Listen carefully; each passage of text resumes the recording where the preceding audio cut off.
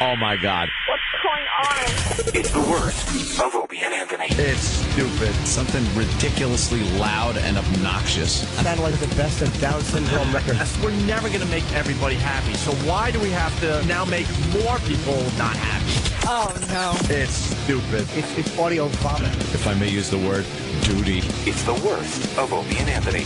Joe, would you do Freddie Mercury's mom? I don't know what she looked like. For the No, ghost, she's going to be 90 years old. Joe likes really old women. No, what is it? I like old women, too. What's though. the oldest one? I'm not exaggerating. I've seen a 6-year-old chick that I think's hot. 60. 60? Oh, yeah, I've seen that. I've seen that. Really? Yeah, these days, Really? in this day and age. What? Yeah. Who? Yeah, there's some hot old broads out there, dude. Who? I don't know her. I'm saying, like, on the internet, I've seen. Like, dude, like, well, Right what's up, her face? I'd still bang Raquel Welch. You wouldn't bang Raquel Welch? I would still, yeah. That's I would, starting yeah. That's just a It's starting name to fall now. apart That's now. just a No, name. That's just I a would. name I'm now. with you, Joe, on this one. She doesn't have a cock. I'm there. That's just a name. I still would have, circa grumpy old men and grumpier old men, I still would have banged Anne Margaret or Sophia Loren in both of those I movies. still would do them both I today. need fucking some skin with some elasticity left to it.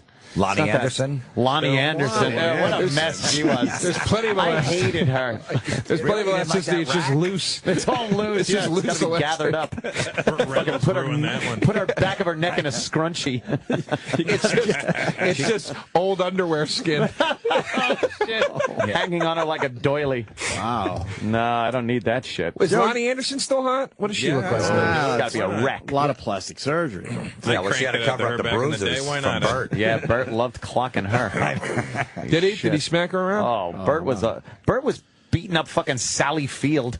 The fucking flying nun. What was she doing that he's got to pop her with her brittle ass bones, her Boniva fucking bones, Her osteoporosis. oh, her bones. osteoporosis. It's just old fractures. He's just snapping ribs on her like Rocky in the fucking meat locker. How many of you out there were also beaten around the kitchen by Burt Reynolds? Yeah. I need to take these pills for it No now. wonder she's got graham cracker bones. She's probably got breaks on every single one of them. I got Like evil sniped Knievel by the skeleton. bandit. Yeah. He's just wearing that fucking satin Cannonball Run jacket. Shut your fucking Fuck mouth. yeah. She sees him drinking, and she's like, uh-oh, I know it's coming. And one morning he wakes up and she fucking accidentally, put his hairpiece in the wash. And a trunk. I thought it was a sock. Fucking pow, right in the face. What's worse, getting beat by Burt Reynolds or getting beat and then having to hear that laugh as he does it? Oh, yeah. And then Dom DeLuise pops up. Yeah. Brings Dom over to watch. Then they got the outtakes from the beating. Yeah. I hated that. Fucking beating outtakes. That's Beating great. outtakes. Hal Needham is showing him how to throw a punch. Yeah. Stuntman Hal Needham. That was fun. That was fun maybe once. The outtakes at the end of those dumb movies with Dom DeLuise. Dude, the enough of Cannonball Run outtakes, I watched. I could watch Good. those over and over. The outtakes are the greatest. Yeah. When he's going to hit Dom DeLuise, I goes, don't hit me, don't hit me, don't hit me.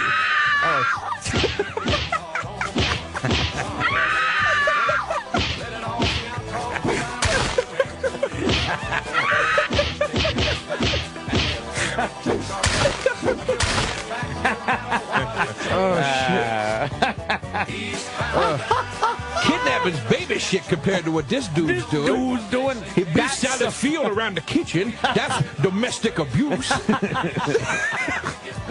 Look, boy. Those sound effects were actually Joe DeRosa punching a tranny after he realized what he just did. Dealing with it by feelings. Just working it out. Tranny balls bouncing off his chin. Fucking hey, man. Oh, shit. Lucille Ball, Lebanese. Kevin from Connecticut saying. What? She was Lebanese. Lucy? Kevin's saying that. Her and Vivian Vance used to les out. No, they didn't. They did not. You got to think Vivian Vance went that way. She was batshit probably crazy. did. Did you know that? I don't Vivian remember Vance? She was so crazy. She used to walk around with, she played Ethel, right? Oh, well, there we She used go. to walk around with her address written down in her pocketbook because she was so scared she was going to forget where she lived. Really? She was fucking batch. She was on one of those AJ Benza fucking, hey, I'm AJ Benza. Oh. Hey, what fuck Here's what happened in Hollywood, you fucking cocksucker. Hey, I'm a guy that knows nothing about Hollywood, but listen to these stories. Listen to these great stories. Yeah. So it was one of those things. And Lucille was French, Irish, and what? And English? Yeah, I don't think she was fucking... Well, They Ricky don't was make a lot of Cuban. red-headed, blue-eyed Lebanese. Yeah. Ricky Desi Arnaz there, Cuban. Oh, he knew how to That was hit, kind of too. ballsy, He too, knew how to to hit a woman. Have a Cuban on TV back then. Mm-hmm. Very ethnic. Has there ever not? I think Sharon Stone is the #1 contender with Lucille Ball for like hardest fall off on like literally. Oh, wow, yeah. One of the hottest women you've ever seen, and then the next day you're like, who the fuck is that? Lucy It's like went from different kind person. of a quirky, cute still would. thing, and then it was just like, Mr. Mooney, Mr. Mooney, I can't make it to the bank today. And here's Lucy. Oh, it was horrible. Innocent. Oh, it was. Her voice just ravaged from Philip Morris cigarettes. No filters. They're smoking on the set of I Love Lucy. Overnight, she just looked like old Wilma. Just overnight. Like, what the fuck happened to her? She was so hot, dude. When Sharon she- Stone had a drop off, though? I mean, Sharon Stone's still an attractive older woman, but it's like Sharon Stone, dude. Basic Instinct, and then all of a sudden she had like that mom haircut, and she just looked horrid. She just looked like an ant or something. She looked good in Casino. I thought she looked good in the Casino. Yeah. There's nothing hotter than her in Casino. She looks great. Yeah, I know. That's then she you start made it thinking late, about though, too, like in her early 30s, so she wasn't, a youngster when she did it, but I'd Yeah. still bang her. Yeah, I would. She looks I great saw her out in- at a in- restaurant in L.A. one day. Did you? I Yeah. was. Still? That Fuck scene yeah. where she's in bed with Pesci, and Pesci goes to leave, and she's kind of sitting there with a leg up, and it's outside of the covers and shit. She looked great in that. Yeah, Definitely. I'm not mad at her. Yeah. Yeah. It's When she it blows makes him you in the sad car. though, right? Oh, Yeah. shit. It's great. Fucking fantastic. You I get, like when their stock drops. I It fucked makes up it here. more, I makes it fucked more, up, Frankie. I makes it more of fucked an up. option. she blows him on the couch. Oh, right. That's right in the couch. The chick that blows him in the car is when he's going. He's talking to the Milk-fed video. veal. Yeah, you Yeah. can pound that shit for days. It'll never get tender. And he just puts it in her head without missing a beat on the veal Milk-fed conversation. Milk-fed veal. Yeah, that pink stuff. I like this topic, the drop off, because John in Greensboro came up with the best one ever. Kelly McGillis. Oh, wow. You want to talk about a drop off? Yeah. She's Tom Cruise's love interest in Top Gun there, right? Yeah, Top Gun. And now she is completely dyked out. She's got a Top Gun. It's brutal. Can someone grab it on the All computer right, real fast? she's a dyke now, right? Have you seen the drop off? No. You would swear it's not the same person. Yeah, no, you're right. I can't say anything bad about her. I have to tap out. 'Cause she's in a movie that guy I know is directing him stuff. So A guy you know? yeah, Ty West directs the Ty's a fan of the show. the Innkeepers. So he hired an old lesbian. He's Oh, in she's there. in The Innkeeper? That movie Yeah. looks fucking awesome. Fucking great. She I was saw good it. in It's it? amazing. You know the guy that directed that? Yeah. Oh, my God. He's a that's big awesome. fan of the show. He fucking. I went to the New York premiere. It was fucking. What else? Like scary and funny and shit. What else? He did something else that was awesome. Yeah, he I can't remember that. that. Fucking fuck, man. Can you see the Innkeepers in regular theaters? It's not out yet, but yeah. Oh, it's not out yet. I'm getting a total mental block. Everyone's going to kill me. You got to Oh, see God. this, though. Ant has officially tapped out. Until I meet Well, she seems this like guy, a nice enough I'm gal. still in. I'm about to see. The biggest drop off. Like, Okay. Oh, wow. Wow, yeah, she turned handsome. Holy shit. She turned handsome. Yeah. well, she grew her hair in at least a little bit. The ones we saw, I don't know, a Yeah, year or two she's- ago, it was crew cut. There you go. That's what. Yeah. Oh. Wow, she's yeah, a- that's Kelly McGillis. What is she, 50? You would swear that's not Nah, she's her, gotta right? be older than that. Yeah, I mean, Shit. Wow. That's the chick in the fucking little uniform and Top Gun. And look, I admire these, even though we're like goofing, I admire these chicks that do that age naturally in Hollywood. I Like, love Helen Mirren. She's Oh, good. it's still. Oh, my God, really? yeah. that was the Yeah. one. That was the one when one time Mirren? they were giving me so much shit because I said I'd bang her still. Well, you should I've get cranked it shit. out to her recently. And we got Yeah.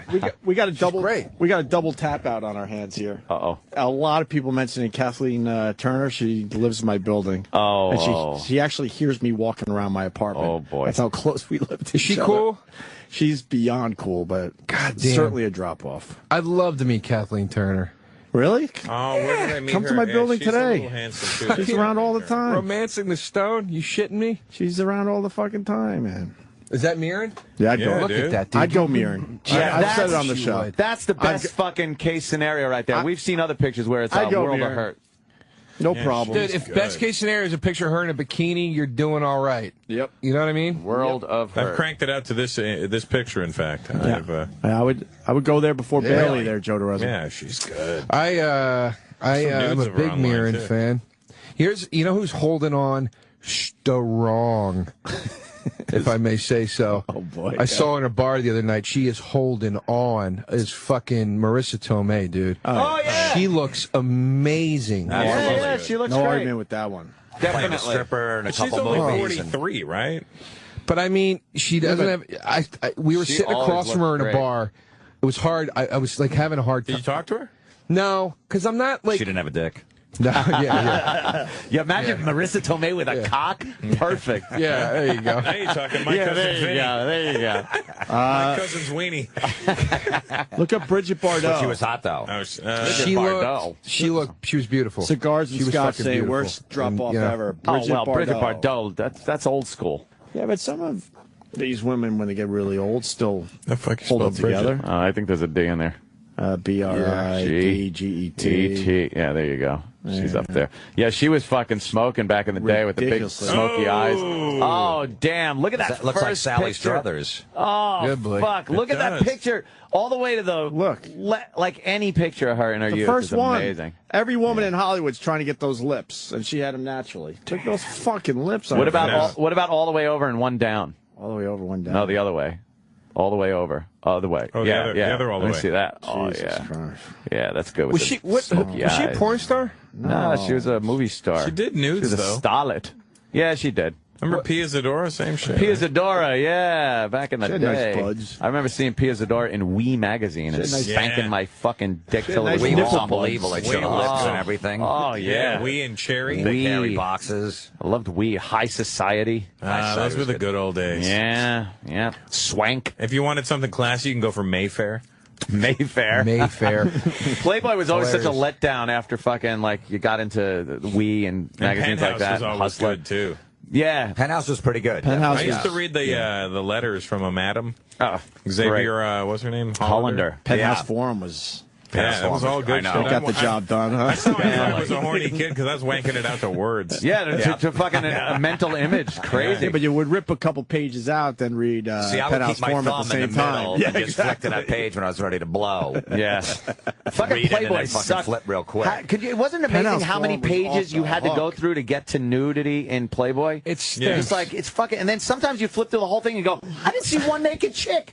I missed. That was the It deal they stinks. made with the government, I think. You Yeah. couldn't just flip to the nudes. No. stink. I don't know how the fuck they did that. Yeah, I don't made wanna some go of the from a pages centerfold heavier or to a something. fucking joke page. Yeah, yeah. Nothing funny when I'm looking at a centerfold. Oh yeah, I yeah. wanna You're hear about to jokes. you're about to Hustler come. always There's had some the best. cartoon. Yeah. Racist jokes ever was Hustler. Hustler was great for the racist jokes. Ridiculously racist jokes.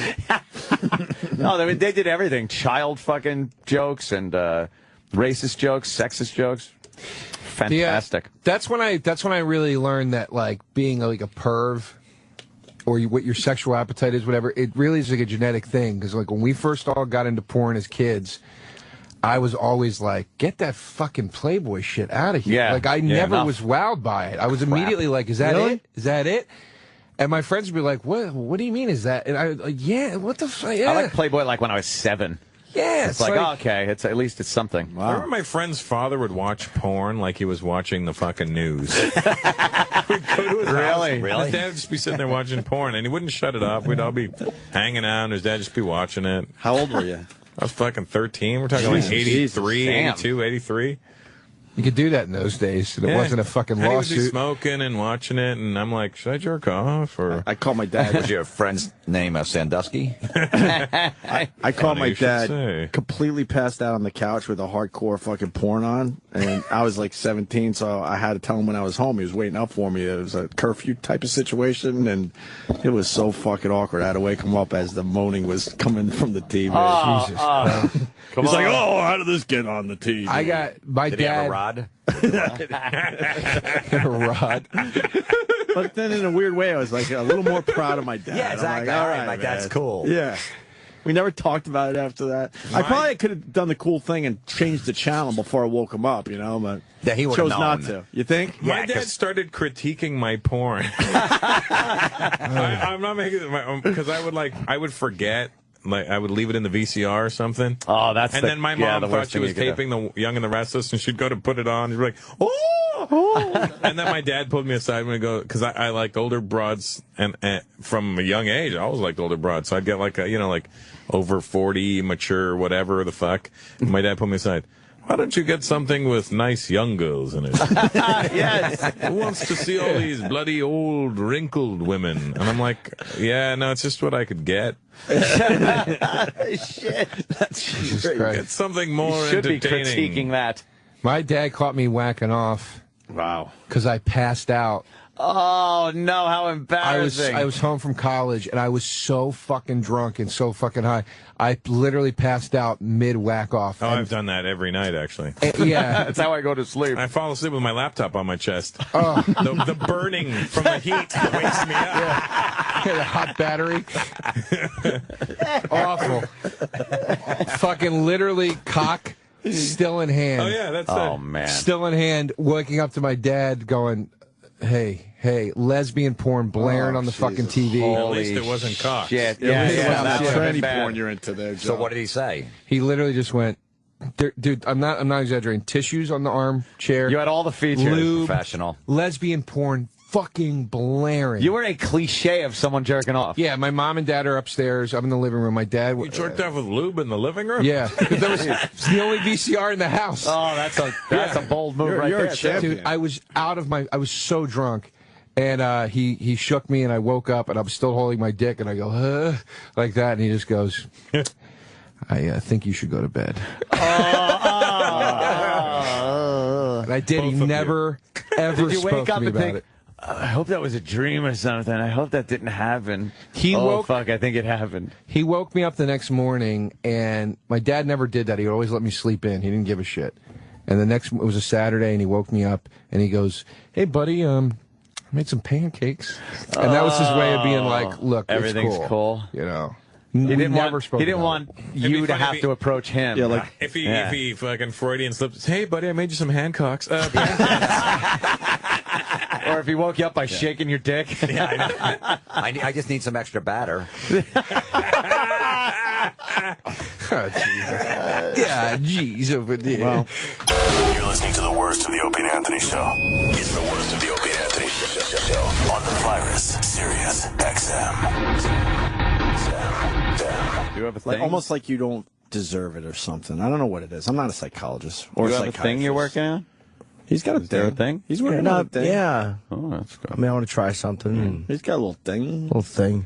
He's gonna be gone for a little while with his thing. But I've been working really hard on the thing, but with there's no reason yet because I've no one has any interest in it. No one is. I don't know what I'm doing. No, that's not true. I mean, in the sense, like I'm nervous that You're pitching the thing. I am pitching the thing, but I'm So nervous there's an that interest. no, to be pitching, but once no one has seen it, so it's like they have no interest until they see it. But it's like if you pitch something and it doesn't go, then your work has been for nothing. Right.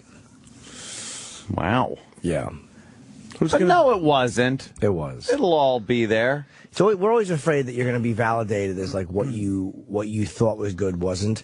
So it's easier to not take the risk. And I find myself, I don't sabotage things by like, running through the room with a bat, but I subtly will do that to myself, like keep pushing it back and keep pushing it back. And I'm like, I'm just afraid of fucking. That's human nature. Yeah.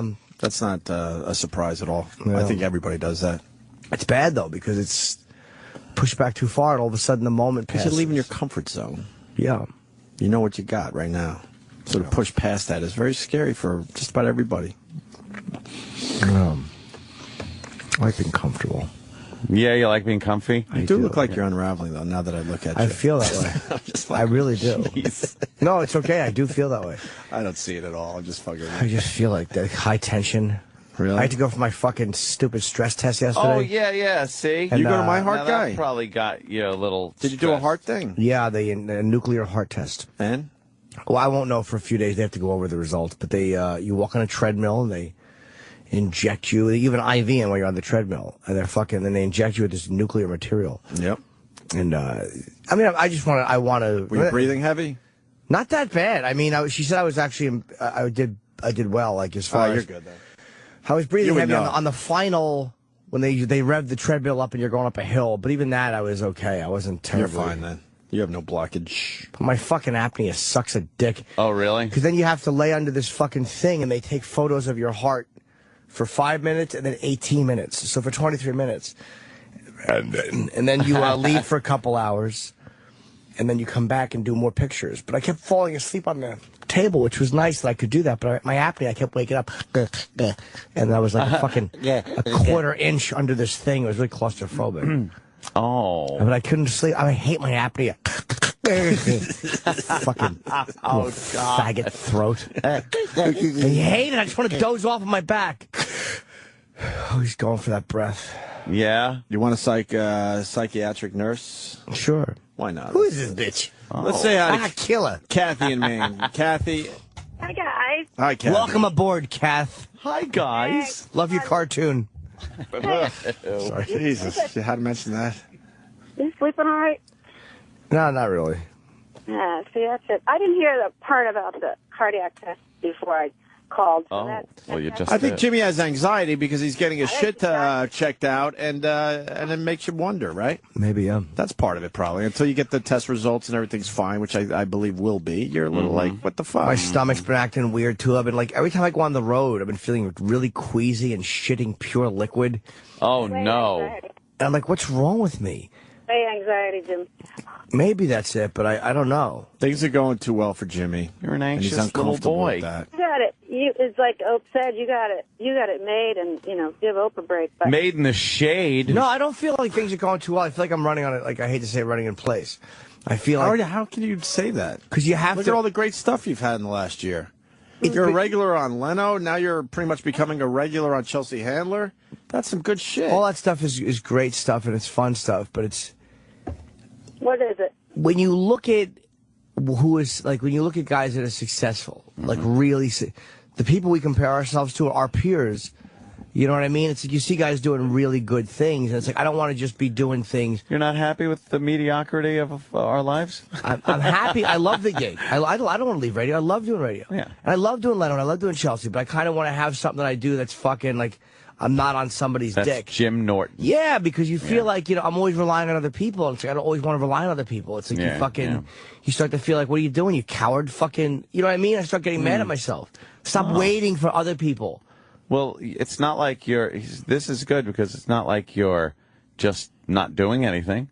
You are. You're trying to do things. You're working on a lot of things, to get out of that, which is good. People that just sit on their ass and they're like, I wish this, that, and don't do anything. That's the problem. Yeah, I know, but I just, I'm happy with the other stuff. You know what? I'm bored with this conversation. Wow. I'm bored with this. Jeez. No, but it's Wow. No, I don't understand. It's this fucking. He's hoping it's hard out.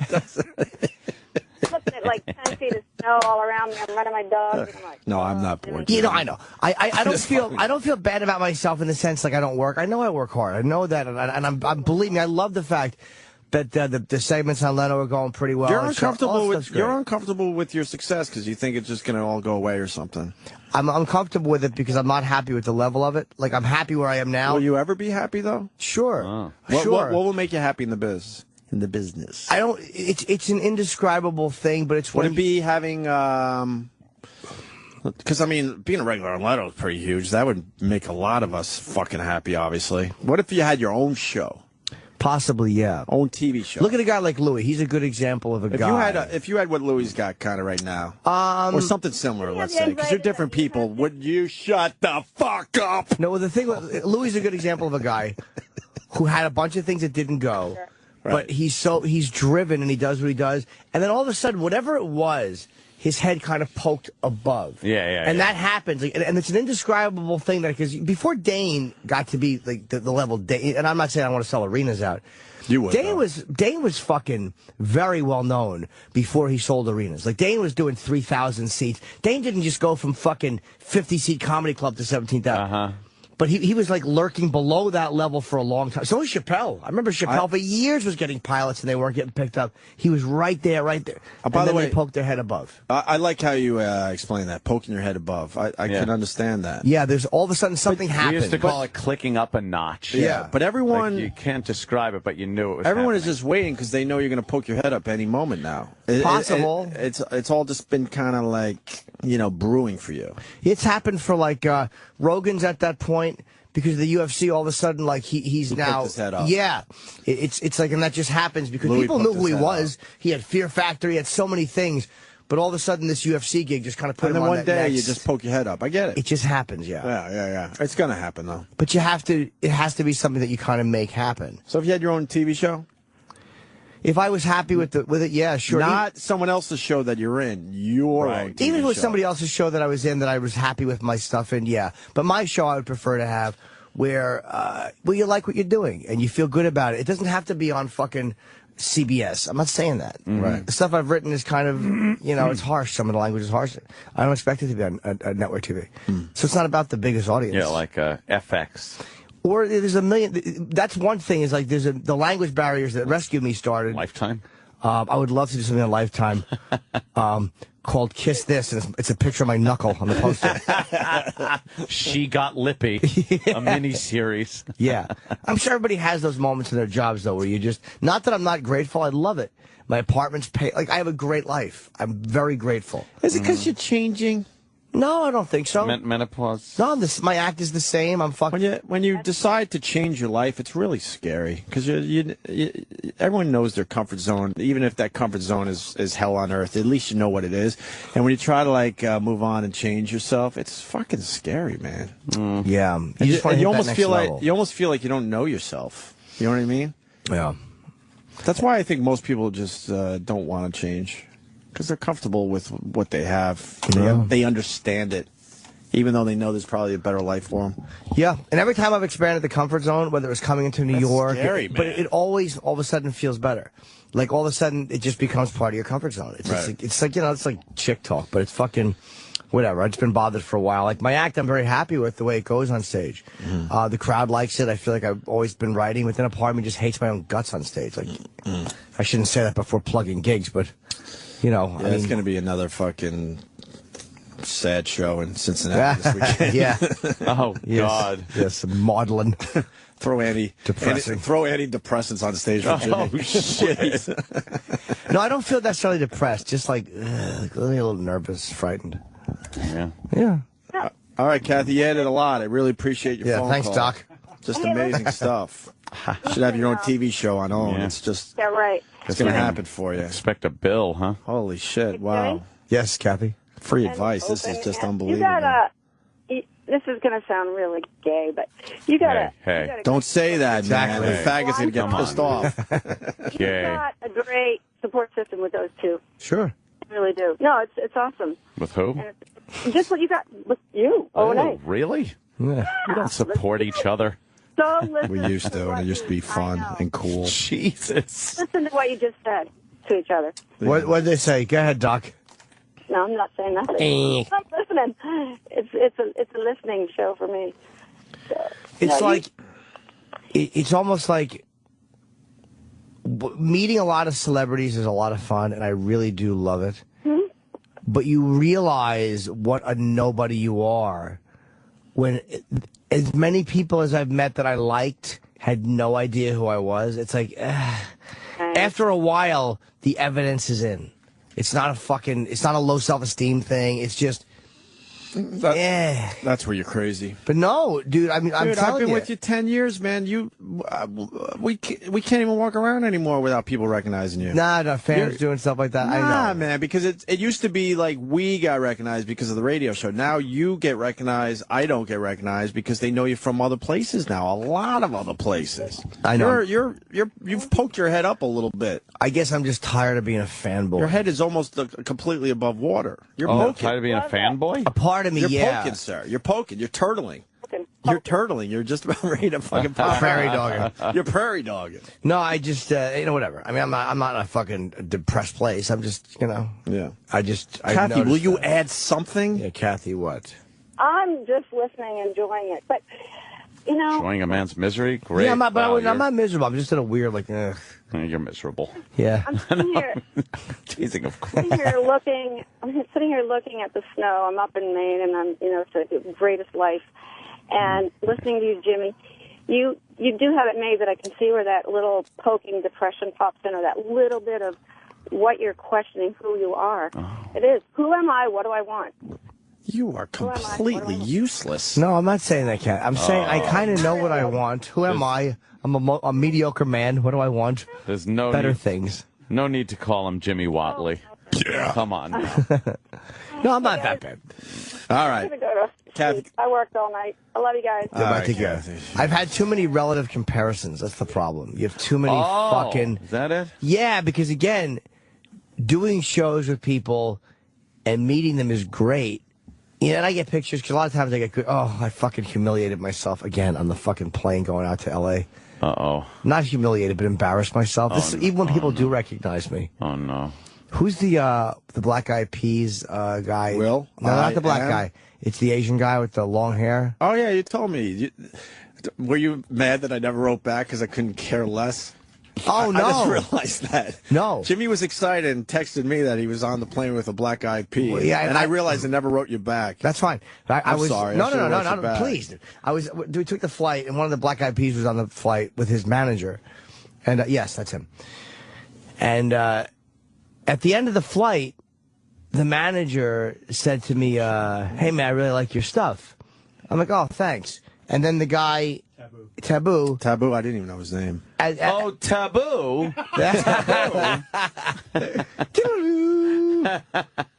He shakes right before the plane is ready to descend. He comes over to my seat and he goes, "Oh, hey man, I really like your stuff." We shake hands and go, "Oh, hello, how are you?" And whatever. So as we're all getting off the plane a little while later, the manager invites me to the show. They're doing the show that night, the Thursday. He's like, "Hey, they're doing this thing with John Legend if you want to come." Fuck, that's cool. And I'm like, "Yeah." So the manager has me call his number, so we have each other's numbers. And I'm like, "I do want to get a photo with this guy." I'm like, I wasn't really going to, but I'm like, when I watched the way the flight attendants were fawning over him, they never fucking act like that. I'm like, this guy, this is the Super Bowl. It's a massive band. Why not? So as I get off the plane, I'm like, fuck it, I'll ask him. He won't have a problem with it. But then it's taken him a while to come off the plane.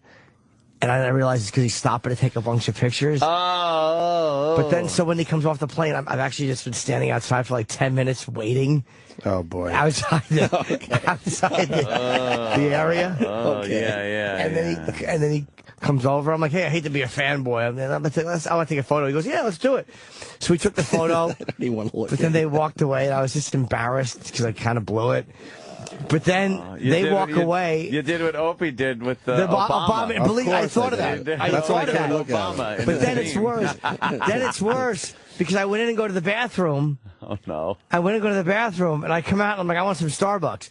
So I'm walking, and I realize I'm walking towards the wrong way towards baggage claim. I'm walking towards baggage claim. I'm walking the wrong way. I went the wrong way, and then I see a Starbucks.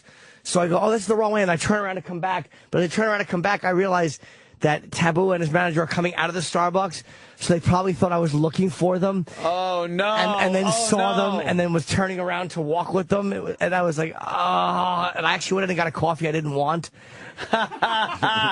just so they wouldn't think that. I was so humiliated because I knew that they thought I was looking for them. Do you think they're like, "Oh, geez, this guy won't..." Yeah, but I never heard from the manager to come to the show. Oh, no! I didn't hear from the manager. Oh, Jimmy! I didn't blame him, though. Yeah, you would have been a problem. They probably were like, "Oh, this guy's just going to be a fan, problem. And he's going to be annoying." Like a big, annoying fan, and oh. I love it. Wow, that is a horrible story. I know, I'm such a dick. I'm such a dick. So what is Forgy like? I believe I kept thinking of Forgy. Forgy. What is Forgy like? I was so embarrassed. The worst part was waiting and then if he had just walked off the plane, I grabbed the photo. Yeah. But the embarrassing part was that I had to wait because I realized he was taking pictures. And he knew while you were standing there. Of course he did. And then by the Starbucks, it's like, oh, he's following us? He's this fucking stalker. Oh, and then I saw them again. Oh, no. No way. No. Yes. And then when we walked out, we got my luggage. And we walked out, and they're ahead of us crossing. If you've ever been to LAX, when you cross the two little streets to get to the parking garage, to every airport in the country, and they're on the little island in between, and he sees me coming, and he raises his coffee, like, hey, and we click cups, and then I was like, we were just walking across the street together, so I was just asking him about, how do you do a gig when you fly? Because I hate to do a gig the night I fly. Because it was actually a normal thing I said, but I think the manager got a little creeped out that I was walking across the street. Here he is again. Yeah, it was. I forgot about that. Oh, Jimmy. Should have just said hi. Yeah, you should have just said hi and left it at that. No. Hey, thanks. Be the cool guy. I know. Be like the guy that just goes, hey, thanks, man. Yeah, I like your stuff too. Hey, good job. I'm a sap. But you're like, picture? Kind of. Hi. I'm a fucking Justin Bieber. Yeah, what are you doing? You gotta get a picture with Justin Bieber. I do. He's the hottest entertainer in the fucking world he is right actually, now. and Lady Gaga. I don't understand it, but you got to get the picture at least. Yeah, although, can I say, I can't... And Lady Gaga is going to be around for a long time. Bieber, shelf life, 2 years tops. Maybe. That picture's going to be nothing acts. in a few years. Unless he acts. He ain't going to do the Justin Timberlake thing. I had this whole discussion with him during the last break. Done. He's not going to be able to cross over. No, you might be right. Most of those guys go away. Timberlake was able to figure it out, and he's pretty much the only one in recent memory that went boy band to something else. Not the Biebs. I'm just, what am I doing waiting for a photo with a 16-year-old who doesn't know who I am? Like, what the fuck am I doing? Who cares if he knows who you are? But the point is... I could care less, but I would get the picture. Why? Like, Ozzy or Sabbath or Kiss means something to me, so that's different. You know what I mean? When people mean something to you, you should be a fan of Wait. Yeah.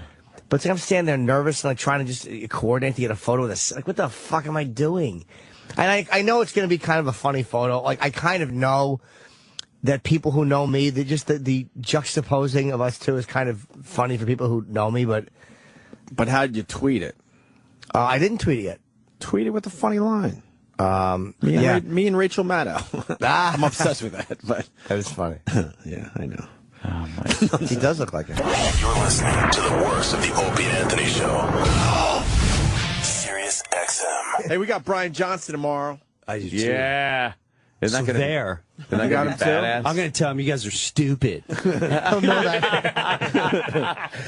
Have you ever had him yet? No. Oh, You talk him, yeah? You're going to have a ball with him. Yeah. He's funny. Yeah, You're going to need a translator though. That's all right. You're going to need a I mean, I'm not... He's like, oh, you sing Opie Anthony. Whoa. He can understand a fucking word. When I first started writing a book, you see, I was when I was kid, and I got this great fucking joke there. It's going to be a great time now, sort of say. So we got to go and fucking in here. Have you seen it as a dumping? He really has never left Newcastle. Really? Yeah, he's part of England, which is like our Alabama. Oh, okay. Wow, that makes perfect sense. You don't think of it that way. Dude, did I ever tell you when I went to dinner with him with my wife? Oh no. Dude, this is the funniest and we got to okay. We go to dinner now. My wife, all right. Now my wife is not born again, but like at first she went born again. She scales back. She pulled it back. I remember she pulled it back, you saying that. She's still there. Okay, so. She's like, he calls up. He's like, we're going to bring our lassies to dinner. Let's go to dinner and bring our lassies. I said, let's do it. So I bring him to my friend's place down Low Italy. So we go down there, and he brings his wife, and Dee's there, and we started. Now, Dee, at every meal, bows her head and, like, just silently does a quick... So when thanking. Right. So when she does that, I try to distract her. Like, hey, yeah, so who's the opening band at the Garden? Who's playing there tomorrow? Yeah, it's a big game. Yeah, did you see the designing over there? It's a beautiful Italian art. So shit. But Now, me and him are drinking. We're just plowing through red wine, and everything out of his mouth is fucking cunt. Yeah. Everything is fucking cunt, fucking cunt, and then he's over there, big fucking cunt. And I keep looking over at her, and she's laughing her asses off. And he starts going, I go to this great place in fucking France, and we've got a big yacht, and we wave, and we go along the canal, and we wave to all the fucks and the cunts and the cunts and the fucking cunt. And then I gotta come to Florida, I got a big fucking pool of fucking cunts all around the fucking, it's a great fucking time. So it's about 550 cunts, 10,000 fucks. And we finished dinner, and we're leaving, and Dee's face is laughing. She's like, he's one of the funniest guys I've ever met. I told you, he's fucking hilarious. Great. She's like, hey, what a sweetheart. I said, how cool, though. He wants us and the kids to go down there. She's like, we're never, ever going. And so he said, cunt 400 times before you knew my name. Can't put our kids around. We can't put our daughters around that. I was like, it's Brian, though. She's like, Jim, he said cunt 500 times. And that's perfectly understandable when he says it.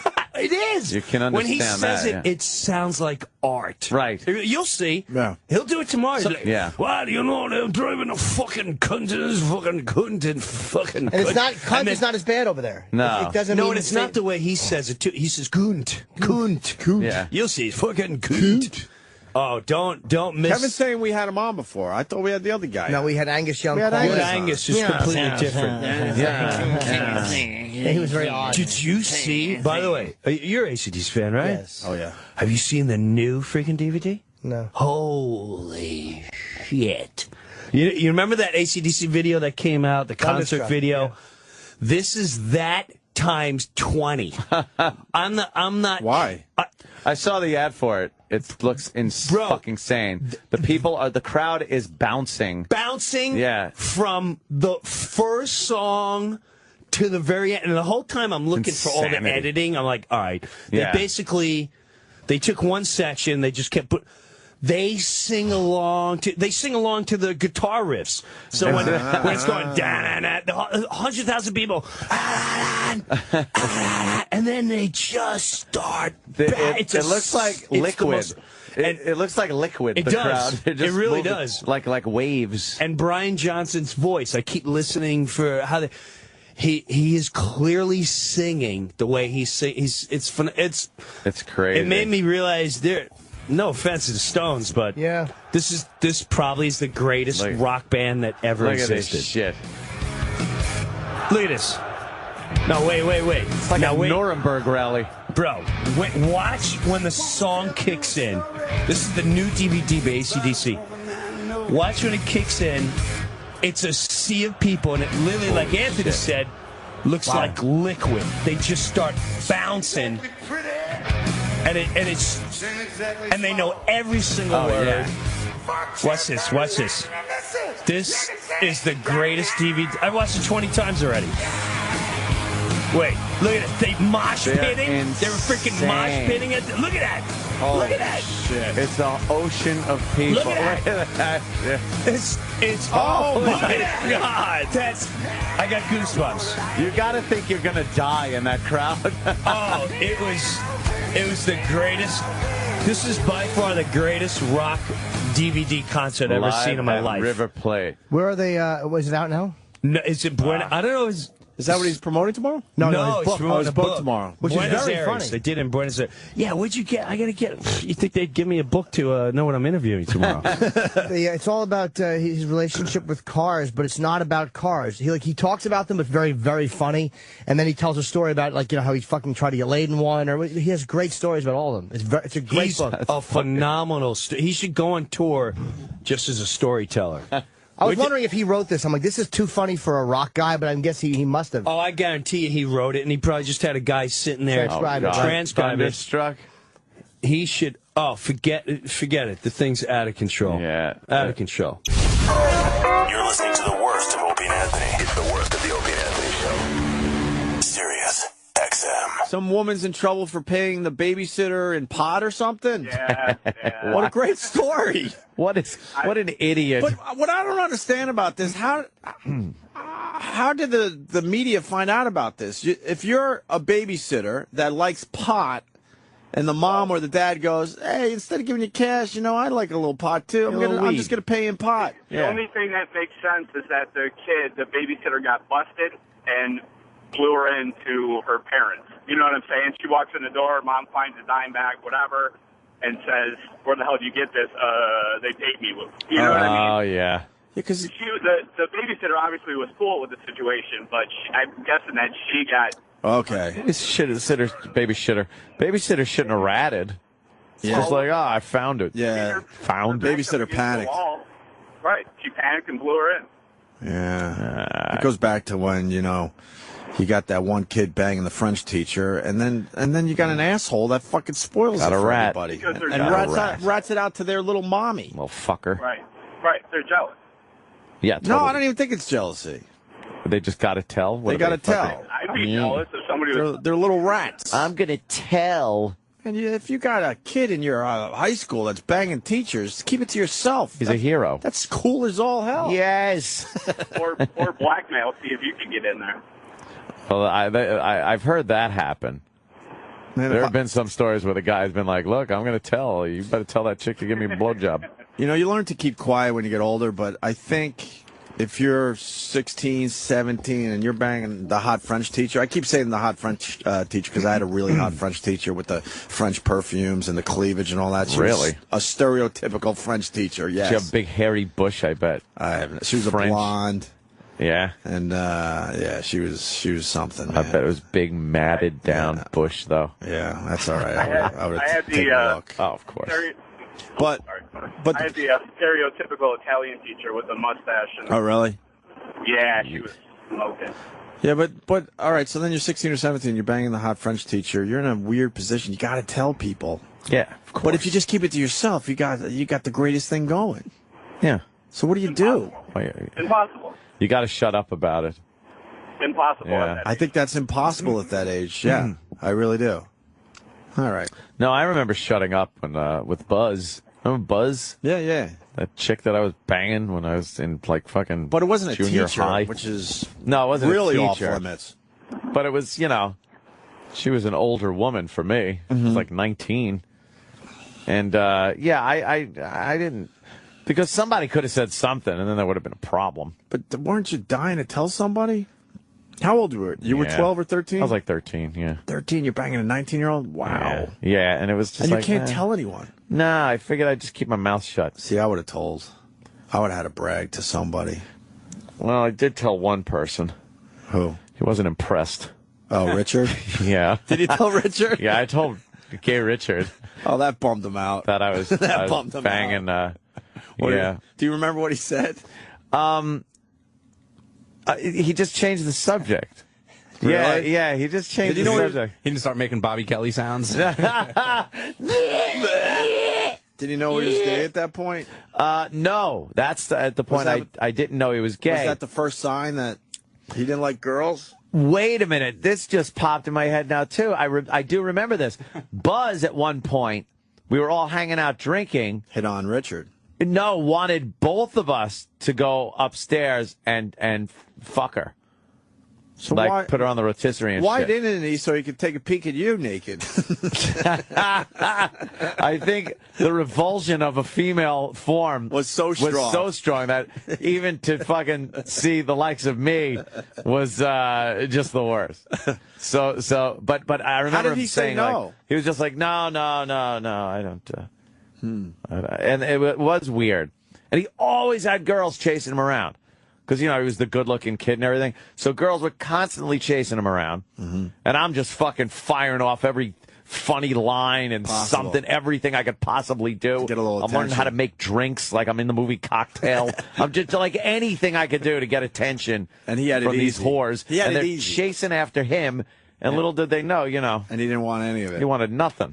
He didn't even go that way at all? Not a hint of him ever liking a girl. He was not bi or anything. He was completely homo. Jesus. Complete homo. Does he realize what he was missing?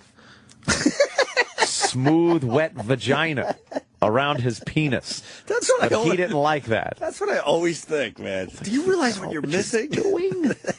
God, they're throwing themselves at How you. stupid is that comment? Throwing themselves at you. Want to shake some of these gay guys. Do you understand what you're missing? God, it's wonderful. What are you doing with that anal opening?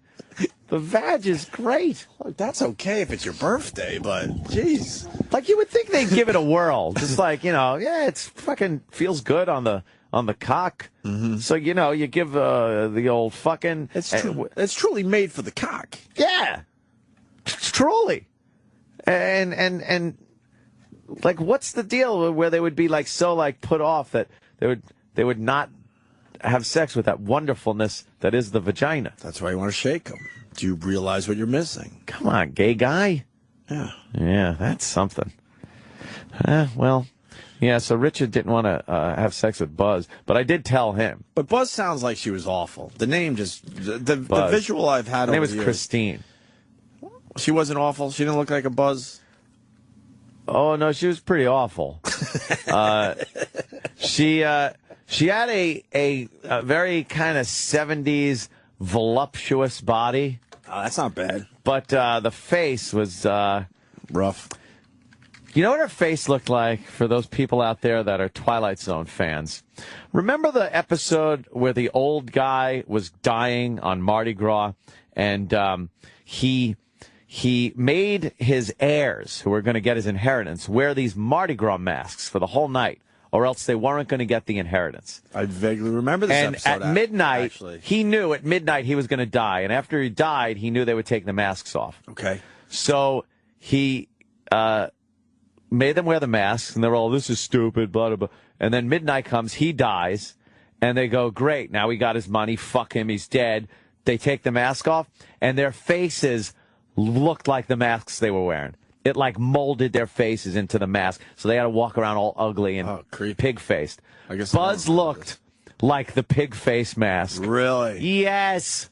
Oh, that sucks. But she had a set of tits on her. Wow, and she had youth on her and an ass and a big hairy bush. I want to see what she looks like nowadays.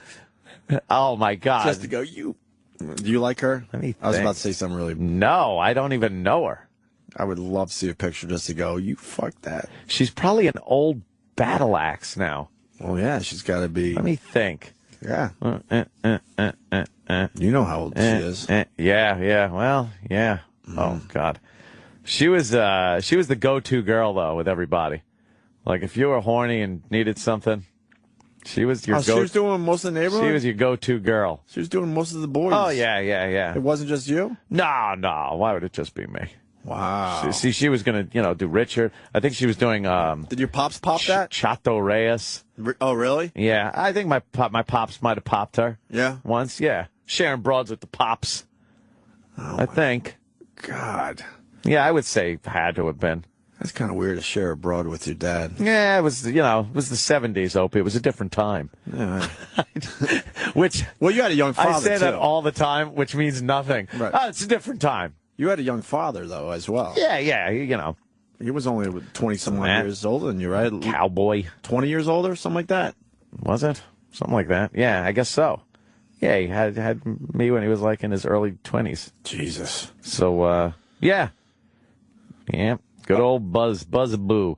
Last I heard, I did get an update when I was out in California years ago from my father's wife or widow, whatever the fuck you call it after that. She said that Buzz went down to San Diego and married herself a sailor. She went and married herself a sailor, and she's living down in San Diego. That's wonderful. Good for you, Buzz. Good for you, Buzz. You go, Buzz. I wonder if he walked in as she was blowing one of the local Capistrano townies and fucking swept her off her feet like Officer and a Gentleman. Right. And fucking walked into his car. You go, Buzz. There goes Buzz. There it is. Hey, Buzz, you were just sucking my cock. What happened? Buzz, get back here. I was just fucking you. She's wearing the hat on her head. There's jism in her hair. That whore. Stupid whore. You think she listens to the show? I don't know who's listening to this show There's some in my people, past. Yeah, some people from my past, I just wonder if they listen. I know. I wonder if ex-girlfriends listen. And I did get a Facebook message from an ex-girlfriend, that chick Lisa that had the father that called me my fine-feathered friend. Sure, yeah. Yeah. And she lives in Pennsylvania. She's been married, kids, teacher, like the whole thing. Mm-hmm. And I knew her when she was like 19. I have an ex I would love to rub it in her face and her mom's face. Absolutely. I'll say the town and everything. When I was in Buffalo, I was really into this girl. Yeah. And the mom basically convinced this girl, where's he going in his life? You're not good enough. Where's he going in his life? I want you to marry a rich guy. Oh, boy. One of those. And you know I'm not a money guy. I don't flaunt it or anything, but I would love to fucking just knock on the door with my bank account and go, look what I fucking did. What have you done with your life? That never works. And I heard she got really fat because I know a guy that was banging her when I was banging her. Oh, really? And they were supposedly only fucking friends. But this guy came clean many years later when I saw him. Where were we? In Worcester doing one of those Viber shows? Oh, shit. He told you he was fucking her at the same time? Yeah, and he's on a TV show. Oh, really? Yeah, and I went, holy shit. One of those home improvement shows. Oh. I forgot which one now. Where they travel and they fucking, I don't know, make your house better. Fix somehow. the house up and then go, ooh. Yeah. I can show you the guy's picture. Damn. And I ran into him. I knew him from the old days. We were both in Buffalo at the same time. And I guess I was supposedly going out with her. And she was banging this guy, too. And I was so stupid and naive. I remember going over to her house, asking her mom, where she is. Oh, she's downstairs. And she's sitting on the washing machine, and the guy is pretty much right in front of her. And I'm like, oh, hey, guys, what's going on? All like stupid. And you know what was going on like right before you came in? Now I know. Come on. I'm not stupid now. Oh, dude. Oh. And then if I ever question, no, man, we're just friends. Yeah, just friends. But he gave me an update that she's a big fat pig now. And it made me very happy. Very happy. Because she was also the one that after she didn't want me anymore, I started dating other girls, but she didn't want me to date other girls. Oh, but she didn't want me. Great arrangement. She didn't want me, but she didn't want me dating other girls. Well, fuck her. And that's a small city, that Buffalo. So it got back to her. I was seeing this girl. So that's the one that left the voicemails. Oh, right.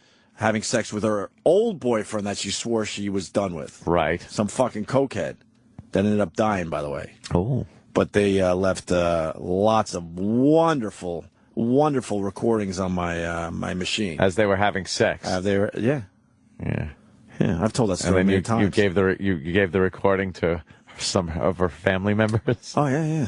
Her grandpa. And I swear I have this tape. Brutal. I just can't find it. Oh, I would love to hear that. I've been searching for this tape off and on for years. I can't find it. Maybe I don't have it anymore. But I have so many cassettes. I'm thinking it's just on one of these cassettes. But yeah, I left the messages on her grandfather's machine and her mom's machine. That's a true story. Absolutely fucking true. That is great fucking payback. So yeah, that Lisa chick, she got in touch with me through Facebook and was like, she goes, I didn't even, she goes, wow, and it was recently, like the past year or something. She goes, oh, I never made the connection that you were Anthony. Oh, really? Opie and Anthony. I'm like, Jesus Christ, I've been doing this for fucking years, you bitch. Right. You never realized that? I want to get a Facebook just to, get in touch with some of the people from my past. Peeps. Yeah. Some of the peeps from the past. Especially the ones that were just fucking horrible to me. Some of that is just depressing. I'm going to start knocking on some doors. Knocking on doors? Right. You going door to door? Oh, yeah. Some of the girls that were so hot, you just go like, oh, God, no. Oh, fucking father time, you prick. You insufferable prick. Yeah, not good. Yeah. Just ate him up. You're listening to the worst of the Opie and Anthony Show. Sirius XM. Opie and Anthony, Patrice O'Neill, Big Mama Prods on Twitter. Your girls are tweeting, I think, there. Patrice. She's making sure everyone's listening to you on the Opie and Anthony show. She's a good girl. What am I going to do? She's promoting your website, PatriceO'Neal.com. She's a good Big girl. Mama Prods on Twitter. She is a good girl. I don't deserve her. I don't deserve my girl. She's a good. I turned a hoe into a housewife, but she's a good girl. She's a beautiful woman, man. She really better, is beautiful. She's better than I deserve. She's definitely But beautiful. she's still a cunt. God, is she a cunt. God, is she retarded and she's insane. She hates women. She hates men. That's every chick, though. but she's come to grips with it. Yeah. And she's a good goddamn girl, man. I don't know. That you got to weigh out whether they're really good and it compensates for how batshit crazy they are. Because every fucking girl I've ever known insane is crazy. Do you know, between my marriage and my second one, I had like 10 or 14 years off. And I see comics do girls are out of their mind, this and that. And I go, oh, please, you know, really? And then being with Bonnie, it's like you're going, really? That's like you said, really? Really? I'm trying, really? You're yelling at me because I'm eating my dinner last night? I ate the whole salad. You're saying, calm down with my addictive behavior because I ate my salad. Who's this? Bonnie. They're just crazy. They find it's crazy. What did she say?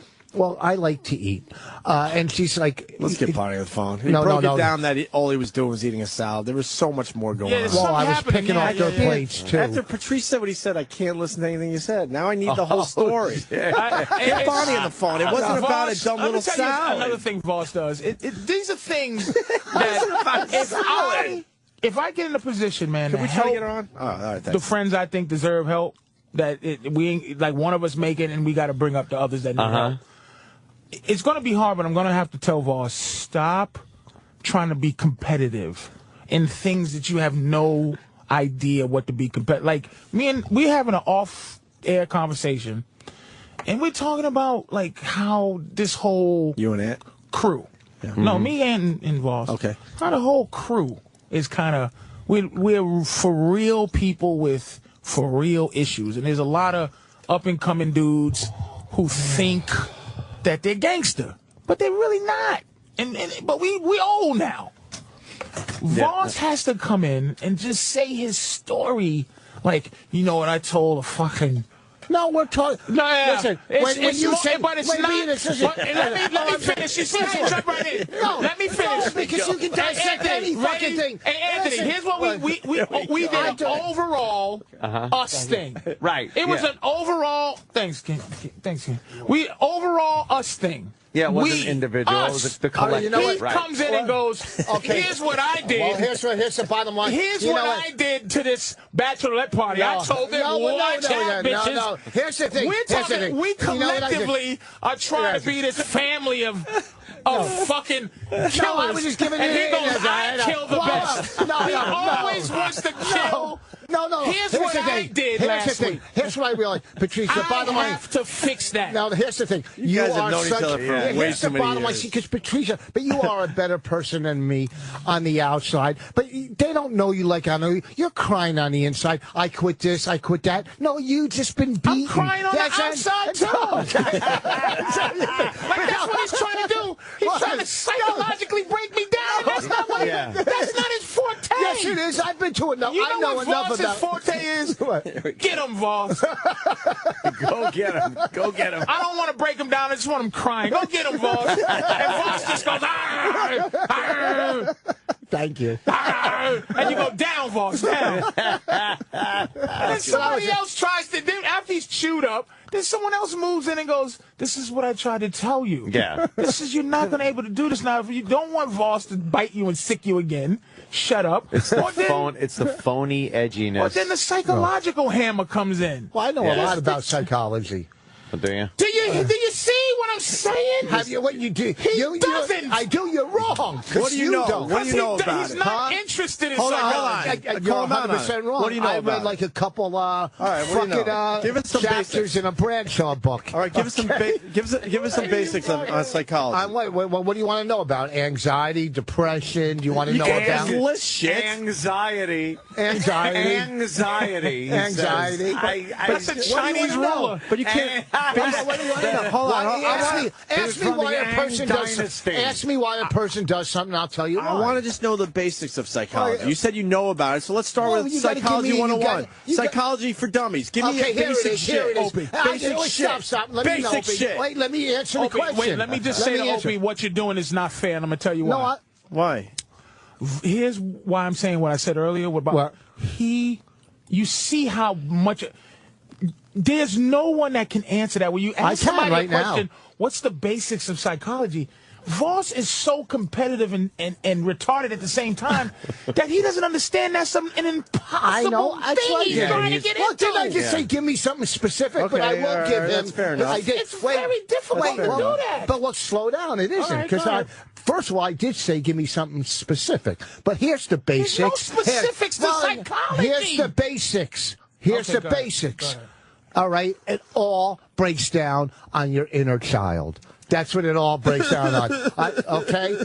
As an adult, you cannot be abandoned. As a child, you can. And everything and how you react to situations is from your childhood.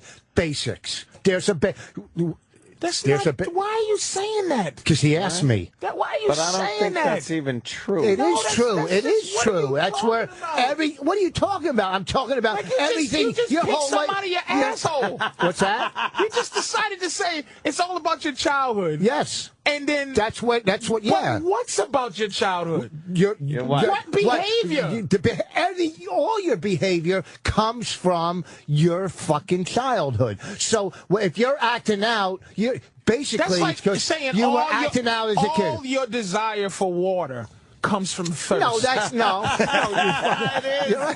You're right. He's a fucking asshole. Wait, you listen, you fucking moron. He said the basics. He said the basics. That's the basics. Everybody has their own particular thing that you go at. And it all stems from their childhood. Wait. What if you have a fine, average childhood, and then at 25 years old, you suffer a trauma, you have a post-traumatic stress disorder, whatever, something happens, that completely has nothing to do with childhood. Explain to him what post-traumatic stress disorder is, by the way? Yeah, doing a show with Rich. That's nothing to do with that's during stress disorder. Then that doesn't fall in the category of basics. That is completely All right, you asked for... All right, I got one. Okay.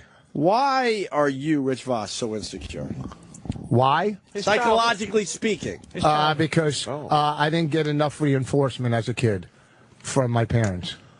Why? The stories you've told are Blame terrific. it on your parents. You just asked me and I gave an answer. I didn't get enough type of fucking stories you tell. What kind of stories? Like the time your mom dragged it to your father's house and said, "Here, you take him. I don't want him." That was my grandparents. Oh, your grandparents. Yeah, that's good reinforcement. You have abandonment issues. That's why you're always. That's why you're always like. Well, why do I have insecure? Because I come into this fucking battlefield, right, and I get Twitters from the fucking fat listeners. Trying to build you up. Your fucking moron listeners that don't even get irony. I fucking tweet, I'm going on to O&A tomorrow. I'm going to dress nice. And these fucking morons, what does it matter? You fat fucking listeners, go fucking die. And and because he needs the numbers, he won't block those. I block him. You're wrong. That's where you're wrong. I block him. I just learned how to block them. There's absolutely nothing wrong with blocking people on Twitter. You hear what he added at that last throwaway line? I just learned how to. But he didn't say he doesn't. I just said I block people. Rich, I blocked 3 people yesterday. I'm on your yesterday. side again because I followed you on Twitter yesterday, and you did make a joke like I'm going O&A and I'm going to dress nice or something like that. And obviously a silly, dumb, throwaway little joke. No big deal. And people were answering him like he was serious. They're fucking idiots. Like the other night, can't you pick up on the fact that it was a throwaway line? The other night, they don't get it. The other night at the show, this guy comes up, goes, "You fucking killed her right on the radio." Listen, I kill on the fucking radio, you morons. I fucking 10 for 10 the last fucking. This is like these fucking. No. You don't deal with it. You don't deal with it. I'll give you. You don't deal with these fucking animals, these listeners. Rich, they're my only fans, really. Like, what do you mean I don't deal with them? Rich, I'll give you 8 out of 10. That's still good, though. Go over the fucking 8 out of 10. No, 10 out of 10. I've seen Today was my ridiculous slow stuff day. written about Patrice on Twitter. Huh? I've seen ridiculous stuff. And did from I spell fans. anything wrong? I got something for All right, I'll Rich. give you that. I got something for Rich. What? Hi, Mommy. Hi, Mommy. This might help you. Hi, Mommy. This might help you. Hi, Mommy. This is for Rich. Hi, Mommy. This is for you. I know I feel the same way, Mommy. I love you, Mother. I've been wanting to see you for the past hours, and man, it seems like everybody has. Hi, Mommy. I'm home. I told you I was coming this year. Hi, I don't look This the kid's best. so be Rich Voss. I'm home. I got a haircut. I love you, Mommy. I love you too, son. Please don't disappoint. I'm not. She goes, I love you Mom. too, I'm son. through with it all. Please don't God just disappoint me. happened for you. Always That was the do it. second thing after I love you. And I've been praying, Mommy. What's going on? Oh, Rich, I think his headphones off. Hi, Mommy. Why did that Hi, bother Mommy. you? Why did that bother you? Well, listen, that shit. We're breaking down some psychology right now. Here's the thing. Why did that bother you? I'm Took going to your tell you headphones real off. quick. I broke the chain of dysfunction in my family. That's all. So You did need I. Okay, I didn't say High you did. five across the Okay, room. I broke the chain of dysfunction. Boom, me and you, All right. brother. I got, you know what? Wait, what?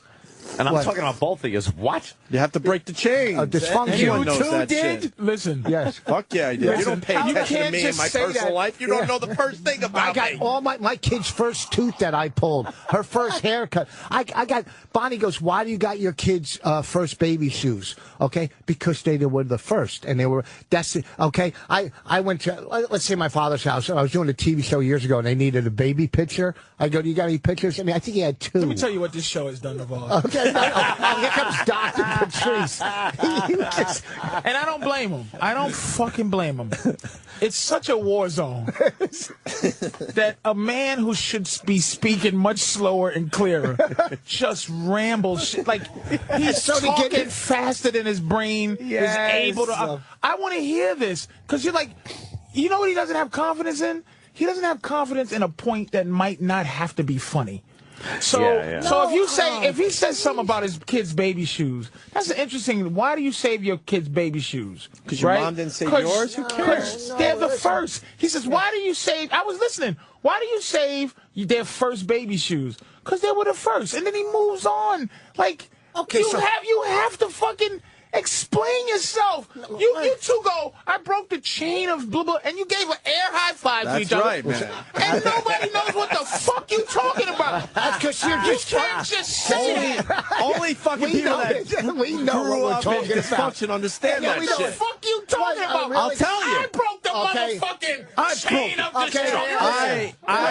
Patrice, to get serious for a moment, I realized that my behavior, I was doing the same fucking horse shit my mom did and her mom did to her, and finally you wake up one day and go, I'm going to do it different. You want me to break That's it down breaking like the this? fucking chain. I'll break it down so you understand. In a black neighborhood, okay, a mom will have three. Slow down for a second. Okay. This is where I grew up. Can we promise not to cut Voss off? No one cut him off. Can we now slow down and explain this? And this is where I grew up, so this is what I know. And within 30 seconds, the wheels will fall off and go. Because I'm going to tell you why. He's going to pretend like this wasn't trying to be funny. No, this is not being funny. I want to hear you say a serious, slow story. I'm on your side. I'm going to tell you to break the chain of dysfunction. Where I grew up, and I used to hang on Rudy's porch and hang out with Rudy and Pee Wee and his family. And the rest of the fucking Fat Albert gang niggas. Yes. See? You can't fucking asshole. Go ahead. You hung out with Rudy on the porch. Rudy and Pee Wee and the family. And fucking Theo. And fucking and Rufus, Claire, I get it. Go ahead. Okay. So and Mushmouth. Okay. All right. So the mom, Voss, you like a school in June, no class. Go ahead. I'm with you. Go ahead, Voss. I'm sorry. Let it rip. And let's say one of the family members wasn't working and was getting government assistance. Let's say. Then the daughter grew up and saw her mom didn't have to work and had kids and got government assistance. So did she. And then her kids grew up and got government assistance because her mother and grandmother did. So one of the somebody in that chain has to break the dysfunction. Somebody in that family. You know what I'm saying? What I'm saying is, bad, bro. But you don't. You're the worst. Boss, on your side again. You set fucking Rich up. Shut the fuck up. You really thought that Patrice wanted to hear this shit. I set you up so bad. I did. What did you see? It breaking down. it's just What I'm saying is get a job. Talking about, nigga. Get a job. God damn, Patrice. I'm getting chest pain. I was trying to fucking listen to this bullshit. I know. You know what I'm saying. The daughter broke the chain of... Because she got the a grandma, the ma, that she broke. You're what right. Is this fucking... Didn't you know where that was going to? Like the second he started saying it, because it's so just pat and. Oh my God. Like, Okay, all right, so one dad rapes his kid. That kid rapes his kid. Someone's going to have to stop raping. Okay? Is that easier? Okay. What? Dad wasn't drunk. The kid wasn't drunk. His kid wasn't drunk. The next kid said, I'm not going to drink. That's breaking the chain of dysfunction. This is a duck that doesn't fly. Because his father flies. Well, I'm sorry. You know what? And his father flies. Listen. But I'm not going to fly because I want to walk. Okay. It's the fucking dumbest shit. It's like, what are you fucking talking about? But the question. I'm sorry.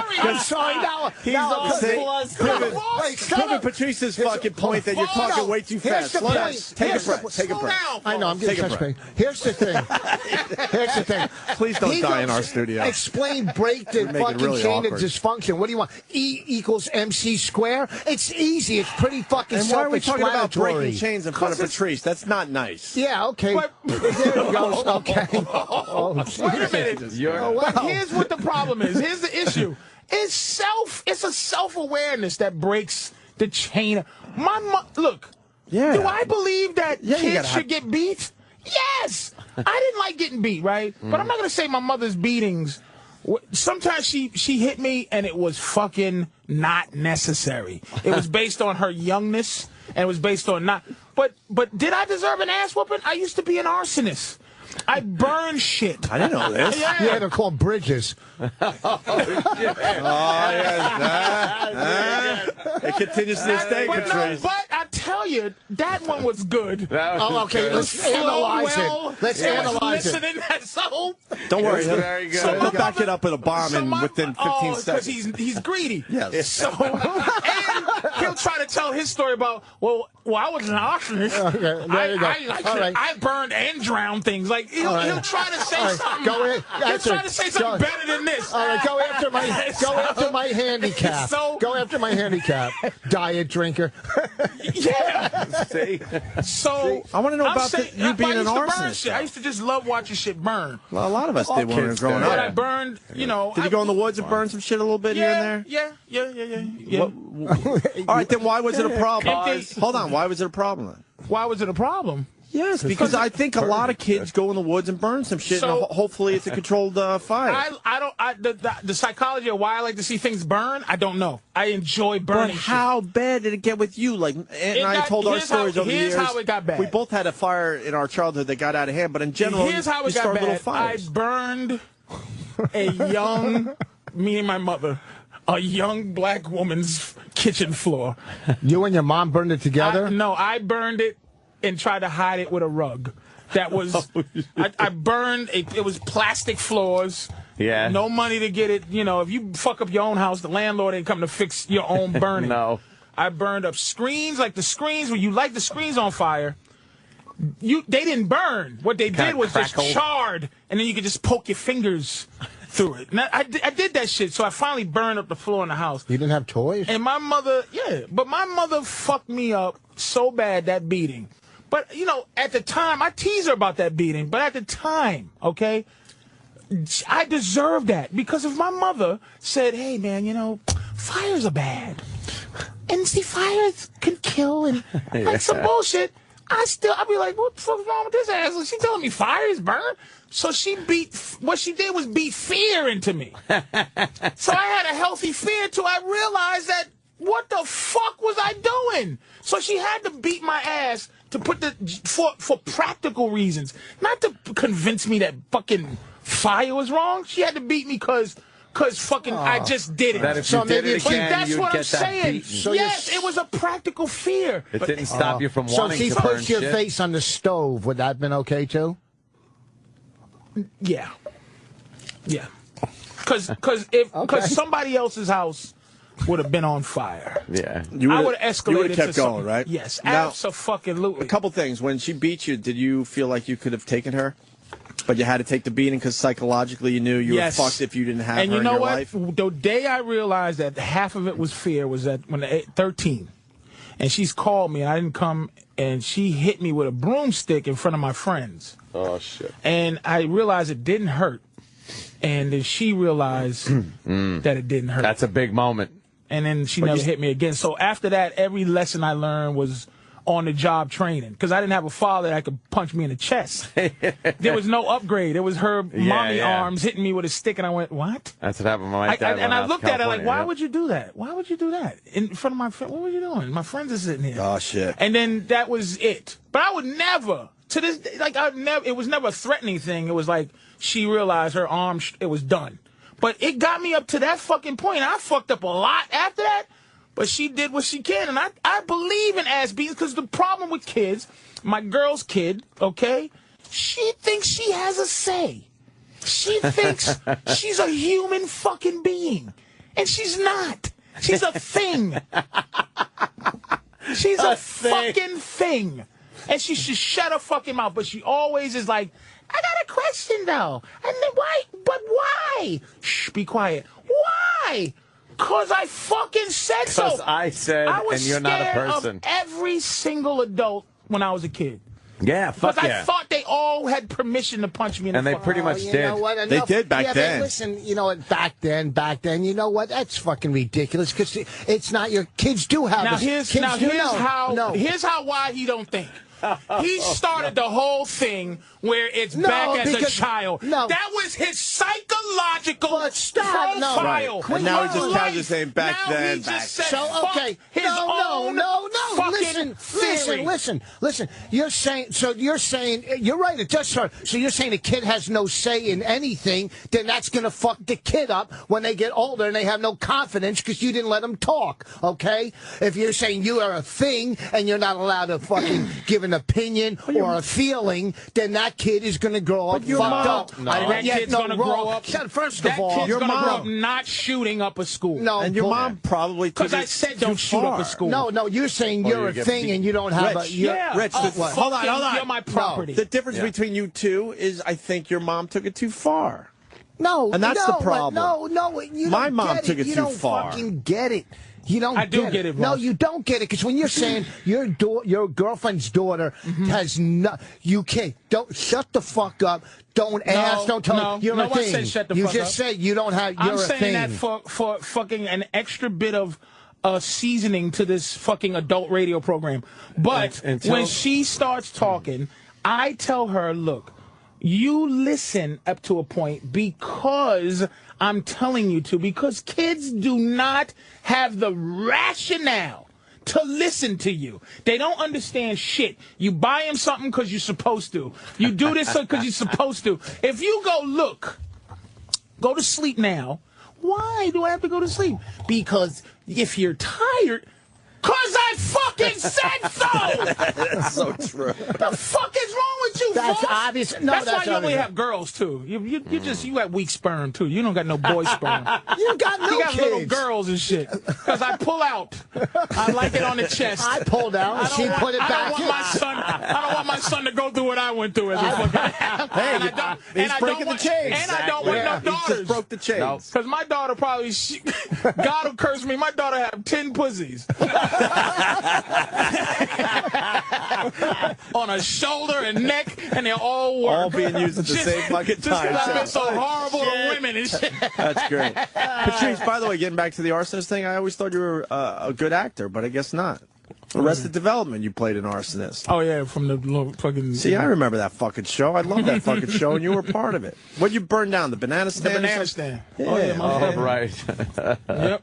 Right on. See, Rich, you bring up the early thing. Yeah. But then it's not always about, like... Yeah, you're right. And we all grew up because some people have great childhoods and they become fucked up. They become fucked up. But we all grew up because they have great childhoods and no discipline. And you saw Master and Commander with Russell Crowe? Yeah. You ever see that movie? That great scene where he had to talk to this guy because he's trying to be buddies with the fucking crew, and Russell Crowe grabs him and goes, they want a fucking leader. They want a leader. You can't fucking be friends with these You can't be buddy palsy wowsies with your fucking kids. Because they're abusive.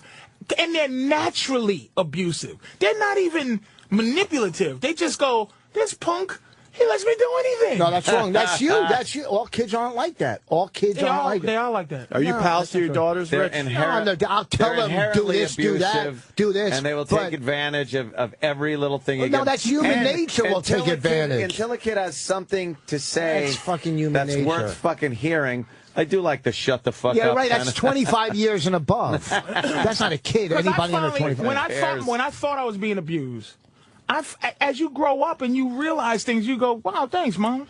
Thank you. You did me a favor by fucking not letting, because I was smart enough to know what's right and wrong. Of course. I just did it. Yeah. So I had to have some way to not do it. Fear of the beating. I like the Patrice mom, too. I finally met her. Yeah, she's cool. Backstage at the taping. Man. She's all right. Hey, listen, this leads to the video that we wanted to play Friday. I'd love to know where you were going to go, Voss. Yeah. Huh? No, where you were going to. At the barbecue, you wouldn't get it. Only Let me tell you what Voss said to my mother when he first met her. He said, "You look like Roz G." No, that was the first. Voss to my mother looked like this big black girl comedian. You look like Roz G. That was the first time I met her. That was the last barbecue. That was the last barbecue. But that's the charm of Voss. Oh, my God. Yeah. She sort of does. Hey, can we play this video? Fuck, nigga. You fucking sons of bitches, Patrice looks like Roz G. I was too scared to go with that, but all right. Put a little wig on, Patrice. Oh, shit. It's not that. I think that's why did I open myself up to that one? And Danny's fucked up. Everybody's fucked up on the show. I wouldn't think to just look up Ron G. Danny. That wasn't even my mind Danny to get a picture of Ron G. In 2 seconds. You can't get it up there fast enough. You're listening to the worst of Opie and Anthony. Sirius XM. Got Duff McKagan outside the studio. Duff. We should bring him in. Yeah. To join the program. Certainly. Come on in, Duff. What's he been up to? There he is. What's up, Duff? Duff. It's been a while. It's cold over here. We're in the new studio. How you been, man? Good, how are you? Good. Doing all right. It's Louis C.K. Hi, how Duff are you? McKagan. Good, how are you doing? Nice to meet you. You too. Nice meeting you. Yeah, Louis is a good guy. We like Louis. Yeah. He's going to be dead soon, though. No, he'll soon. That's cool. Yeah. Yeah, Donald Rumsfeld is going to have him killed. We're calling him. It might not be a good day. He's a lizard. Yeah, you missed it, but You guys got one of the 5 interviews or something? Yeah. Is that right? Yeah. We did real well, man. I don't know how we got that. Louis was he had no suggesting he was a business. lizard man. Yeah, he had no business calling this radio show. No, none. So I really don't know how I don't we know got him. who. I think was that Roland that actually bullshit. Because Imus is mad. Imus does politics, you know. Imus didn't get Imus didn't get Rummy, but we did. Opie and Anthony got him. Yeah, he's pissed off that we got him. Son of a bitch! Don't uninvite him from my party. Right. So who else got him? This is Us and Jon Stewart. Jon Stewart. I think. Yeah. That's really it. And then like the top whatever other And then guys, like right? you know the news channels. You know. The View. He was on the View. Like a View and maybe a Fox type thing. He got the ladies on the View. Yeah. We got probably But- 2 Fox News. But we got to the bottom of it. Louis C.K. almost had him answer the question, "Are you a lizard?" Are you eating human flesh? Are you a lizard? Yeah, almost. Asked him close. repeatedly. Did you? And he refused to answer yes or no. Of course he refused. And now we're worried about Louis' safety. Yeah, because he is Rumsfeld. Never answered. Rumsfeld insider, one of the inner circle guys. You better stay up on this floor and not leave maybe. No, I'm not going to be alone for a while. Oh, yeah, you are. I'm not walking with you today. Stay up on this floor until he mysteriously flies out a window. Louis killed himself, man. Oh, he weird. seemed so happy. I saw Found shot in the gymnasium at the Pentagon. I saw Sitting Louis, alone in a wheelchair. I saw Louis in Times Square. Someone poked him with an umbrella. An umbrella, very and then strange months because it's later not even he's And his raining. body was full of salt water, and he was in the desert. It was weird. Yeah, what happened? Very A strange. tattoo that he didn't used to have. Oh well. And then whatever. And then we'll go. Oh well. He'll be missed. His spleen Let's is just move gone. on. His spleen is gone, and there's no sign of surgery. It's not a surgery. We found a scale next to him. Couple of scales on his. Couple of scales and scratches. Is this your guys' way of catching me up on the show? Sorry. Yeah, I apologize. Don't even worry about it. Well, you know. What's going on today? What's Gaddafi doing and all that stuff? He's still defiant, I guess you'd call it. Oh, he's defiant. Yes, he's defiant. I think he's trying to kill as many of his people as he can before he gets killed. He gets out. Well, it's like a that makes stratego sense. or something. Yeah, what do you think about that whole thing? The Middle East revolting in general, and I guess my only comment. I have the column for the Seattle Weekly, and I got an email from a girl. American girl is married to an Egyptian guy. So this was a couple weeks ago, and they were in the square, and the girl's from Seattle, but she lives there, and her letter highlighted what a day-to-day life is like there, and how much people make a day, and how much like bread and gasoline is, and she wasn't really commenting either way. She was just, this is our reality. We need change. It's kind. I played. My only experience really. I played in Israel and I played in Dubai. And I played in Dubai about 3 years ago at the Desert Rock Festival. They're really trying to do like a rock festival. And the kids, they come from Iraq, Iran, Egypt, India, and they're starved for rock and roll. And kids kids are just kids, and these are 20-something-year-olds, and they want rock, and they want to talk, and they want to exchange ideas, and very, very eye-opening to see. Traveling in a rock band, you see that people are just people wherever you go, and the people aren't necessarily their government. Just like me touring, I wasn't one of Bush's cronies, when I was. I'm a free thinker, and there's a lot of free thinkers around the world. So I guess I don't know. My take is on the young youth of those areas are just a little sick and tired of it. Yeah, but you know what? You throw the leaders out, and then the youth isn't in charge of who gets put in next. Well, no, that's the problem. It's Donald Rumsfeld. Right. Rumsfeld will decide. He's deciding right now. No, he's cloning a pot of himself to go there now. He's brewing up some sort of dictator stew over there. Yeah, his lizard friends will be in the office over there. Yes. Yeah, that's a good point. The way the youth can't. Sorry really, to keep digressing, but and when you asked him about the primaries and stuff, he said, "You can see how their brains work, and you can study them." He said that about learning about the candidates. You can see how their brains work. He probably literally has seen their brains working and dissected them. Open them up. Yeah. Sorry, it was just really fucked up to have that powerful a guy. We've never had a guy like that on our show. No offense to you and Louis and everybody else, but that's a powerful guy. Yeah. He's had people killed. Well, have you ever had people killed, Duff? Naturally. Of course. God, come on. So how do I follow up Donald Rumsfeld? It's not the best spot for you. I'll be honest with you. How about throw a curveball in there and ask you about a couple of things about the stock market?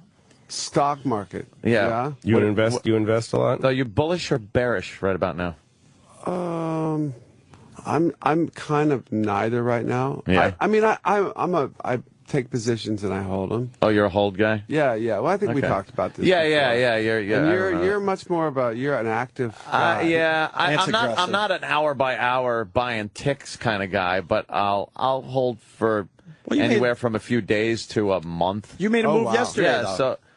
Yeah, I made a great move yesterday. Why don't you tell Duff your move? Well, what's your move? I bought some some Apple call options right before it tanked. Oh, well, oops. Yeah. Oops. I see it coming back, but you know the market's been down a couple of days in a row here. I buy gold coins. Oh, you're a gold guy. Gold coins. Yeah. I've Gold seen coins. Louis do this. It's very The ones fascinating. on TV? You got some on The you? ones on TV. Do you carry Krugerrands with I you? carry one gold coin. For when the when shit you get hits mugged, the fan. at least you. Oh, for when the shit hits the fan. So you can get a I've got taxi one- or something. I've got one gold coin. That is great. I got 1 ounce of gold on me at all times. I shouldn't be telling this to people. Right? Why am I saying this? I am always carrying an ounce of gold. You really don't like if your you life. hit me on the head, it's worth it. Guaranteed at least $1,400. I'm getting the impression, Yeah, and I'm getting the Canadian. impression Louis doesn't like his life. Yeah, I know. Oh, that's a Canadian. Asking Rumsfeld if he's a lizard That's, and carrying around gold coins. That means Yeah. you really gold. I know some Gold. heavy, right? No, gold coins are Gold nice. is and you nice get and to heavy. You slam Yeah. it down. Yeah. Hey, man, give me a good farthing of whatever. Yeah. It's a real. Give me a satchel of that bit is great, by the way. The whole payment, vague Oh, that's what payment made payments. me start liking gold coins. Yeah, well, that's a good thing to have, Yeah. especially in this day and age. Right. The world I come from, was so, especially in my 20s, was so sort of insane. And rock and roll is so up and down, and there's enough chaos and roller coasterness in rock and roll. Yeah. That, I'm the last of 8 kids. My parents grew up in the Depression.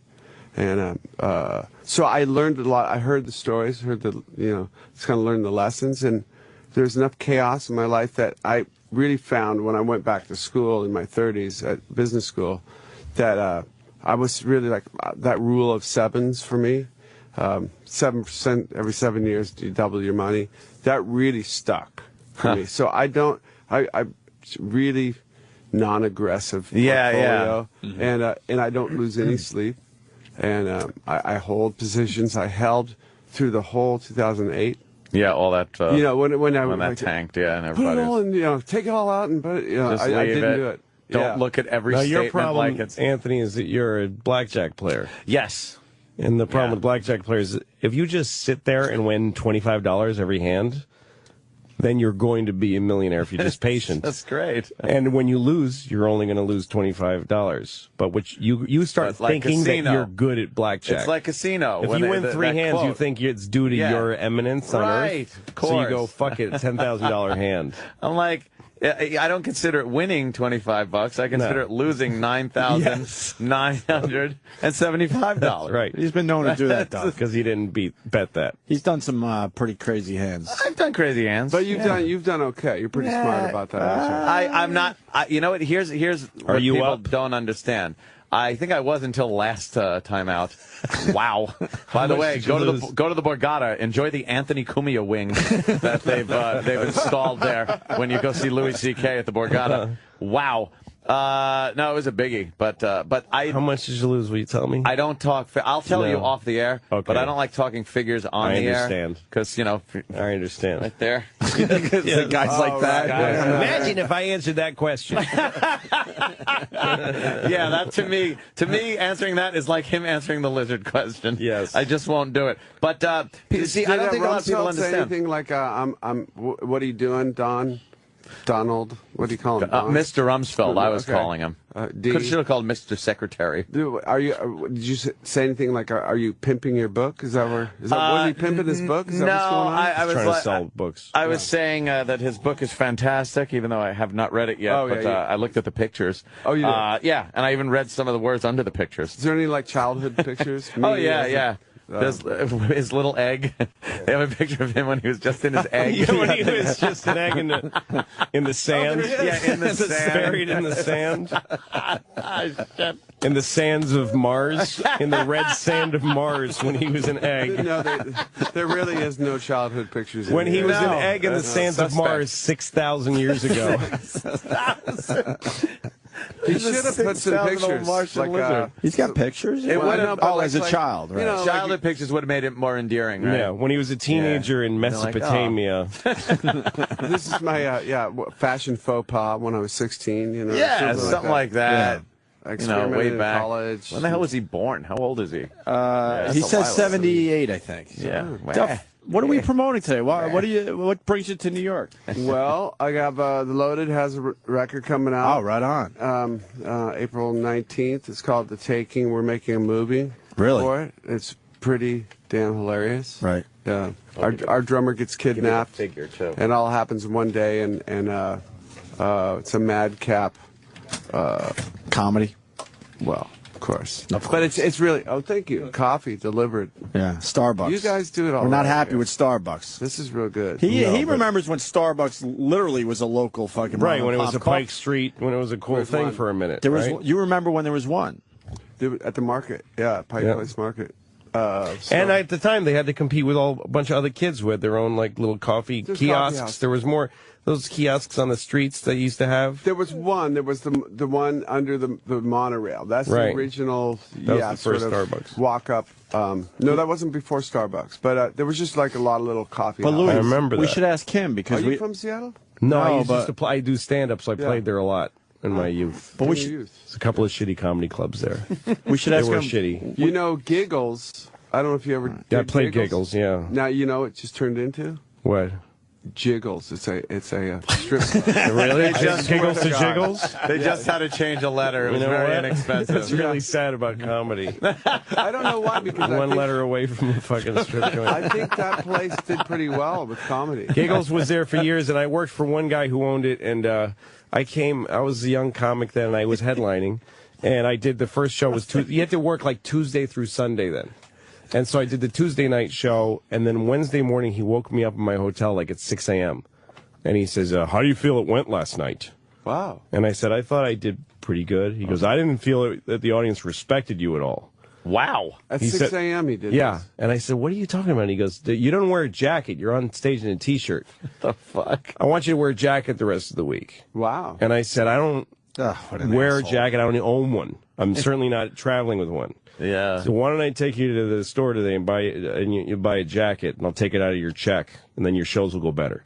And I said, A listen, jacket is he gonna- said that. And I said, asshole. listen, I'm not going to go to the show to the store with you.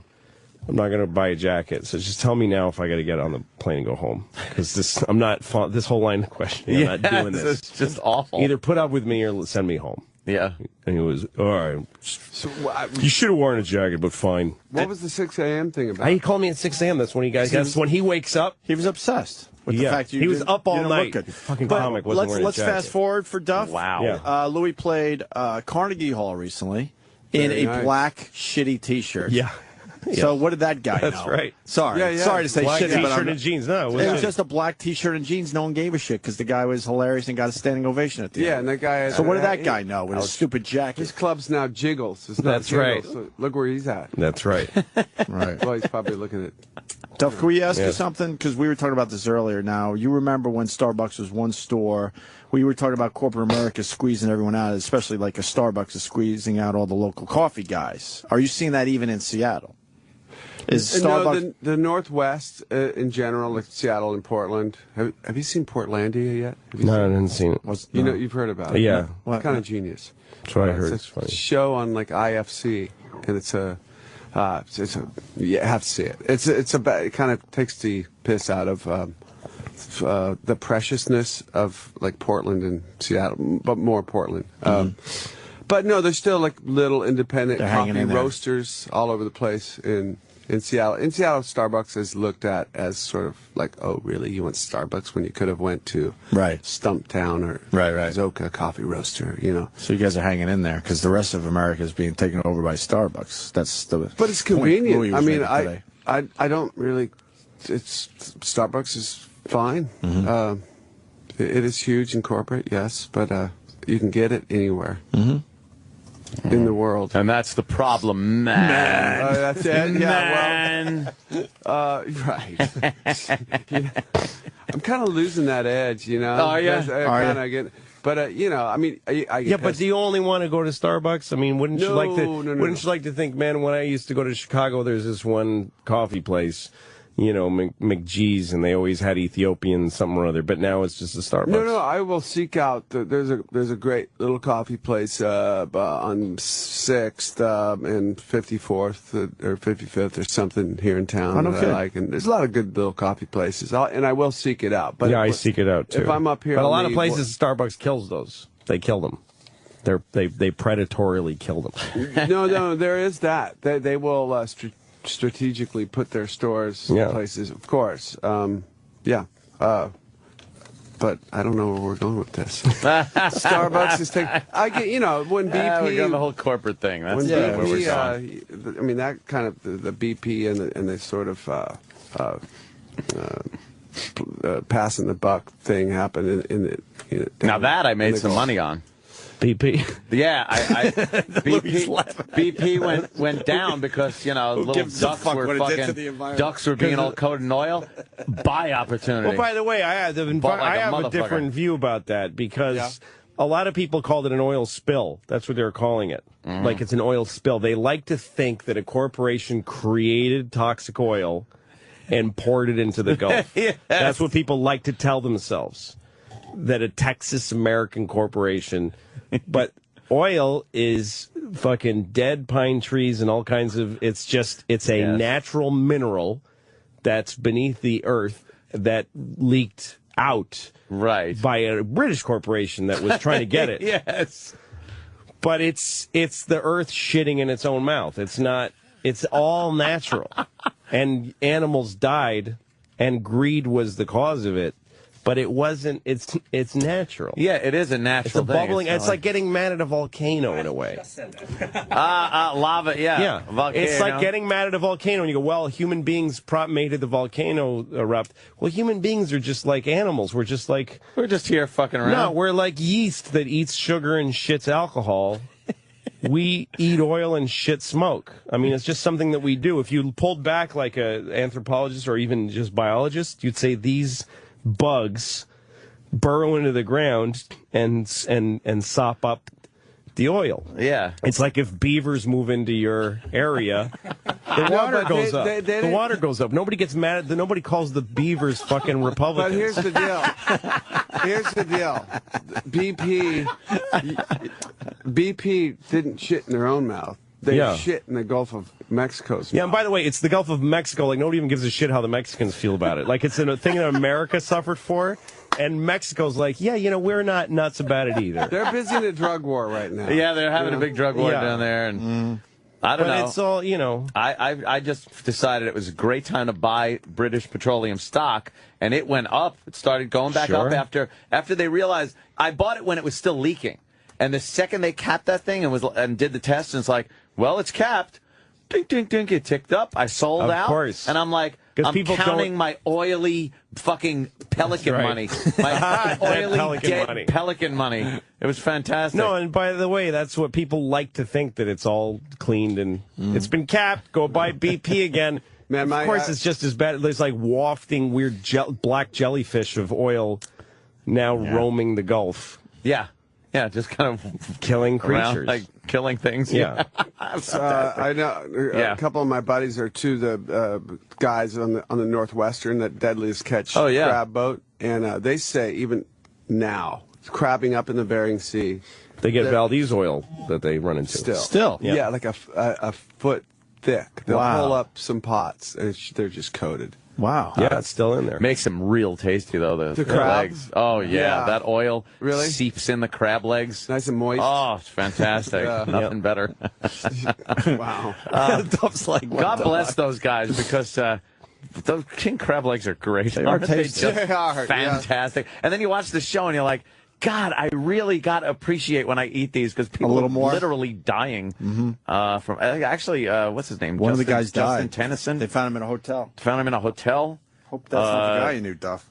No, Jared. Oh, yeah, he was. One of the guys, they found him in a hotel room. Kid, Which ship was? Which one of the boats? He was on the Captain Phil's boat. Yeah, was it Captain Phil's? I don't even remember.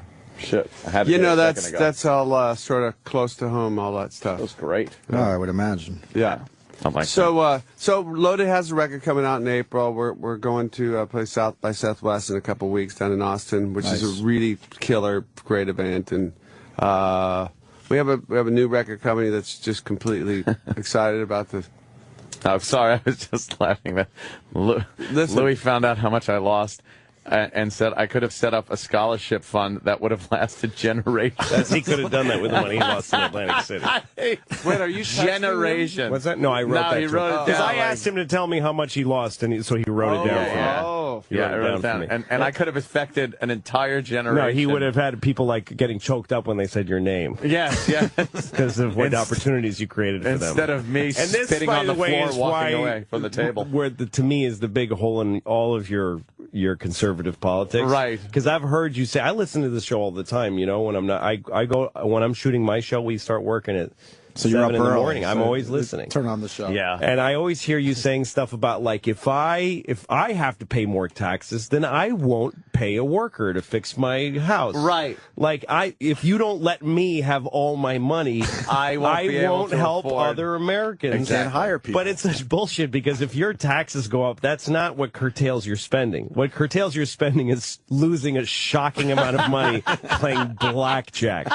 But that's part what of most my Americans, their enjoyment. taxes aren't their real burden. It's their fucking own stupid, retarded spending. Right. And their wife is like, where's the heating? You know, should we pay the gardener now? And they get a cold sweat. Oh, fuck, I bought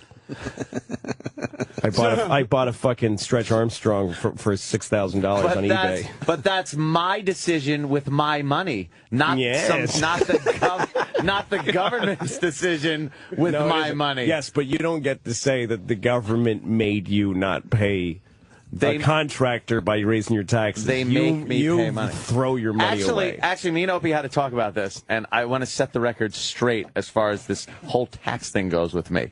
It's not even so much paying the taxes. I understand it. We eat it. We all have to fucking do it. Yeah. And I'm not going to be like, oh, my God, I can't do something because I'm overtaxed. I despise watching anyone on the news and whatever saying that the rich, the wealthy, where I fall into that category, aren't doing their part. Well, who says that? Every fucking Democrat and liberal is saying, well, the rich have to do their part. I've been doing my fucking part for years. I've never heard that either. Oh, please. Let me That's what you hear. That's what you hear. You're It's like, constant. you know what you're like? And this is what conservatives are like. They're like paranoid girlfriends. Yeah. Where if you say, I'm not crazy about how you said that. Why did you just call me a cunt? What? I didn't call you a cunt. That is a direct. I just asked you to treat me a little bit. There are direct quotes from people saying the rich, the wealthy have to do their part. They're not doing their part. Yeah. They need to do more. They're getting too many breaks, whatever. And when I write a check to pay my taxes, I'm thinking... You really sign the checks? I'm thinking, yeah, I actually do. Do you write them out and sign them, or are they pre-written I write them out. Really? It sucks. Yes. I write them out. You don't have an accountant? Yeah, but he doesn't write them out. I just sign. He just tells me how much. I don't even sign them. He tells me how much I don't even to pay. sign them. See, that's brilliant. Until they rip you off. That's why I'm a liberal. You're going to be so fucked They're going to rip one you day. off one day, though. You're You going got to sign your own checks. I know it's worth it. It's been I've stored away enough years where he hasn't fucked me. If Billy Joel could get fucked, Louis C.K. can. Dane's own brother fucked him over. But Billy Joel's what? Brother-in-law, was it? Yeah. I've been with my guy since 90-something. Yeah, well, one day he's going to realize that he's not doing at this well point, anymore. he kind of deserves it. You know, there was a guy... If he takes my money, he kind of deserves it. He floated me for many years. There was I remember one year where I was like, come on, I want to buy one of those. And he was fighting me over something I wanted to buy. And he politely blurted out, you haven't paid me in a year. I don't take money anymore because you're barely alive. The partners of the firm have told me to dump you several times. Wow. Good point. Stop telling me you want to buy a fucking, Rolex when we haven't taken our 2% in a year. Over a year. You asshole. So at this point, if he rips me off, he's got to come. Sure. There are people that were with Bernie Madoff for like 17 years. Sure, and 17 longer, good years. And 17 great years. And then just got fucked. That's right. So, I guess anybody is Would you take that capable. deal? 17 amazing. 17 good years Amazing It all years. depends on how old you are when that ends. That's true, when it starts. If you're fucking 75, it's a pretty 80, good deal for the victims because they're not much better off than he is in terms of they fucking did the same dumb corrupt thing. Their crime is they didn't care or want to ask. Right. Mm-hmm. But he gets to be the lightning rod. He goes to jail and they get to go and start again. At least they get to start again and they're free. Start over again, they're free. Yeah. But he goes to jail. You gotta think a lot of those guys kind of knew something wasn't right. Something was up. You gotta think that. Definitely. Hey, I got one question for Duff, one GNR question, and I apologize ahead of time because I try not to ask you guys the GNR questions anymore because Slash goes, oh man, come on. But there is like a weird rumor. Well, as long as you're still doing the Super Bowl and playing, playing the one riff and then going back down on the riser. Slash had a good gig. Then he needs to answer the question. He did have a good gig at the Super Bowl, and that's, came up, played that one riff, and then back down to some quiet room with an intern. Am I done? Goes back under the field, and there's some bored-looking Texan kid there. Can you imagine? I think that's it on his headset. Yeah, I think that's it. You can go home. You're done. What's that? I don't know. Yeah, that's it. I think you're done. You can go ahead and get back on the chopper. Imagine the check he got for that. Though. Oh yeah, that's what I was. Crap. That was the easiest money anybody ever earned. There is a rumor of a. And also, by the way, it might not have been Slash. I mean, he's got the hat on. And I'm not even saying that they fake Slash. I mean, the Slash could have sent you want to do that for me? Yeah, I'll give you $12,000. Yeah. Go do it for me. There's no money in the playing the Super Bowl hat. Oh, really? No. It's just an honor. They the pay all exposure. expenses and whatnot. Mm-hmm. And it's sort of just like I didn't know promote that. your thing. Your project. Yeah. Well, there is a rumor the NFL trying to get you guys together, the actual Guns N' Roses together. Play the halftime next year. Funniest thing was is that a real? I mean, you've heard that rumor by now, right? Yeah, I heard it in my own house. My wife comes to me. She goes, "Honey, the NFL's trying to get you guys. They're getting you guys back together for next year." I said, "Baby, really?" She goes, "Yeah, it's on the internet." I'm like, honey, you talking to me. Break away from the internet and get back to reality. No, but it's right here on TMZ. Yeah, exactly. No, you don't know yet because it's on. You don't want to look at TMZ. That's our culture, though. It's hilarious. She's living with the guy. Yeah. You have to cut the thing. Actually, turn your head away from the machine. It's me. Look at the person that you're talking about. You could trust me, and you could trust me what I have to say about 14 years together. We're good. Like, wow. Yeah, no, it's just rumor and wild rumor. I remember when Guns N' Roses broke, and I was in high school, and I was a senior, and the kids, freshmen and sophomores, started listening to Guns N' Roses. Guns N' Roses is the first band that I had the experience of saying, what are the young kids listening to? Like, I was a senior, but I was like, what is that? Because I didn't know any, but me and my friends were listening to Led Zeppelin, and Van Halen was like where we were at. And then freshmen and sophomores that had weird haircuts and were kind of fucked up, and they were listening to this Guns N' Roses, and I was like, what the fuck is that? Like, it was so different to me. It was way above everything else out. So from the gut. Like, you could hear every string of the fucking guitars. Like, it was such tightly wound. But I went nuts for it. I loved it. I still every time I hear it, I still freaked out. Crazy. I remember that. Yeah, it really is rare because rock and roll, especially by the '80s already, was such a fucking oversaturated. Every color of the spectrum's out there. To have a sound that people go that shakes everybody. Yeah. You know? Yeah, it's rarely great. happens, and it's weird to be. I mean, for me, to be sort of, to be inside of the thing and not being able to experience it from anywhere. You're not getting else, to be a Guns N' Roses fan. You didn't get to be. Yeah, maybe you to be a fan. Like Slash, at this, it's so sort of iconic in some circles. Like Slash's top hat could have come up on that pedestal, and people would have went crazy. Exactly. Without even him in it. That's how big the deal is. So it went from us being like kind of street urchins. Really, right. It was a band from the gutter, and 5 guys. That's all we had was music, nothing else, and it was that or kill somebody, really. Yeah. Well, it's like the Beatles coming out of Hamburg. Like, that's what made them great, was playing the rough rooms. We have beer thrown at you. Yeah. You're wearing leather because it's actually protecting you. Yeah, right. Yeah, the thought that they were tough guys back when they were actually in Liverpool. The LA scene was it was dangerous just because how strung out everybody was. Yeah. It was like it was hard to just survive. Yeah. And these guys found this, I don't know, you just tune into this frequency. Yeah. I moved to Hollywood. I moved to Hollywood in September of '84, and there was the Summer Olympics in Los Angeles in '84.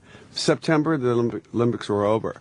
So I guess what happened was the cops had cleaned up Hollywood, pushed everybody out, the hookers and the drugs and all that stuff. and there must have been some events in Hollywood, but I came right as the cops let down all the barriers. Oh, and let everybody come back, and the floodgates were open. I had no idea. I was 19 years old, and it was just dangerous. I didn't live in a high rent neighborhood. Yeah. I lived in like the kind of the dregs of Hollywood, and it was for real. I mean, it was on. It was dangerous. There was ghetto birds over my apartment every night. Helicopters. Okay, No, there was a time where you drove down Sunset and you had this feeling like, if I got out of my car, I could get killed and nobody will find me for a while. Really, that bad? Yeah, it seemed shitty and seedy. But and by the way, they came out of there and it became one of them playing the Super Bowl for 5 seconds.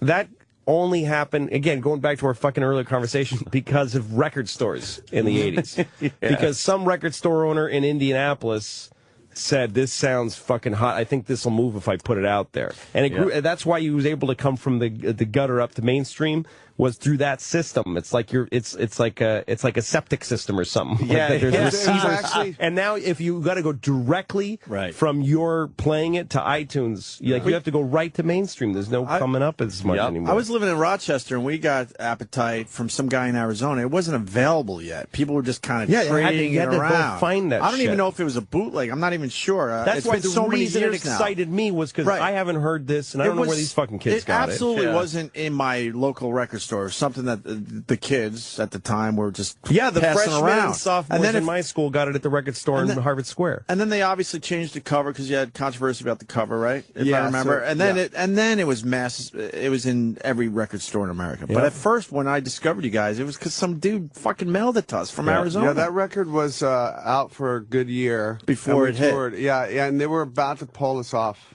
See, the and road. that's because the record stores like Louis. Yeah, because the record had legs, because it was given some time to seep out through the system.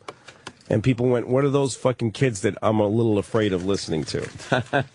Yeah, I think I'm too old now, but Guns N' Roses and Nirvana, when I heard those two fucking bands for the first time, I was like, holy shit, what is going on? And I haven't had that feeling since, but then again, I'm getting older, so maybe it's passed me by, but... Yeah, there is. I mean, I think there's sort of a disconnect now with younger bands coming up, and I have a feeling something's going to happen. But you're right. There hasn't been that one band that wow moment. polarized. Maybe there has been, but I just I'm in another world now. Yeah, I haven't heard it. But I can't really think of one off the top of my head that could have been, Guns N' Roses, Nirvana, and then who was next after that? Yeah, everyone's just still waiting for whatever Black Eyed Peas wants to do. Yeah.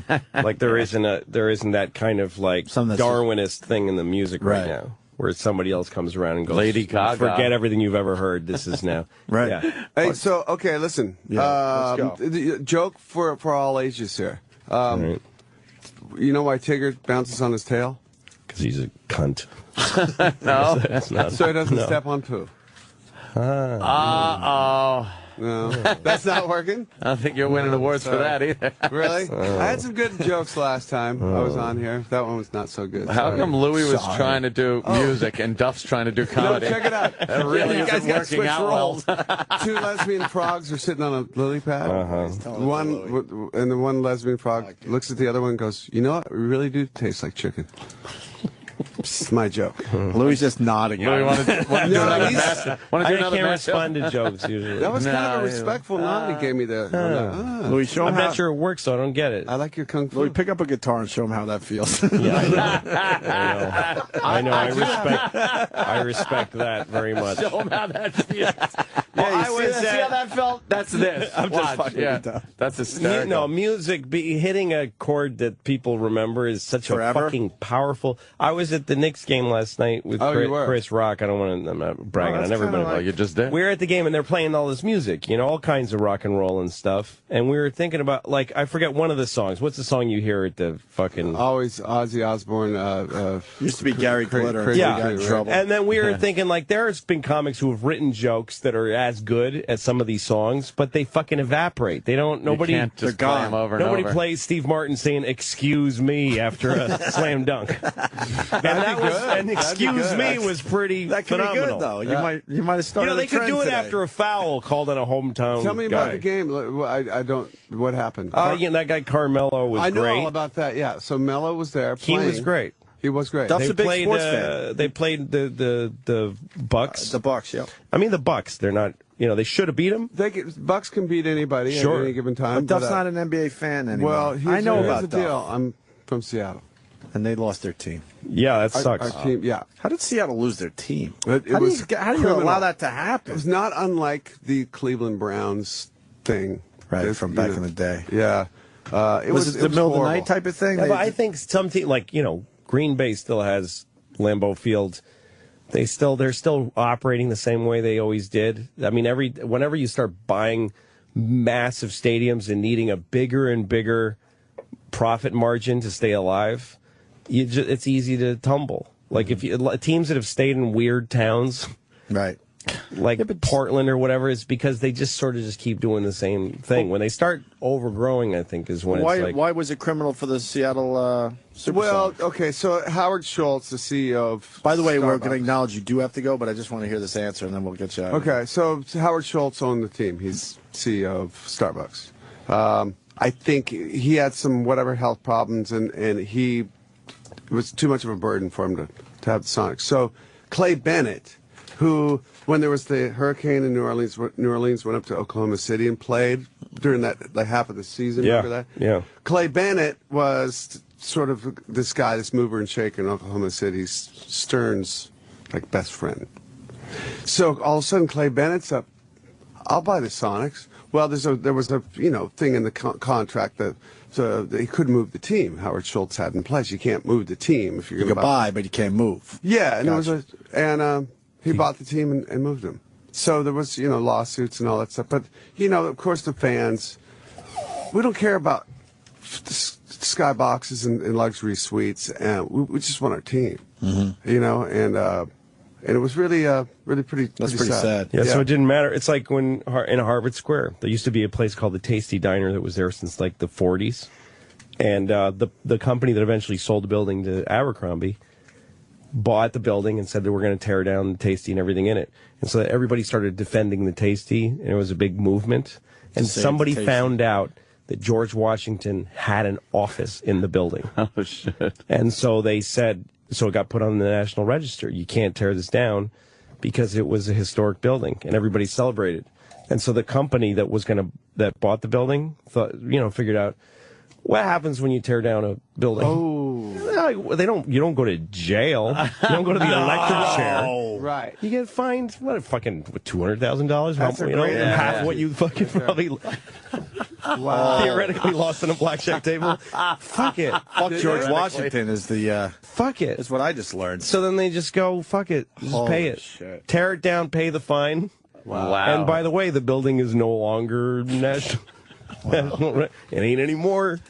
Yeah, and they ripped it So down. they ripped it down. So that's what that guy did. He's like, Yeah. it says I can't move the out of Seattle, or else what? Yeah. Well, we'll be awful mad at you. You know that. Duff, you really got to go. They're begging us to drag you out okay. here. I don't know. You Fellas, must have a thanks busy for having schedule. me on, and yeah. And next time you're in New York, we want you to play. Last time you played, it was awesome. Yeah, I mean, this yeah. was good. Trust me, I liked it. But we'd like to, see you play a little bit. My too. jokes, I should have brought a little stronger. No, you were fine. Stronger jokes. I was going to think I got about some it. really You were in bad- Guns N' Roses. Don't worry about it. You're fine. Yeah, you don't have to. No, but usually don't that's gotta- kind of my morning I'm just a forte. shitty shock jock. Don't worry about it. You're No, fine. no, you guys Your are legacy is set, okay? Okay. No, fellas, Duff well, McKagan, they're good Great friend to of the meet show. you. Thanks for the music. All right, you're welcome. Absolutely. Yeah, thanks, Duff. This is the worst of the Opie and Anthony Show. You guys suck! Sirius XM. Tony Iommi is making his way into the studio. Okay, legend. Here we Fuck go. yeah, Of legend. course. Here he comes right now. Tony! Tony. Hey, how are What's you? up, Tony? man? Hello. Oh, I didn't know you were here today. How are you? Yeah, sure. Welcome to the show, man. Bill Burr to your right, Tony. How are you? Very How are funny you? man. Nice to meet you. Nice to Can't see believe you. I'm sitting next to you. That's rock royalty. Huh? No. I won't make it weird. I won't make it weird. Don't worry about it. Is this your first interview of the day? Yes, it is. I hope so. It's early. First one. You're known for hating getting up in the morning. Me? No, Yeah. I get up in the morning. I love it in the morning. I get up. Do you really? Yeah. We tried to get you in one time. They're like, no, he doesn't like getting up in the morning. Good excuse. When I'm at home, I'm up at about 6:20 in the morning. That's not early for you lot, but it's early. No, for it me. is. It's early. Is it? We have to be here. Yeah. It's amazing. I obviously read the book. I loved it. You start the book talking about, like, on the first page, you're working in a factory, you're going to quit, and your mother says, nah, go back, finish out the day, it's the right thing to do. And can you describe the rest of the day? Because you were about to walk out. The rest of the day was awful. Yes, I went back after lunchtime and they put me on this machine that was a press, really, that bent metal, because I used to do welding, electric welding. And so I had to bend the metal myself and then weld it, basically. And just this one, I was on it a couple of hours, it was fine, and then suddenly, bang, the thing came down on my hand as I was pushing the metal in. Whoa. And it just squashed the ends of the fingers, basically. And as I pulled my hand back, I pulled them off. Oof. How much finger did you lose on the, because you're a lefty, so on the right hand? Yeah, well, I lost, a fair bit off the two middle joints. And they planted the nail again, put that back in. So now this happens, you're already playing guitar. I was playing guitar, yeah, I was about to leave that day to turn professional and go to Germany with a band. And, oh my God! What went through your head? You just went, it's over. That was it. I mean, that's why I was finishing the work, and I thought, well, yeah, next week I'm off to Germany, and it all went very wrong. How long did it take for you to heal and even to begin? Did you immediately lose hope, or were you looking down, going maybe? No, I sort of got, that's it. It finished, and of course, I saw different doctors, and they said, "Oh, forget it. You'll never play again." That was their attitude, not we'll do something for you. Did you consider playing right-handed? Maybe you could strum or anything? Funny enough, because it seemed like then I'd been playing a long time left-handed, which wasn't that long now. Right. But at the time, it seemed like, 3 years seemed a long time. Wow. How long was it before you picked up a guitar again? I tried, even though I was bandaged, so it's not that right away. So I was trying to play, and I did learn to play more with my two outside fingers. And wow, that's a hell of a story, a hell of a way to start a book. Yeah. No, just the fact he was going to quit that day. I know, right? Stick it out. Stick it out. It's good. Great. I just couldn't believe it. I just couldn't believe it after all the things that my mum. Of course, my mum obviously felt really bad then because she sort of made me go back to work. Well, I love your mom because without that terrible move, there'd be no Sabbath. It's the greatest thing because you would have been off with that other band. So it's like kind of great for me that happened. Well, it sort of made me, it made me create a different sort of style of playing. What was that other band? Did they ever become anyone? No, I don't think so. I never. Any of the players even move on to other bands? I don't know. Wow. I don't know. Okay. I never actually stayed into. I just got the job with them, and I didn't really know them, that well. How did it change, what you did on the guitar, which kind of gave you the sound that made Sabbath what they were? I just had to work on it and work on getting the height of the strings right for me, the gauge of the strings, of course, because they were all heavy gauge strings in them days, and I come up with an idea of light gauge strings. And I made my own set out of banjo strings. And I went to companies to see if they'd make them. They said, well, they won't work. You'll never be able to use them. And I said, well, they do. I use them. No, they'll never sell. So that was all these downers as you're going on. You're never going to do any good. That will never work. This and that. And I just kept going. A lot of supportive people. Exactly. Yeah. No, but I love his generation where it's like, well, then to hell with it. I'll just make my own. Like nobody from my generation would just be like, forget it. Well, that was it. I'll get a job in a cubicle, and that would just be the end of it. You made everything. I mean, I made my own gauge strings. I made my own thimbles to play, because it was all said that it couldn't be done. Can you describe how do you make guitar strings? Yeah. Well, I didn't make the guitar strings. Oh, that's what I made the setup. The setup. I used banjo strings as the first strings, and then I used different gauges to drop down so they were lighter for me. But there was no you couldn't actually go and buy a set of strings like that in them days. And you had to, can you describe what you had to do with the thimbles so you could actually play? I got a fairy liquid bottle and melted it down into a ball. And I got a soldering iron and just sort of heated it up and melted the inside of the ball. And then so it fit over the finger. And which took a long time, you know, before it fit. And it was sore. And I just sat there for days just rubbing it down to make a shape of a finger.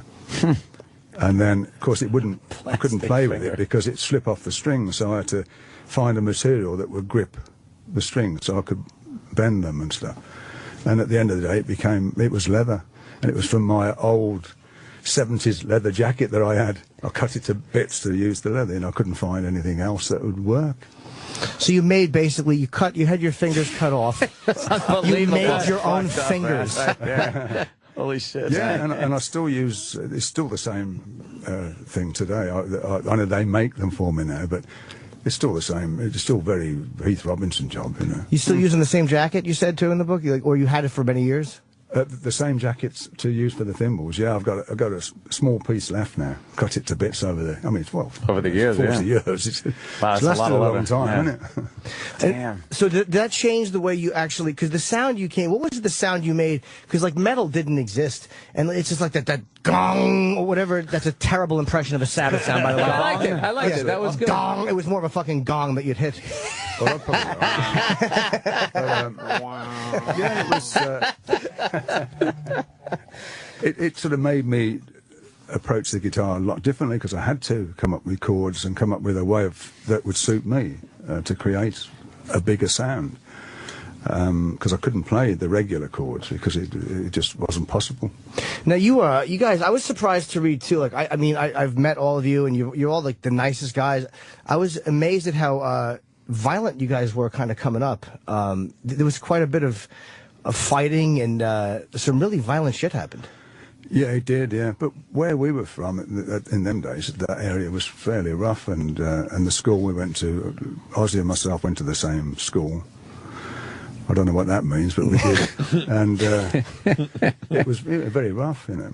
So you took martial arts. I was surprised to learn that. Do you still practice them? No, not anymore. Too old for that now, probably. But no, I did it for a while, and I enjoyed it at school, you know, and then when I left school. But when I took up guitar, it sort of dwindled off then. Of the guys in the band, who is probably the biggest problem in a bar fight? Problem? Yeah, who was the one in Sabbath that would fucking knock your teeth out first? Well, it was usually me. Oh, really? Because you know, they'd either call for me, oh, we got a problem here, and I'd be, you know. But in them days, you didn't have security people and all that sort of stuff, you know. You sort of fended for yourself. Well, we couldn't afford it. You fend for yourself, really. Well, you guys were broke too. Like I mean, it's like you hear about people paying their dues, and you know, and fighting their way through poverty. And it's like, did Bill Ward, like, can you describe the drumsticks he used to fucking play with? Yeah, he used to. It's funny because we'd be playing on the show with another band, and then Bill would be floating around afterwards picking up the broken sticks, you know, of the other drummer, because he used to use, and he got used to playing these half sticks. Oh no! We didn't have the money to buy, you know, drumsticks or anything really. So Bill sort of, again, got a style of playing with these little half sticks. This level of drive is unbelievable. And he would just stab them into his hands and duct tape them, and he would just play, and that's just what you did back then. Like the level of toughness from that generation your generation is amazing. How many times would you have quit at this point? Oh, just so many. I would have felt sorry for myself at the factory. The finger thing, I would have been out. I would have been a secretary. Made them give me a job as a secretary for life. Well, that's cool to hear, though. Certainly with his kit and stuff. I mean, it was. Yeah. We worked hard to get everything, so he wouldn't let anybody play it. And there was always a case that John Bonham used to come with us because he was a friend of mine, and he used to come with us to some of the gigs, and he'd say, "Look, can I have a go, Bill?" And Bill would go, "No," because Bill let him get up and play one day, and Bonham, of course, broke his snare, so it didn't go down very well at all. How fucking funny is that? Bonham can't touch my shit because he breaks it every time he plays. I heard that was like a thing with him when he would sit in and he would try to demolish the kit, like when it was over. Yeah, well, he wouldn't do it. It was just that he was a heavy drummer and like a real mean drummer, Bonham, and So he didn't last in bands very long up until Zeppelin. Did you know he was going to make it the first time you saw him play? Not really, no. But it was just such a... the bands he would be in he'd be in a band for probably 2 weeks, and then he'd get fired because he was too loud. So, yeah, up until Zeppelin, that's the only time he really kept a job a long time. Right, and that was another thing where you'd think he'd be like, well, I keep getting fired, maybe I should lighten it up a little bit. And he's just like, nah, to hell with this. This is what I do until I find people who get it. The great thing was he used to have the drum case, and he'd have the name of the latest band on his drum case. And it was getting smaller and smaller because he couldn't fit them all in. And they crossed out the last one he wanted. You know. And you remained friends with him up until he passed away. Yeah. He was the best man at your wedding? Yeah. Yeah, he was a good mate. We used to go out in clubs and...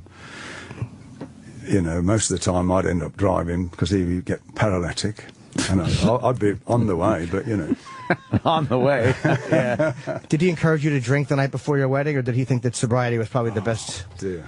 Did he encourage me? Well, as I said in the book, we went out, just the two of us and a driver, thank goodness. And we went to different clubs, and we went to this last club about, I don't know, 10 to 2 in the morning. And it was closed at 2. And Bonham goes in and he goes to the barman, 12 bottles of champagne, all open. He went, yes, sir. So he had 12 glasses there and 12 bottles all filled up. And he went, go on. I went, what? He said, go on. Drink them. I went, I'm not going to drink them. He says, you've got to drink them. I've had them open now. I said, I can't. I said, oh, if I drink all them, I'm going to get married tomorrow. What's going to happen? And he went, ugh. And he went down and just drank the lot. And within half an hour, he was just paralytic. And of course, we had to take him home then. And his wife wouldn't let him in when we got home. She said, he's not coming in like that. Please. She's shouting out the window, he's not coming in. Please let him in. You know, I'm getting married in the morning. He's got to be there. Well, he's not coming in. And eventually, please let him in. So she came down. He can come in, but he's not coming to bed. He's going to sleep down there. So we put him up against the radiator in the hallway like this. And prop him up. Yeah. And I said, you're not going to make it tomorrow, are you? He went, put his thumb up, you know. I went, oh, okay. And sure enough, the next morning, he was bright and breezy. I mean, he lives probably 30 miles from me. And I saw him coming up the drive, and I just got up. And he's all dressed up and coming up the drive. He just sort of, he got that recovery rate, he could be fine. It's one of those guys that could fucking function the next day. Yeah, I envy that. Yeah. I didn't feel too good, but he was fine. How many times have you been married? Oh, God. Yeah. 3 times, 4 times. This is the 4th. This is your 4th? Wow. I've given up now. Yeah, this is the last one. Finally decided this is it. Damn, 4 times. Yeah, it's amazing. Like after 1 time or 2 times, you figure that'd be the end of it. But you said fuck it, and you went for a couple. Yeah. What was it like the moment in that 3rd one where you're like, oh no, not this again? This is just going down. I thought I had this figured out. Yeah. I got a complex thinking it must be me. Yeah. I don't really. After 3 times, you got to be like, all right, maybe I need to. Maybe I got to adjust some things. Yeah. What was their biggest complaint about you? From who? From like the wives. What was the women's biggest complaint? Well, certainly the problem from my first marriage, and that was great, really, that marriage. But I was never there. I was always on tour or in the studio. And what sort of got up her back was when she saw when I was in the studio mixing the album, and everybody had gone away on holiday. And she'd come, well, everybody else has gone on a holiday with the wives, and you're in the studio. And I know. I mean, that was, I couldn't, what could I say? Someone had to do it. But isn't it amazing Someone how had to get it done. fucking women, they just, it's like, even the fucking Sabbath, and they complain. There's no making them fucking happy, honestly. They want to live in the great big houses, but what you got to do to get the great big houses, they fucking complain about it. You'd have made a great wife. I never would have complained if I was married to you, ever. I just want to listen to your music. And I'll marry you. Please, I wouldn't want anything in the divorce, just a few signed records. I'm fucking perfect. Yeah, you must be thinking that at some point. Was a complaint and just be like, did she realize that it takes a little bit of work to keep 80,000 people happy a night, you know? Yeah, I suppose. But the thing is, when she sees everybody else going away on holiday, it looks like oh, well, he didn't want to take me away. I suppose that's what it was, you know. It's that competitive thing. They all do it. They all make it about themselves. It's just what women do. They do. They have to be a victim. They can't go, I'm happy to be here. They got to somehow turn it around. But I love how Jimmy's making me feel like I'm liberal when it comes to this. This is great. Go, Jimmy. Go. No, but Tony understands. It's the way it is. It's like, you know, this great life you provide for somebody, and they get pissed off at the way you have to provide it. Yeah. Do you have to remix every night? Yeah. And by the way, speaking of remixing, the biggest hit I think Sabbath commercially had would be Paranoid, I guess. At least the one that got the most airplay. Yeah. And what was that? That must have been a couple of months to put that song together. Paranoid? Yeah. What? Yeah.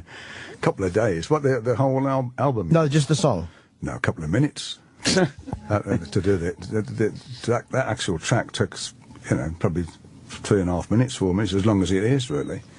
We didn't really, I just put the idea down. Everybody came back from lunch. I was in the studio, and I said, I've got this riff, because we needed a filler for the album. They said, we need one more song. That was the filler? Filler. Yeah. That's great. We need one more song, and it needs to be probably 3 minutes. We'd never done a 3-minute song, you know. We were always like 7 minutes and 8 minutes. Oh, God. So I just put this idea, played this riff, and when everybody got back from the pub or wherever they'd been, I said, well, I got this idea, and let's try and put it down, and that's what we did. And did they react to it? Like, that's awesome? They liked it, yeah. Oh, they did? Liked Okay. it, yeah. I thought, that's kind of catchy. Well, also, they probably liked it because we didn't have anything else, and we had to have one more song. And it's ironic, really. That was the quickest thing to do, and that's the one that sort of probably got more airplays than anything. Ever, I heard that song on the subway platform yesterday on the flute. Paranoid on the flute? I swear to God. Just weird that Tony's here today. An old lady. You didn't notice me. With old lady just playing Paranoid on the flute. Do you know what the great part would be if he went down and got her and sued her? You know? She was making money off your song yesterday, Tony. That's it. If you want to report her. She did a very good job, and then she went into Twinkle, Twinkle, Little Star after that. Yeah, that's not one of those. And I have to ask, too, because it's everyone, there's all this... I was just going to ask if we could hang out later. The answer's the same. No. Everybody wants to know, there's all this news leaked about Sabbath has been talking, they haven't been talking. Can you just tell us, or tell me, even if it's whispering, where is Sabbath's status right now? Whispering. All right. Well, you know, we're all on talking terms, and Ozzy and myself have been talking for a long time anyway. And of course, Geese. But it's coming on. We'll see what happens. You know, you can never say never. It's going to happen. It's not going to happen, because all the times that people think, oh, it's going to happen, and it doesn't, then it's a letdown. So I really don't know. Let's hope, you know. But you're open for the idea of possibly doing some new material with the guys. I'm open for. Yeah, it'd be nice to do something with the old lineup. What happened to the 6 songs? You guys did 6 songs, like, what was it, like, I want to say 98 or 97 or 99? I mean, I could just name every fucking year, and I'll hit the nail on the head if I name 20. I sold them. Just be some I love that Jimmy does that. But I just caught myself. I'm like, was it 94, 95, 97? Stop me when I hit it. What a terrible interviewer. Yeah, well, we did I'm a true asshole. Oh, my God, man. We did do those songs, and but they sort of just, like a lot of things, get put in the box, and you go back to them another 20 years' time, I suppose. But you still have them, so if you wanted to do new material, you still wouldn't have them, but I don't think we'd use them. Oh, you wouldn't use them? I wouldn't think. I don't know. Did Ozzy really have no shoes? Because he said that in interviews, I had no shoes on my feet, and you said that he was just walking around barefoot. He did walk around barefoot. He didn't have none of us had a lot of anything. And the one particular time we were going on tour, when we were going to tour of Europe, and we went round to pick Ozzy up in the van, because I used to drive, and he came out with one of those wire coat hangers with a T-shirt on and a pair of jeans. And I said, is that it? He says, yeah. I said, well, we're going away for 6 or 7 weeks. He went, I know. And oh, righto. And that was him. And yeah, he wouldn't. Quite often, like, he wouldn't have shoes, or just the greatest. And I'm going to plug the book too. It's Tony's in promoting the book, and course. I mean, I'm a Sabbath fanatic, but even if you're not a Sabbath fan, I know I'm trying to keep that under my hat. You really do. You do well. Yeah, once in a while. I try to be fair. It's called obviously Tony Iommi, Iron Man: My Journey Through Heaven and Hell with Black Sabbath, and it's a real biography. It's a like a 370-page biography. I thought I knew everything about Sabbath, but there's a tremendous amount of things that I learned. And to me, the most shocking stuff was all the fucking fighting. I'm going to give a couple of plugs for the signings, too. The book ends in Ridgewood, New Jersey. Tomorrow night, which I think is when the book comes out, from 6 to 8 p.m., that's the Independent Store in Ridgewood. Book review in Huntington, Long Island, which is 7 o'clock on Wednesday, and you could stop off at F.H. Riley's and have a snack. St. Vita's My Bar. restaurant out there. Yeah, it's his restaurant. We'll take care of it if you want to know. St. Vita's Bar in Greenpoint from 3 to 4 p.m. on Thursday, and the Barnes & Noble in Tribeca here in the city, 6 o'clock on Thursday. So Tony is doing 2 on the Thursday. You know, I love going through the pictures. I need to know just a little bit about the rocking Chevrolets from 1964. Wow. I don't know. Well, obviously, extremely different than what you did with Sabbath. Well, it was rock and roll then, sort of thing. Was it like yeah, rockabilly? What kind of? No, more sort of Chuck Berry type. Chuck Berry, stuff, okay. Yeah. Wow, that's so weird. Blues-based kind of. Hey, the question I wanted to ask was, after you had your accident at the factory, okay, so now you're saying you can't make, the chords the way you could. Did that change who your influences were as a guitar player, or did you just... Yeah, it's that's where I first got to hear of Django Reinhardt, because he had problems, of course, with his 2 fingers, and so that sort of really inspired me to hear his stuff and hear him play and how good he was. That still blows me away. It's incredible. Yeah. Like the amount of people that would have stopped. Yeah, that's another thing you could have brought up to one of your ex-wives. You think if this didn't stop me, your bitching is going to stop me? Yeah. Shut up, enjoy the ride. Yeah. How many tickets could you sell at a ground round? Are you serious right now? It is amazing. Yeah. Go tell that to all your shoes.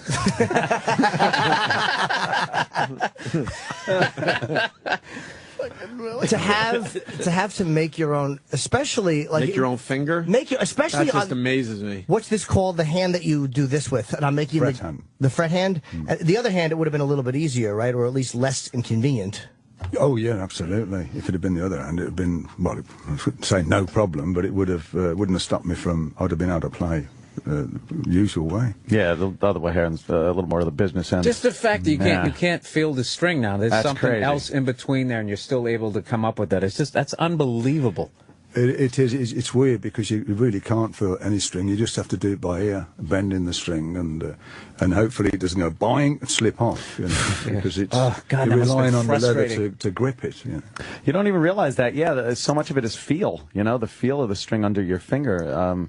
That's so odd to be able to do that and not have any sensation. No, what's going on under there? Absolutely not. You have trouble grabbing someone else's guitar and playing it? Because of the string thickness and how it's set up? I've never been. That's the thing as well, being left-handed. It's always... Oh, well, yeah, that too. Yeah. Okay, not everybody has a lefty awkward. guitar. Yeah. And if I've been into a music shop, there might be one left-handed guitar there or something. Isn't that the worst? They never have. They'll have like one, and it's not even a good level one. Yeah. It'll be like one of those Mexican Fenders for like $40. We got one here in the back. Have you ever been to Southpaw Guitars in Houston, Texas? It's basically the Guitar Center for left-handed guitar players. I don't think so. It's insane. They got everything. Les Pauls, I don't want any SGs. now. Yeah, what's that? I don't want any now. Yeah. It was then I wanted them. Now you get them thrown at you. Yeah, of course. Why did I just say that like he has to go out? Hey, go out there. Left-handed, I'm an idiot. See, I beat you, Jimmy. I asked a dumber question.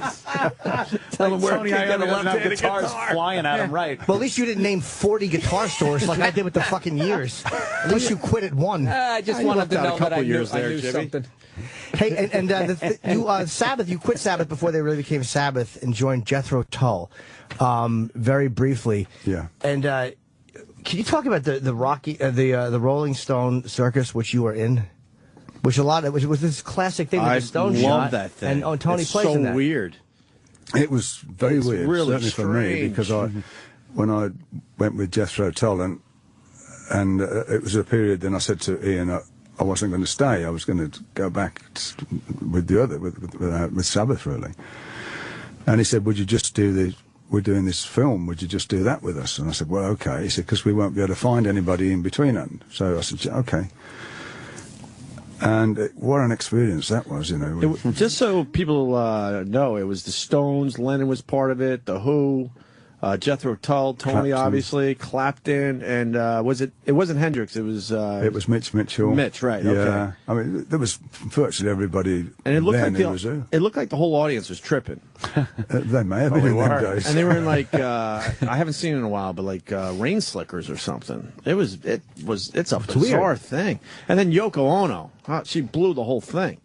Oh, that was really strange. Yeah, I mean, she sort of just started Lennon's feet all the It was time. almost like the first supergroup. You guys are all jamming, and then she gets up to the mic and starts doing her dumb cat noises. You couldn't have liked that, Tony. Pardon? He's going to be a gentleman. He's going to be a gentleman. Tony references it in the book. He does? Yeah. And it's like, what is she doing? It's not a glowing review. Okay, good. good. Because, I mean, as a music fan, you're like, this is never going to happen again. And then she steps up to the mic. Did I ever show you guys that YouTube video where it's Lennon and Chuck Berry playing on TV and Yoko's there? And they're doing one of Chuck's old songs. So Chuck's killing it. Lennon's psyched that he's there, and then in the middle of the song, Yoko just walks up to the mic. No, she had a mic on her bongos. She turned the mic up to her face and just goes, yeah. Out of nowhere, you see Chuck Berry makes his eyes just go wide, like, it's one of those deals, like, it's not my place to tell her to shut the fuck up, but shut the fuck up. Yes. Lennon must have been scared of her because you're with all your peers and you allow that to happen. It was awful. Well, I mean, but besides that, the Rock and Roll Circus is an amazing thing. He didn't seem that bothered, to be honest. I mean, they seemed so much in another world. Yeah. Yeah, he might have been. Sometimes you get caught up in something and you think that your chick is better than she really is, or higher than she is, or whatever the situation is. He might have just thought like it was great what she was doing. It was rough. Yeah, I mean, I've seen it's not good. You didn't look at the people's faces. Well, She's all doing the rest of the wonderful. musicians, I mean, and it was, oh my God. Oh, they were all. But you know, who's going to say anything? That's the understatement of the. Oh my God. And Jimmy talks about it in the book, right? Yeah, and it's that'll sell some books. He's right not there. as kind in the book. Good. And he's very nice. He's being very nice now, but you can tell just by the way it's written. Were you responsible for any of the Jethro Tull songs, or it was so brief? There was one song that I just done a riff on, which was "Nothing Is Easy" when they were writing that. But that was it. Really, I'd gone after that. Okay. Did you guys write Fairies Wear Boots? Was that there was a fight you had with a bunch of skinheads? A really violent altercation. Did you write Fairies Wear Boots based on that? No, I don't think it was that. Geezer wrote all the lyrics, of course, on that. So, I mean, he had a wild, weird imagination of things, depending on what he'd smoked the day before. Other days. He could have possibly done it from that, but I think it was more from a vision he saw when we were in Germany once, somebody leaping across the snow, and he used to come up with these funny sort of titles and funny, he's got a weird sense of humour, really. Is that why did the skinheads attack you? Because because you said at one point I handed Ozzy a hammer, and they went outside and Ozzy was smashing. I didn't hand it him. He grabbed a hammer. Yeah. What happened was Geezer. There wasn't mobile phones in them days, or there wasn't even a phone in the building where we played. So Geezer went out to phone our management at that time to find out if we were collecting cash or what it was after the gig. And as he was in the phone box outside, a load of skinheads just surrounded the phone box. And of course, they were going to get him. And when he came out, they sort of whacked him, and he ran. And he came in to us, and he said, told us about all these lot outside. So rather than stay inside and be safe, Ozzy grabs a hammer. Well, That's awesome. we had to go out. We had to get out because we'd leave the buildings, and they're all outside waiting, So there was no option, really. So we went out, and he just grabbed a hammer, and thank God he did, really, because, I mean, there was a lot of them. There weren't just like half a dozen. There was like probably 40 of them. Wow, man, yeah. And one man with a hammer, that'll make a lot of people leave. Well, it made a few people uncomfortable, I know that. But sort of somebody grabbed him around the neck, and he went boing with the claw end back on the head. Oh dear! But just Ozzy hitting somebody with the claw end of a hammer, it's like I can't picture it. I pictured it. You think that guy brags about it now? See this scar? Yeah. Let me tell you a little story. I've wondered that, like, do those skinheads ever, like, in 3 years ago, oh my God, that was fucking Black Sabbath we had a fight with. Just got hit with a hammer by Ozzy. You'd get hit by a hammer by Ozzy, right? Any of the guys could hit me with anything they wanted to. Tony's wearing a cross. I hope he fucking sticks at my eye. I'll take it. He's not joking, Tom. He's not joking. I'm always interested too by like rock feuds or people that have these weird things that we don't get to see. And you said that John Bonham came to one of your shows in 1980 and this is with the Ronnie James Dio lineup, and him and Dio had some kind of words. Well, yeah, it was that's some kind of word. John came to the gig when we played at Hammersmith in London, and we were going to go out after the show to a bar. Anyway, John's drinking away on the side of the stage, drinking Guinness, and we came off stage, and as we walked past John said to me, "Oh man, he's got a great voice for a midget." And of course, Ronnie heard it, and he didn't mean it sort of like that. He actually meant that what a little buddy, and he got a big voice. But the way he said it, and of course, Ronnie popped up, and I won't repeat what he said. And they were going to fight. I mean, I'll repeat what he said. Ronnie walked up to him and said, "You fucking cunt." And Dio said that to John. So basically, I had to get him out the. I said, "Look, just go, and I'll see you later. Just get out." And you've rented quite a bit. This was there's like a weird thing with you and the supernatural. And one of my favorite stories in the book. There's going to be no point having this book. It'll have told everything. Yeah. But I'm still going to read it though. I want to hear all the believe me, there's a lot more than I can't wait to get into this now, especially because of Jimmy. There's so many interesting things in it. And there's a great chapter where you or a piece, and the chapters, by the way, what I love, they're very short, like literally 2- and 3-page chapters. So like any subject, you're just hitting boom, boom, boom, and it moves. The book moves very, very quickly. I love when you can knock out a chapter quickly, dude. And you read 6 chapters. Just knock you're like, it out. I got one more chapter. It's 2 pages. Fuck, and you read 32 fucking 4 pages more left in this chapter. Damn it! Then you get to the pictures, and you're like, oh, there's 5 pages down. Yeah. It's just the way you do it when you're trying to finish a book. Job. Hey, how come if you have all these great stories about John Bonham, they're all hilarious and like I'm a John Bonham freak. Why, whenever they do one of those retrospectives, why don't they have? You would think if the guy was the best man at your wedding, that they would assume that you kind of knew him and that you would be able to add to the story. Like I know the BBC just did one with Dave Grohl was narrating it. How come? Did they ever ask you to do those types of things? No, I don't think so. No, I've done a couple of things on John. You know, of course, when he just. Little stories, but nothing big TV thing, no. Yeah, because those are like 2 of the best stories. Oh my God! I've heard, and then it's hilarious. Yeah, and with like all the different names. I got to ask one drummer geek question that drummers are going to want. How the hell was his bass drum foot that fast? Did you ever see him? Did he play with his toe? Was did it I ever heel see up? him? I mean, did you ever like stand like rather than like when you're out in front of a drummer, you can't see what their bass drum foot is doing. Was he heel up, heel down? I don't know because I used to sort of see him from mystery. I used to go to gigs with him when he was with another band before Zeppelin called The Way of Life, and God, they used to play at some right dumps, and there's always again there was always fights every time. You know, in them days there was always a fight there for some reason. And this one place they played at, it broke out into a horrendous fight. But I always remember Bonham. He had all these pints of beer all around his kit, and he'd be drinking them and playing. But he was just really just a special drummer. Really was. No, I just. An incredible drummer, and his sound was unreal. That's back in spring. He came right through the 70s. Everybody started muting their drums, and he was still, once again, just focused. Just doing it my way. Go fuck yourself. Well, he used to try different things. I remember he tried getting a drum sound in a big truck. He set up his kit inside a big truck for the ambience of a truck. And, yeah, the ambience of a truck. Yeah, and for when recording, he tried. Yeah, he wanted to try to see what it sounded like. Because it sounded like shit. I don't think he used it.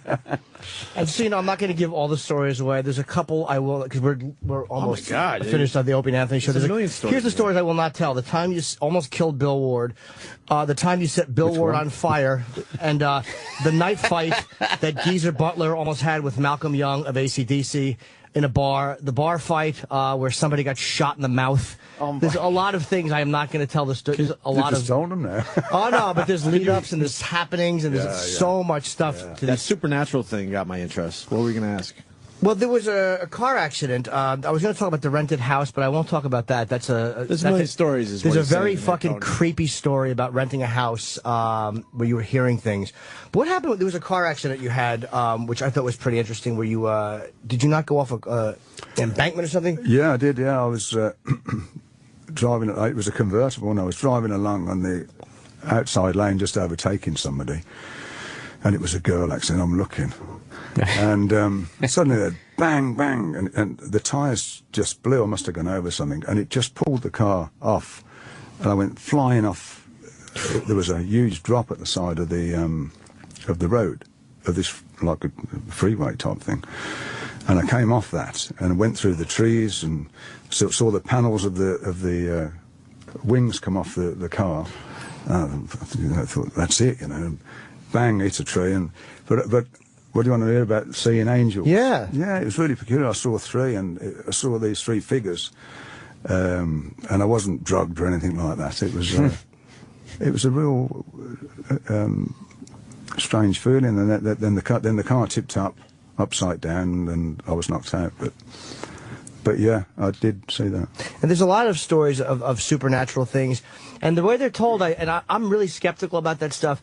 But the way you describe, whether it's you or Bill or you and Geezer seeing this stuff in these different places you were recording, I find it very believable because it's the way people talk to each other. It's the way people see something together. So I find that to be a really interesting aspect of the book. Yeah, yeah.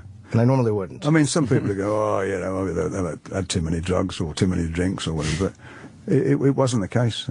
All the things, and the other guys would see the same things. So it's quite interesting. Well, I'm talking to Tony for another half hour on my Boneyard show, which will air tomorrow. But what can you say about the book? It's amazing, and I genuinely loved it. There's a million great stories in it. And it's called Iron Man, My Journey Through Heaven and Hell with Black Sabbath. So, what can I say? You just, you changed my life. Was that good or bad? No, it was good. Believe me, I would have liked trannies anyway. That had nothing to do with that. Really, really good interview. What is going on? This is the worst of the Opie and Anthony Show. Sirius XM. Are you all right? Oh, yeah. Are you all right, Anthony? Yeah, I'm all right. My pride is dented. Your pride is dented? My pride's dented, and I'm a little woozy. I'm a little dizzy. My equilibrium's way off today. Really? Yeah, I think I jostled my inner ear. Are you going to get checked out? My tinnitus is gone, though. You're going to get checked out? Nah. Maybe you should get checked out. Nah. Your tinnitus is gone? Yeah, I don't know what happened. Went away. Did that happen? Honestly, are you kidding? Yeah. I woke up this morning. I'm like, my tinnitus is gone, but I'm fucking woozy. I'm all dizzy. Thank you, sir. Tinnitus when you hear something like, what's it sound like all the time? Mine's like... You always have that? Yeah, it's from, bands for my whole life. Just loud. You don't think about it until you're like laying in bed sometimes, and it's just completely silent. That's why I always sleep with the TV on, too. It's like, get a little bit of noise. Okay. Tinnitus was like sucks, but it's good. It's good that's gone. Yeah. Anthony had a car accident yesterday. I wrapped up my Mustang. Anthony wrapped up his Mustang. Motherfuckers. He says he was going 30 miles an hour. Hey, look. Don't even judge. I'm not judging. Don't fucking judge. Here's what happened. You make it sound like you're on your way to church, though. Here's what happened. Okay. My Escalade was being used by somebody else. No, Melissa was using it. And then I had to go to the bank. It's 3 in the afternoon. Right. I'm like, I'm going to the bank. I'll take the Shelby. Well, okay, that's a bad one there, Danny. Oh, I thought that was yours. No, Danny's showing Holy Shelby shit. Rex. So I'm like, yeah, I'll take the Shelby. I know this type of weather is not conducive to the Shelby. So I'm like, fuck it. I'll take it out. I'll be nice. I turned from my street onto the service road, Long Island Expressway service road, and noticed like the tires spun real easy. And I'm not fucking racing around. I'm just going to the bank. Is that the sand and the salt on the road, you think? No. Here's the problem with it's 800 horsepower. Is that a lot? Yeah. What's a regular car? 50. It all depends, but I don't know. If you even have 200 horsepower, that's nice. A BMW, what do you think it is, or a Benz? Like 250, maybe 300? Yeah, they make some 4. Wow, twice as much as that? 5. He's about three times the average car, probably. But it's crazy. So the thing is, it's got very hard tires on it. The rubber on these tires are very hard, very low profile. And they gotta heat up to have any traction. The roads yesterday were fucking freezing cold. So I turn out onto the service road and I'm like, okay, I gotta watch my ass because this thing really does not want to stay on the road. Mm-hmm. So I'm going down the service road doing 30 miles an hour. Any snow or ice? A little bit on the sides of the road, but I wasn't in it. Okay. It didn't matter at that point. It might as well have been ice because the tires and road just did not want to play with each other. Mm-hmm. So I'm in second. I'm heading into just the slightest curve before I reach the road that I got to make a left on to get to the bank. And I hit third. I let off the clutch. The fucking ass end of this car just goes, fuck you. Fuck you. Comes right out. And I'm there inside trying to compensate, Let's turn the other way. And then in that very, very short time between losing control of the car and it hitting something, you can have 1,000 thoughts in your head. You're just sitting there going like, all right, I'm spinning. I'd like to stop this spin.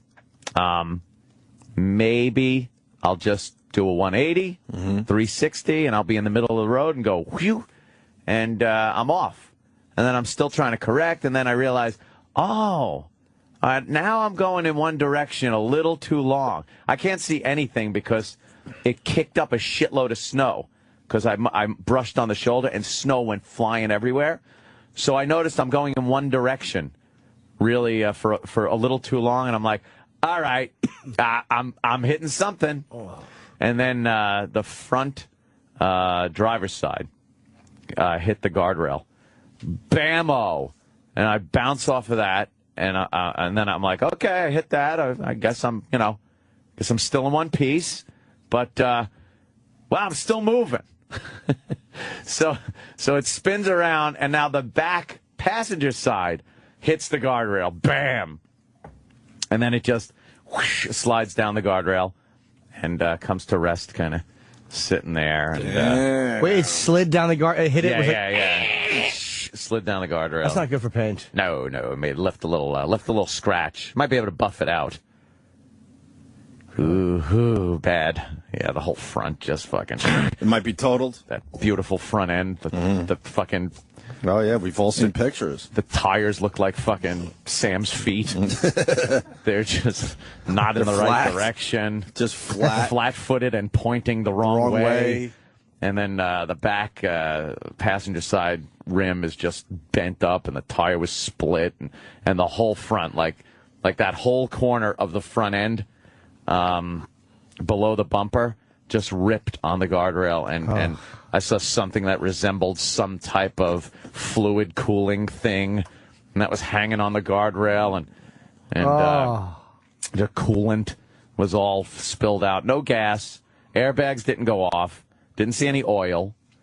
So it's in the insurance company's hands now. But I was feeling like a little like woozy. But you know, you just hit something. Concussion? I don't think so. I don't have a headache at all. There's no headache. It's and when I move my eyes, that's fine. But it's when I move my head around, I get like whoa. And if I stand up and bend over to pick something up and stand up, it's like holy fuck, like really dizzy. Why don't we get Dr. Steve on the phone? Yeah, why wouldn't you go to the doctor for that? I don't know, because I get in fucking trouble anytime I take the day fuck off. So I figured if I smash into something in my car, I better fucking come in. You go to the doctor. Cunt suckers. Just leave me the fuck alone, would you? I'm only asking. Cock dick fuck asses. Oh, I would have loved to have fucking taken the day, maybe. No, I smashed my fucking car up, and I got to trot my ass in here, feeling like I'm fucking doing a tightrope walking down the hallway. But no, God forbid Anthony takes a fuck day off. Blow me. Yeah, I don't feel good. I'm achy as fuck. I'm woozy as a motherfucker. But I'm here, you cunts. I'm here. Assholes.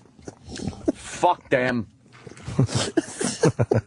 It really did piss me off because I really did not want to fucking come in today. But, you know, God forbid. God forbid. I think I'd have notarized pictures of the car, maybe, and send it over down the hall. You sure? Really? And then I get this call. Hi, Anthony. It's Bob.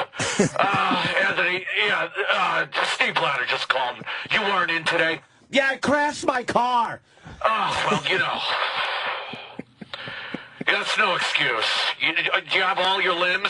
Yeah. Then you should be in. Then you should really be in. I think. And suck it. As much as I'm tired of that whole thing, by the way. I'm tired of that whole thing. Take a day off. I'm a fucking cunt. Yeah, that's me. Ugh. I think they would have understood a car accident. Oh, do you?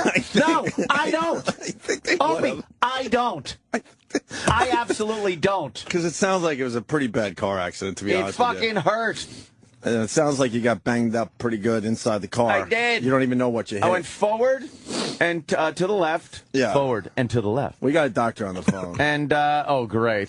Oh, Jack K? Oh. Jack Kevorkian. Let's go to Dr. Steve. Dr. Steve. Dr. Steve. Now, before you say Dr. Steve? Yeah. Yes. Oh, hi. Before you say anything, realize this. I am a severe hypochondriac. So have good phone side manner and discuss this very nicely. Okay. Okay, here's what happened. Did you hear what happened? No, I understand someone needs a doctor's note. No. I really quickly, Anthony I wrecked my smashed his Mustang yesterday. I smashed my Mustang. Okay. And I hit the front driver's side first. The airbags didn't go off. I had my seatbelt on like a responsible human being. Yep. I wasn't going that fast. I didn't hit anything, my head or anything. I have no headache. Okay. But my equilibrium is really off. Like the fluid in my ear went fucking like woohoo, and my tinnitus from my band days is gone. But I hear fine. Like my hearing is fine, my vision is fine. If I keep my head still and move my eyes around, I don't get dizzy. But if I bend over to pick something up, like I move my head around, then I get like real woozy. Yeah. Okay. Well, here's the thing. Inside your ear is these things called the semicircular canals. Yes, it's just full of fluid. 3 different directions in 3-dimensional space. So right. They can sense movement in 3 dimensions. Yeah. And they do that by flow. When you spin. Isn't that the cochlea? No, the cochlea. You said cock. I know. The semicircular canals are right next to the cochlea. Oh, okay. And when you spin in a chair and then stop and you get dizzy, that's because fluid continues to flow in the circular canals, and there's little hair things that can sense it in there. Right. What probably happened in this wreck is that you knocked one of the little stones that's on the end of one of these hairs. You knocked it a little bit a kilter, and it is now sensing improperly, so that when you move your head, it thinks that it's moving more than it really is. Will it go away? Yes. How about you start with "it will go away"? Oh God, Dr. Steve, you scared me. I thought I was going to be dizzy forever. I don't think that sounds bad. I was thinking he's got to have an operation. I thought I was going to be dizzy forever because the little stone was askew. You never be able to pick up your own bag again if there's somebody because your cochlea fluids all over the floor. Dr. Steve, is it good that I don't have a headache and I didn't have a headache and I'm very cognitive and I'm not slurring and I'm good? Yes, absolutely. And my eyes can follow things and I can read. Absolutely, yes. All of those are good things. Oh, good. Well, you're not reading the guys down the hall. They would have let you take today off. No, they wouldn't. Those fuckers. Oh, yeah, I wrecked my car. Oh, well, Anthony, day off. Whoa. Jesus. Anthony, Steve called, and you took the day off today? Yeah. I took the day off so I could just really admire the wreck that used to be my $110 car. $110,000 car, excuse me. See, I was cognitive for a second. He's not talking properly. My $110,000 car. Yeah, but Anthony, you're a high-profile show. They really need you in there. And then, could you just call Steve? Could you just call Steve Blatter? Because he did take the day off. I do understand, your arm is severed, but you don't need two arms to do radio. Yeah. So this stone is askew, and it's misreading the normal signals that get sent when you're standing upright. Should Anthony do anything right now so you could get a full Yeah? What do you want him to do? Yeah, here's the thing. Okay. When you have post-traumatic vertigo, which is what you have. I knew it. Damn, that sounds awful. Post-traumatic vertigo. Son of a You need bitch. to see an ear, nose, and throat guy, just to make sure that what I said is right. Yeah? What would be the worst-case scenario? No, shut up! Dr. Steve, please don't tell me the worst-case scenario. Because he won't go to a doctor, so give him the worst-case you should give it to him. scenario, so then the guy goes to the doctor. I'll go. Maybe he should leave right now. I'll go. Don't fucking say that. But maybe you should get your shits checked out. I'm not even making jokes. Look, hey, Aunt, anytime, and this, won't surprise you, anytime that you have some sort of neurologic change after a trauma, you need to get checked out. Oh, shit. Neurologic. Most of the time, it's going to be this benign, what we call benign paroxysmal positional vertigo, which is what you have. That's with the word being benign. Did you sleep well last night? Like a baby. All right. I hope the part of Ant, like, it was stuck if his impressions part of his brain was all ruined, and he kept trying to do impressions but couldn't do them. Well, I used to be the president. Oh, yeah. Just hey, this is off. Andrew Dice Clay. Her. Hey, over there, you gotta smoke a cigarette or something. Wait a minute. So this bitch is laying in bed, and I said, whoa there. Is that good? That would rule. The impression center in my brain. They all sound off. Oh, Dr. Steve, and my car is just wrecked. All right, hold on the line. We got another doctor. Second opinion. Yeah, second opinion time. John in Connecticut, you're on with Dr. Leave Steve. Dr. Steve on so he can. Yes, of course. John, go ahead. Well, Anthony, what it seems like you have is called an acute vaginal flutter. Acute vaginal flutter. Fuck you. Very good. Let me go to Cassius in Brooklyn. Cassius. Yeah, Anthony, what the hell are you doing taking an 800 horsepower car that has such low profile tires out just to run down the street to the bank?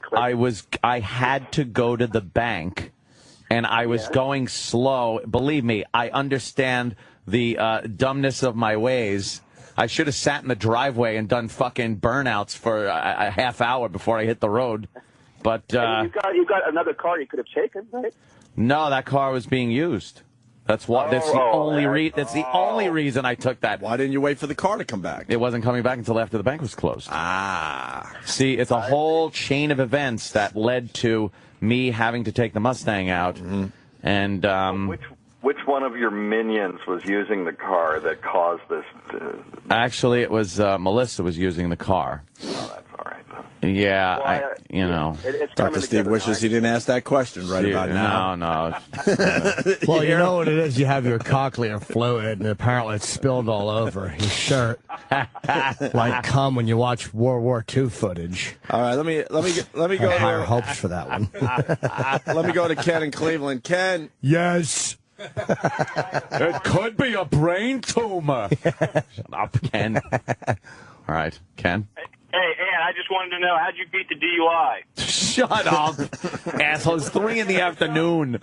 It's 3 in the afternoon, and I had exactly. He's right. I had just gotten done working out. I don't drink before or after working out, and I was still in my sweats.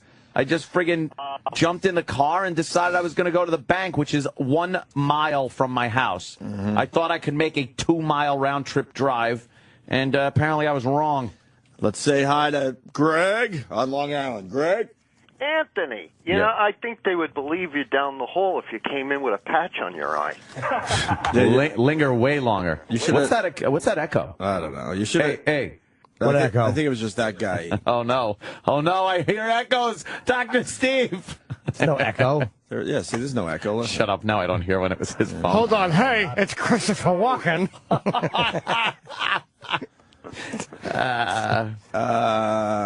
Okay, this is very, yes. Dr. Steve's still on the line. Let's go to Ken in Jersey. Ken. Hey, Anthony, what did you register in the breathalyzer? Why is there this underlying thought that perhaps I was intoxicated? I hadn't had one drink. Let's say hi to Ryan in Jersey. Ryan. Somebody was saying it, but we were all thinking it. Ryan, what's going on? Anthony, how many pops did you have before you had I hadn't had any alcohol. And who the fuck goes to a bank anymore, millionaire? People that have to take out thousands at a time, fucko. Why the anger? Because. Let's say hi to Chris on Long Island. Chris. That's what happens when your girlfriends have learner's permits, Anthony.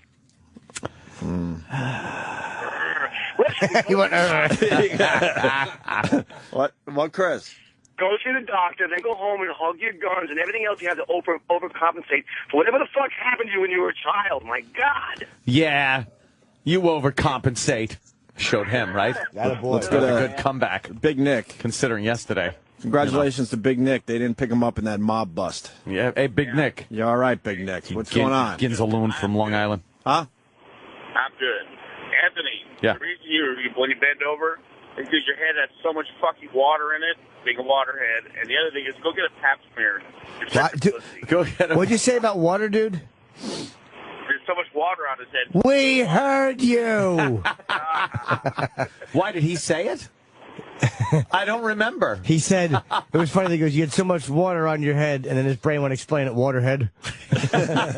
Explain it. Joe in Philly, or is this, actually, I think this is Dr. Kaku. Dr. Kaku. Hello, Dr. Steve. Anthony, the fluid in your ear flows like a river. Shut up. Follow Billy Crow on Twitter. Picture these stones on the hairs, like stones on top of a monument. Up like little planets. Yes. Circling your brain. I want to see pictures of the car. If you're just tuning in, Anthony had a bit of a wreck yesterday. Keith took pictures. I couldn't bring myself to snap pictures. Really? It got pulled up on a wrecker. It got taken away, and we'll see. It's either I have to see what the insurance company says. If it's totaled, then I will have to look at purchasing another vehicle. If it's not totaled, I might just have to box truck it up and ship it back out to Vegas and have them just redo the entire fucking thing, because that's the only place I would send it to have everything repaired on it. But if it's totaled, I'm thinking maybe Aston Martin. Whoa. Let's say hi to Dan, who's a physical therapist on Long Island. Jimmy's just looking at me shaking his What head. are you doing? How about a nice, comfy, big car? I have one. He's got one. I know. How about another one? How about another gas guzzler that doesn't go fast? I got to escalate. Whatever's going to happen is going to happen. Let him enjoy his life. What are you going to do at this point? Dan, enjoy his life. He sings till 4 in the morning. He loves it. He dates someone who's 23. He drinks all the time. He has a movie theater. How much fun should he have? That's all he does is have fucking fun. He loves it. How about one after-show meeting? I gave up on all that stuff about a year ago. Just enjoy your fucking Ant's life. life rules. Exactly. Just enjoy the fucking life. I'm here now for the show, though. Oh, after-show meeting? What? Gives a fuck. The radio show's a disaster. After-show Just keep meeting. having fun. Let's go to the conference room. That's between this door and the elevator. Dan, who's a physical therapist on Long Island. Dan. Hey, Anthony, how you doing? Hope you're Good. feeling better. I like to call you Dan the Man. This is a real call. This guy does the physical therapy for what you might have. All right. Yeah, Dan. What's up, Dan? I fix this vertigo every day. It sounds exactly what Dr. Steve had mentioned. If you want to come in today, I'm located in Huntington, and I'll fix you right up today, this afternoon. But how do you fix me up? All right, if you Google something called the Epley maneuver. Oh, shit, that's a cock in the ass. That sounds like the what maneuver? The lucky maneuver. The lucky That's lad. a cock in the ass, and that wakes her right the fuck up. What is this thing called? The Epley, E-P-L-Y maneuver. What is that, Dr. Steve? I think that's when a plane pulls up real fast and spins over and gets behind his enemy. I saw that on the History Channel. Well, that's what this is going to do. It's going to move those crystals to where they belong. They were dislodged probably from the accident, and now we're in a part of the ear they don't belong in, and is giving you those vertigo-type symptoms. Hey, would this get rid of tinnitus in some way, shape, or form? It may. It very well may. How? Yeah, how? That sounds weird. It does. It's very. It's. I don't know exactly, but it may. Boy. Sounds like Keith the Cop. There's like, I'm getting thousands of dollars in consultations here. This is great. Yes, from one doctor who you know is good and some guy named Dan. I'm sure Dan's a doctor, but we have no idea who Maybe Dan is. tens of dollars of consultation. Exactly. Well, does Dr. Steve know this maneuver he's talking about? Yeah, absolutely. That would be the treatment of choice if the diagnosis of benign positional post-traumatic vertigo is made. Dr. Steve. Diagnosis first, though. That's why you still got to see the ear, nose, and throat guy. Dr. Steve, what if I just get in a car and hit something on the opposite side that I hit in the first place? Then you have it in both ears. Wouldn't it knock it back? Yeah, right. No, Dan's right. It would probably happen in both ears. Oh, that would be really woozy, right? Yeah, all right, thank you. Let's go to St. Louis. Mike's got something. All I think right. he's a doctor, too. Mike, Okay. go ahead. Mike? Gentlemen. Hey. Yeah. Gentlemen, I believe that this is totally being overanalyzed. All the symptoms seem to indicate hangover. No, I don't have a hangover. Let's go assholes. to Tyler in Pittsburgh. Tyler. Hey, Ann, I'm sorry to hear about your car, buddy. I just have a question. Was the car seat still intact, too? Was the car seat still intact? I don't know where this is going. Yes, it was. Okay, boo. No, the infant car seat is what he means. Oh, right. Okay, he should have said that. Just see you date young is He the should joke have there. said that. A date young joke. We got Dr. Steve on the line, and we also have Dr. Steve on the line. Dr. What? Steve, go ahead. Yes, love you, love the show. Oh, that's Steve. Oh, okay. Yes. So, Anthony, is your cochlea hard? All right, Steve. Thank you. My hard cochlea. Let's go to Jimmy. Been good. Jimmy! There's this thing called psychogenic vertigo. What? Psychogenic? What the fuck What does is that, mean? Dr. Steve? I'm reading the definition. Help me out. Medical text. It says factitious vertigo is complaints of vertigo related to psychological causes such as depression, anxiety, or an attempt to obtain compensation, known as malingering. So, that's always possible. Who am I going to sue? The guardrail? Jesus Christ. Are you trying to take a day off? Compensation? That's what it is. Oh, we heard Dr. Steve said compensation. Think the day off. Oh, God, Anthony, take a day off. I felt a little woozy the second it happened. Yeah. Like I felt a little woozy. And then a little woozy during the rest of the afternoon and evening. I went to bed pretty early last night because I was a little sleepy. from working out and having a little trauma in my life. So why don't you call one of us to tell us this shit went on? Because I wasn't feeling woozy until I got up this morning, and it felt like I was on a fucking one of those spinny things in a little park. Then these fucking guys would have said, all right, take the day off, get your ass checked out. No, they wouldn't. They'd have called Bob, and I'd have been through more fucking drama. Enough. Try to take a day off around this fuck place. Jesus Christ, enough already. How many sick days do I have? Can I count them? Can I fucking get an accounting of how many sick days I have? And if I still have some, leave me the fuck alone. Oh, God. Jimmy, did you talk? I don't even know. Sure. The guy in the line, no? All right. Hello? Forget it, dude. Let's move on to Fontaine. I wish I got amnesia and forgot what assholes I work for. Fontaine. La la la la la. Yeah, I get it, Fontaine. That's me. Very good. That head injury has taken Anthony's racism in completely the other direction. How great would that be? He's a bleeding heart. I'm a bleeding heart liberal. Fucking knocks the racism right out of his head. You know, the cause of the black man, I am completely behind it. I am a lifetime member of the NAACP, and I give to the United Negro College Fund. Oh, very nice. And I think the judicial system is so jaded and biased against blacks. It's terrible, and that's the only reason that they have a huge population in prison, by the way. And instead of hanging with Danny and Keith, he's now hanging with me and Coop and fucking Malik from Asbury Park. Yes. Oh, shit, you know all the players. Yeah. What about Afro guy? That'd be nice. I forgot his name already. I like how Danny's just looking at cars I can get if my car's totaled. I'm looking at Danny just scrolling through cars that I'll be able to buy, very perhaps. excited. Gets to go shopping with you. Gets to go car shopping. Chris in Staten Island. Chris. Good morning, boys. How are you? Good, bro. Ant, just curious. Is banking a code word for high school dismissal? No, I like how you laughed for yourself. No, that was Dr. Steve laughing. Oh, Steve, see, you're fucked up, man. I can't distinguish. I can't distinguish the laughs. Nope. No, it was a laugh of. Damn it! All right, we got another doctor. We have a real doctor on the phone. Steve just plays one on the radio. So he's a real doctor. Let's go to a real doctor in Arizona. Doctor, I don't know, Solomon. Dr. Solomon. Dr. Sounds like Solomon. a doctor. Sounds like a doctor's name. I want a Jew doctor always. Of course. What's up, sir? Dr. Solomon Carmody, yes. I'm an otolaryngologist. Anthony, the best thing to do is go home, fuck your beautiful girlfriend, and shut the fuck out. Sir, could you say that in not such medical jargon? In layman's terms, yeah, exactly. Please, sir. We're not all college grads here. College grads. What are we, med students? Someone is suggesting you should just put an ATM machine in your house. I really should. An ass-to-mouth machine should be in my house. That would be a wonderful thing to do. Oh, God. Oh, and that guy, well. Unbelievable. So he should be checked out, Dr. Steve. Yeah.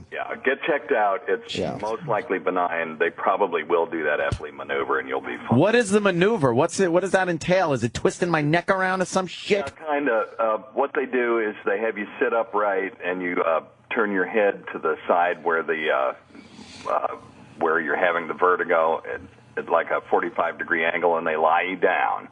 And then you sit there for 5 minutes, and then they turn your head to the other side like 90 degrees. And then you sit there for 5 minutes. And then you roll your body up to your side. And, you get the picture. What they're trying to do is put your head in a position where those crystals can slide back into place. Crystals? And it's crazy inside the body. Therapist, but if you go to an ear, nose, and throat guy and he agrees with my diagnosis, they'll just do it right there in the office. Now, you may have to do this several times, and may even need to do it a few times at home before this settles down. Yeah, but it will settle down. Yeah. Usually it will.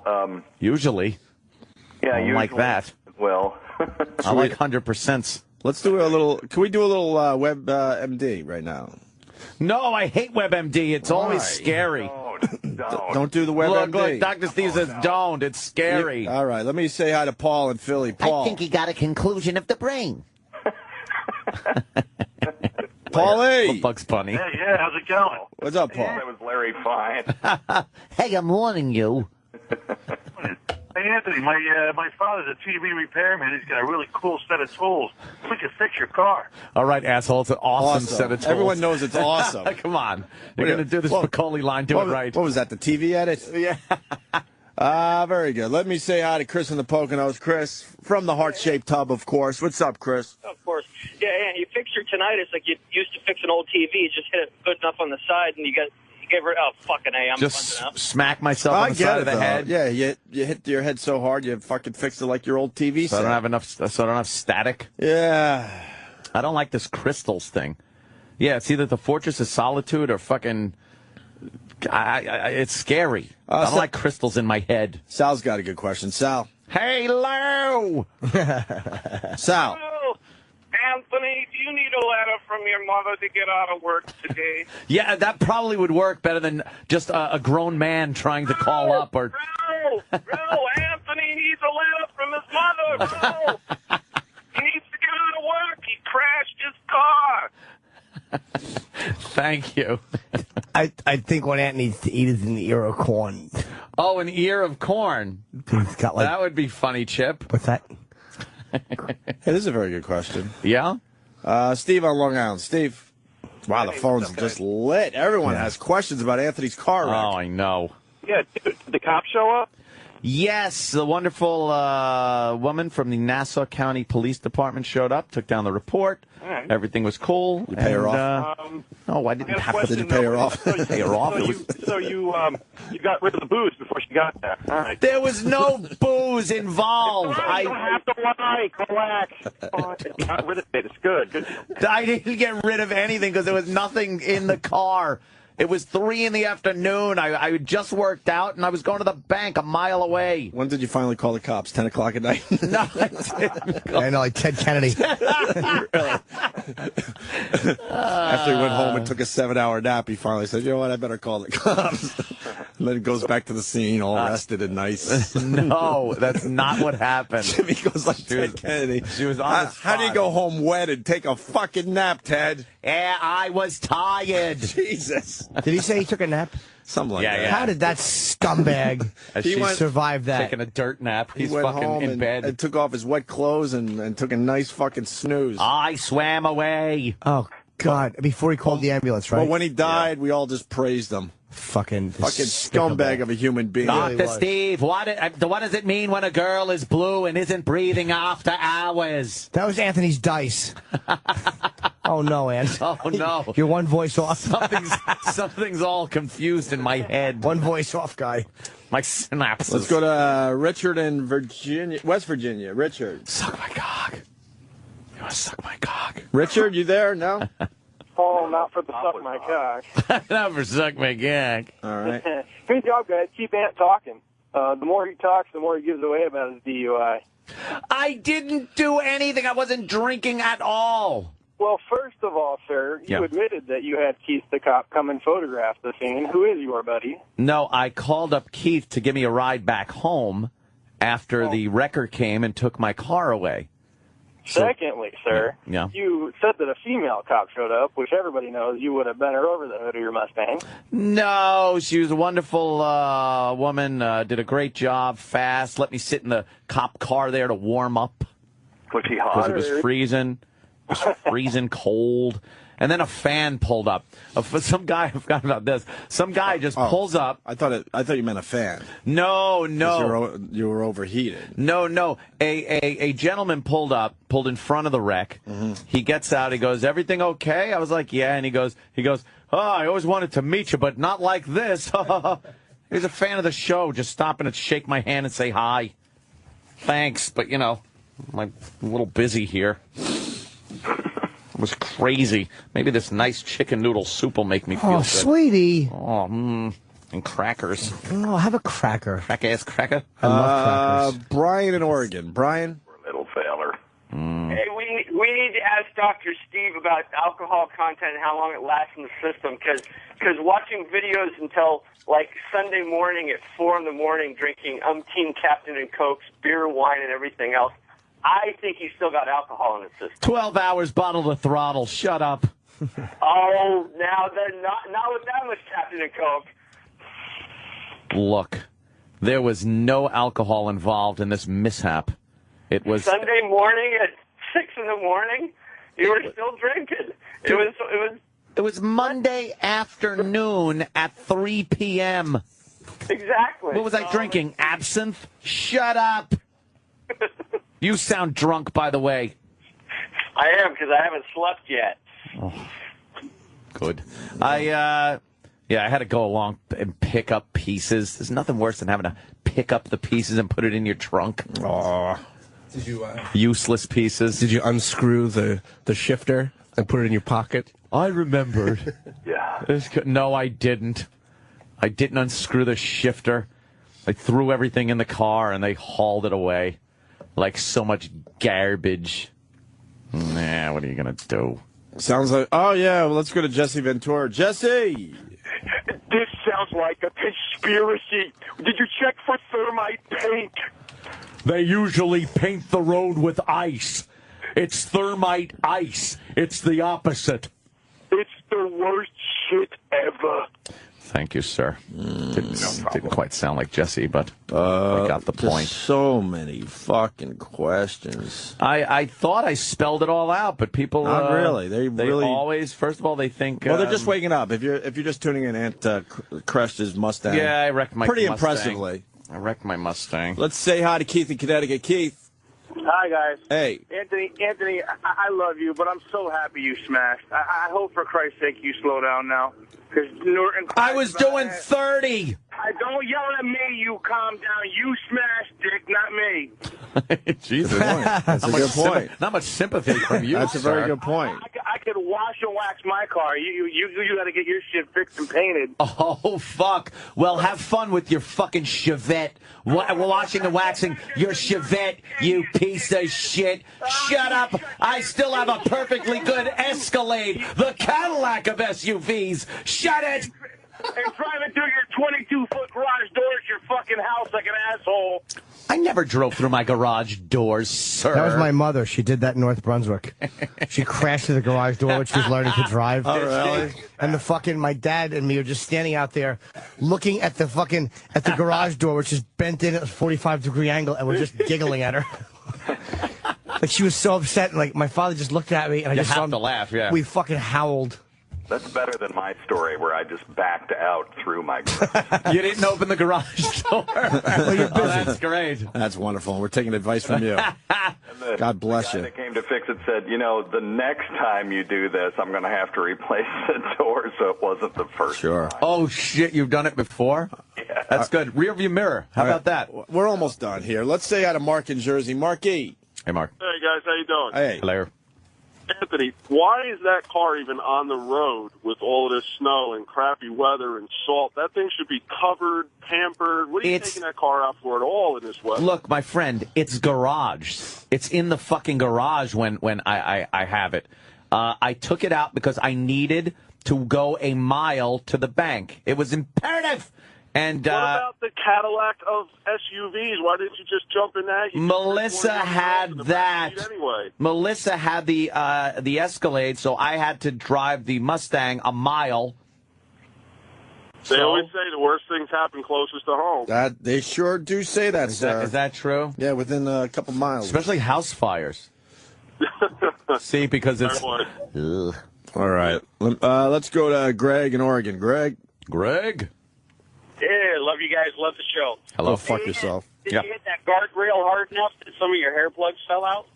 They're not plugs. They're follicles taken from the harvest region and individually put in place in the natural direction your hair That grows. would be funny, though, if you hit the thing so hard that all of a sudden they were all like porcupine quilled into the ceiling of the car. I threw them off like porcupine quills. Get a dustpan, just sweep them off the highway.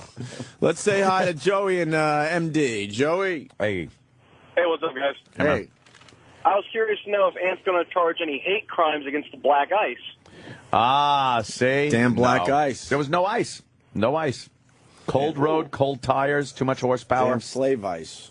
I bombed. Goodbye. So did I. Greg on Long Island. Greg? Anthony, your story's starting to fall apart. If Keith came to pick you up, why didn't you use Keith's car? Keith wasn't at my house. It doesn't matter. You could have had him pick you up and drive you to the bank. Why do that when I had a car? See, Well, you don't have a car now, do you? Well, now I would have to call him Keith to take me to the bank. Oh, You by the way, smartass, I Mr. have Hindsight. I have Illumina for sale. You want it? Yeah, you Lumina. That'll keep you safe. Yeah. Thank you, sir. Okay. I hear that echo again. Oh, my God. Go. Yeah, right. All right. Wow. Jason in Canada. Jason. Yeah, did Anthony sound like David after the dentist? Is this going to be forever? That's exactly what I did. All right. Nothing worse than stepping out of that vehicle, though, and looking around. And the engine instantly stopped. And it's like, oh, yeah, that's not restarting anytime soon. And then you get out and look and oversee it. When I first got out and looked at the driver's side, it was like, all right, don't look that bad. And then you look dead on from the front and notice that your car is pigeon-toed. And it's a very, expensive suspension and front end and everything. It couldn't be driven home, right? Oh, no. Okay. They had to drag it up onto a flatbed. Were you crying as they were haul like... it away? No, I was just sitting in Keith's vehicle with the heat on, just going, this blows. Yeah. What are you going to do? It's up to the insurance company now, my friends. Mm-hmm. Chip in a little more and get a Ferrari? I love that. Get a Ferrari? Huh? Yeah. Chip, what? Yeah. Chip I had a Ferrari. I was driving it so fast. I was doing like 137. And I was spinning around and it went like over an icy lake and stuff and into a ravine. But I just drove it home. I was like, right out of there. I love lying, Chip. I just drove home. I was right out of there. I'm not lying. I just had a better car, so what? Dr. Steve, I hung up on you, not on purpose. Oh, Dr. Steve, sorry. I really didn't mean to do that. Dr. Steve. I guess that's it. So you're all right. Yeah, as far as I know, Dr. Steve wants me to get checked out. I would have done that this morning, first thing, but... I think you're going to have to take the rest of the week off. You better tell the guys down the hall. It's crazy because, imagine that phone call. Hi, yeah, it's Anthony. I wrecked my car last night. I was feeling a little woozy, but then when I woke up this morning, I really had trouble even, putting my pants on, standing on one leg to, put my legs through the pants. And I'm feeling, okay, yeah, right, you're right, I'll be right in. Yeah, I'm sorry. I fucking apologize profusely. I'll be right in. Perish the thought. Did you have trouble getting your pants on? Yeah, I had just woke up. Oh, there's your car in happier time. Oh, doesn't help that the picture you took is you with a big glass of wine in front of it. That's a big glass of grape juice. Look, I wasn't driving the thing. That doesn't help. I'm toasting my vehicle. That doesn't help what people are thinking this morning. I'm toasting the vehicle. vehicle. Only picture we can find of your Mustang is with you in front of it with a big glass of wine. I am toasting it saying, look at my vehicle. Cool. You'll be eulogizing it next with that same glass of wine. Remember my vehicle. Oh, yeah, what's that smell? This is the worst of the Opie and Anthony Show on Sirius XM. Who do you think has the biggest dick on staff? The biggest penis on staff. I would guess Anthony. Who is the biggest dick on staff? That's that one. I didn't know talent was included in the contest. It's not.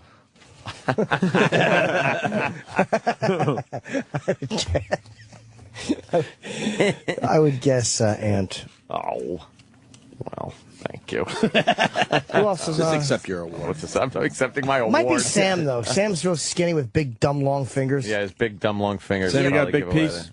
How It's big fine. you think? What, are you over 7? I wouldn't say that. And when was the last time Mother saw it?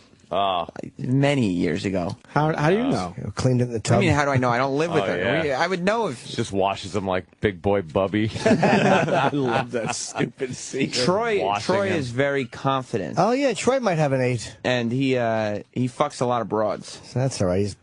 Then his high hair might make up for his small genitals. When did Mother see your penis for the last time? It was when I was a small baby. How do you know? No. You had that circumcision at 24. What about your operation? She wasn't 24, was in it? there. She didn't perform the surgery. Well, she probably wanted to see what it looked like. She when probably it was done, changed the make sure. bandages for you. She didn't. Oh, that's true. No, it's not true. She was paying for it. She was blowing on it like soup. Well, it was warm. Oh, God damn. Did she change the dressing? No, she didn't change any dressing. The bandage dissolved in the tub, and that was it. Was there a drain put in it? No, what? So the pus would drain? No, how long do you think the bandage How long did your was dick for? hurt for? Oh, my dick hurt for... It hurt for like 3 or 4 days. How bad was it that night? It was very sensitive for like... Did Mother ice it 2 down? weeks. No, Mother didn't do anything. Can we do a quick call to Mother today? You really have to fill till 10, don't you? Well, of course you can. I looked at the one sheet. I don't like anything else on the sheet today. Yes. So how about $20 a man? We have to figure out the last time Mother saw Sam's penis. All right. I'm going to guess there was a thing in high school where she walked into the bathroom not realizing, quote unquote, that Sam was in there because the steam billowing out didn't hint. And he was standing there. I'm going to go with 12 years old. 12, you think? I'm going When he high. was popping that quarter off of his ankle. I was like, look at this dick. His shorts were, his short leg was open and his dick fell out. I'm going to guess early. I'm going to guess after the surgery. As a packing 12-year-old. Well, the surgery was out of high school. I know that, but after the surgery, I want to say Sam was helicoptering it in his kitchen, showing off. It could have been a by accident. Peak. That's why I'm saying 12. Well, it's not a peak. Maybe some pajama bottoms that had the fly open a little too much, and then it just comes flopping. I'm out. going 12, Jim. 24. 24. You doubled his. You don't even want to play, do you? Oh yes. And I wasn't even living at home at 24. I think I could win this by saying... I know, you could say like 3 or something, but... Yeah, well, I can't go over. The playing Price is Right rules. Wait, why would you go over 24? That's way too old. I know. I was living in my own apartment. Well... it could go 11, though. I could go 11. Oh, no, 11 would be... Came 11's over for dinner and it just fell out at the table? I'm going to say you were 7 years old.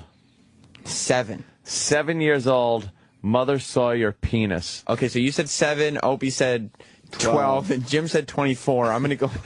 I'll probably go younger. Yay. Than all. Oh, you're playing, I see. Yeah. I mean, I don't have a distinct memory of it, but...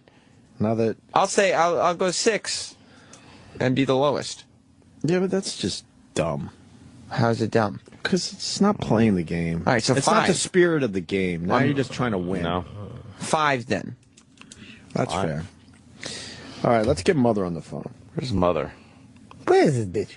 Mother! Blood! She'll probably be psyched. Huh? Why? She'll probably be psyched to hear from you guys. No, oh, I'm sure. She's psyched to hear herself on the radio. Well, oh, boy. Apple doesn't fall far. No shit. Mother? Hello? Oh, hi, Mother. Hi, Mom. Ready with the music? They haven't even done anything yet. Mother. No, Sam's mom is all our moms.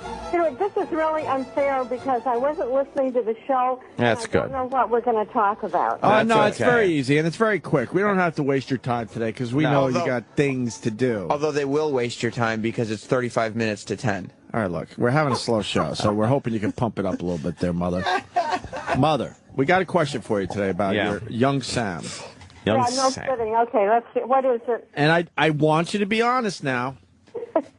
Okay. And give it some thought. Really, we don't want you to answer right away, like, because you might have forgot something. So, right. We really want you to sit back for a moment and really think about it. Make sure your answer is correct, okay? Yeah.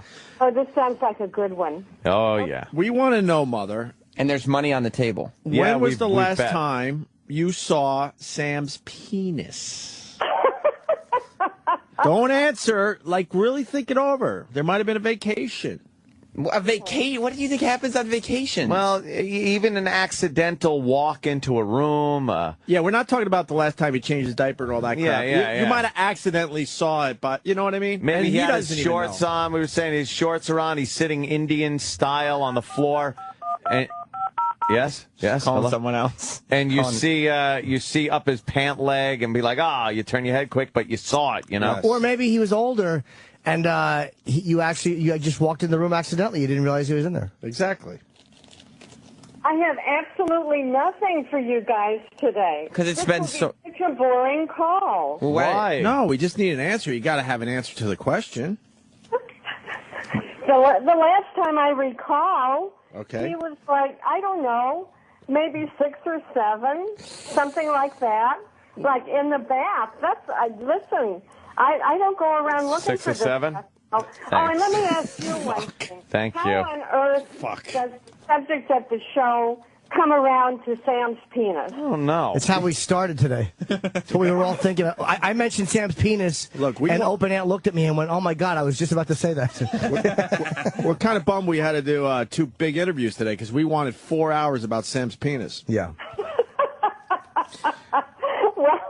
I'm not. She's not sure though, Ann. Come on. She's sure. She you said guys 6 or both 7. owe Aunt $6 or $20. $7. I'm fucking. I'm rolling.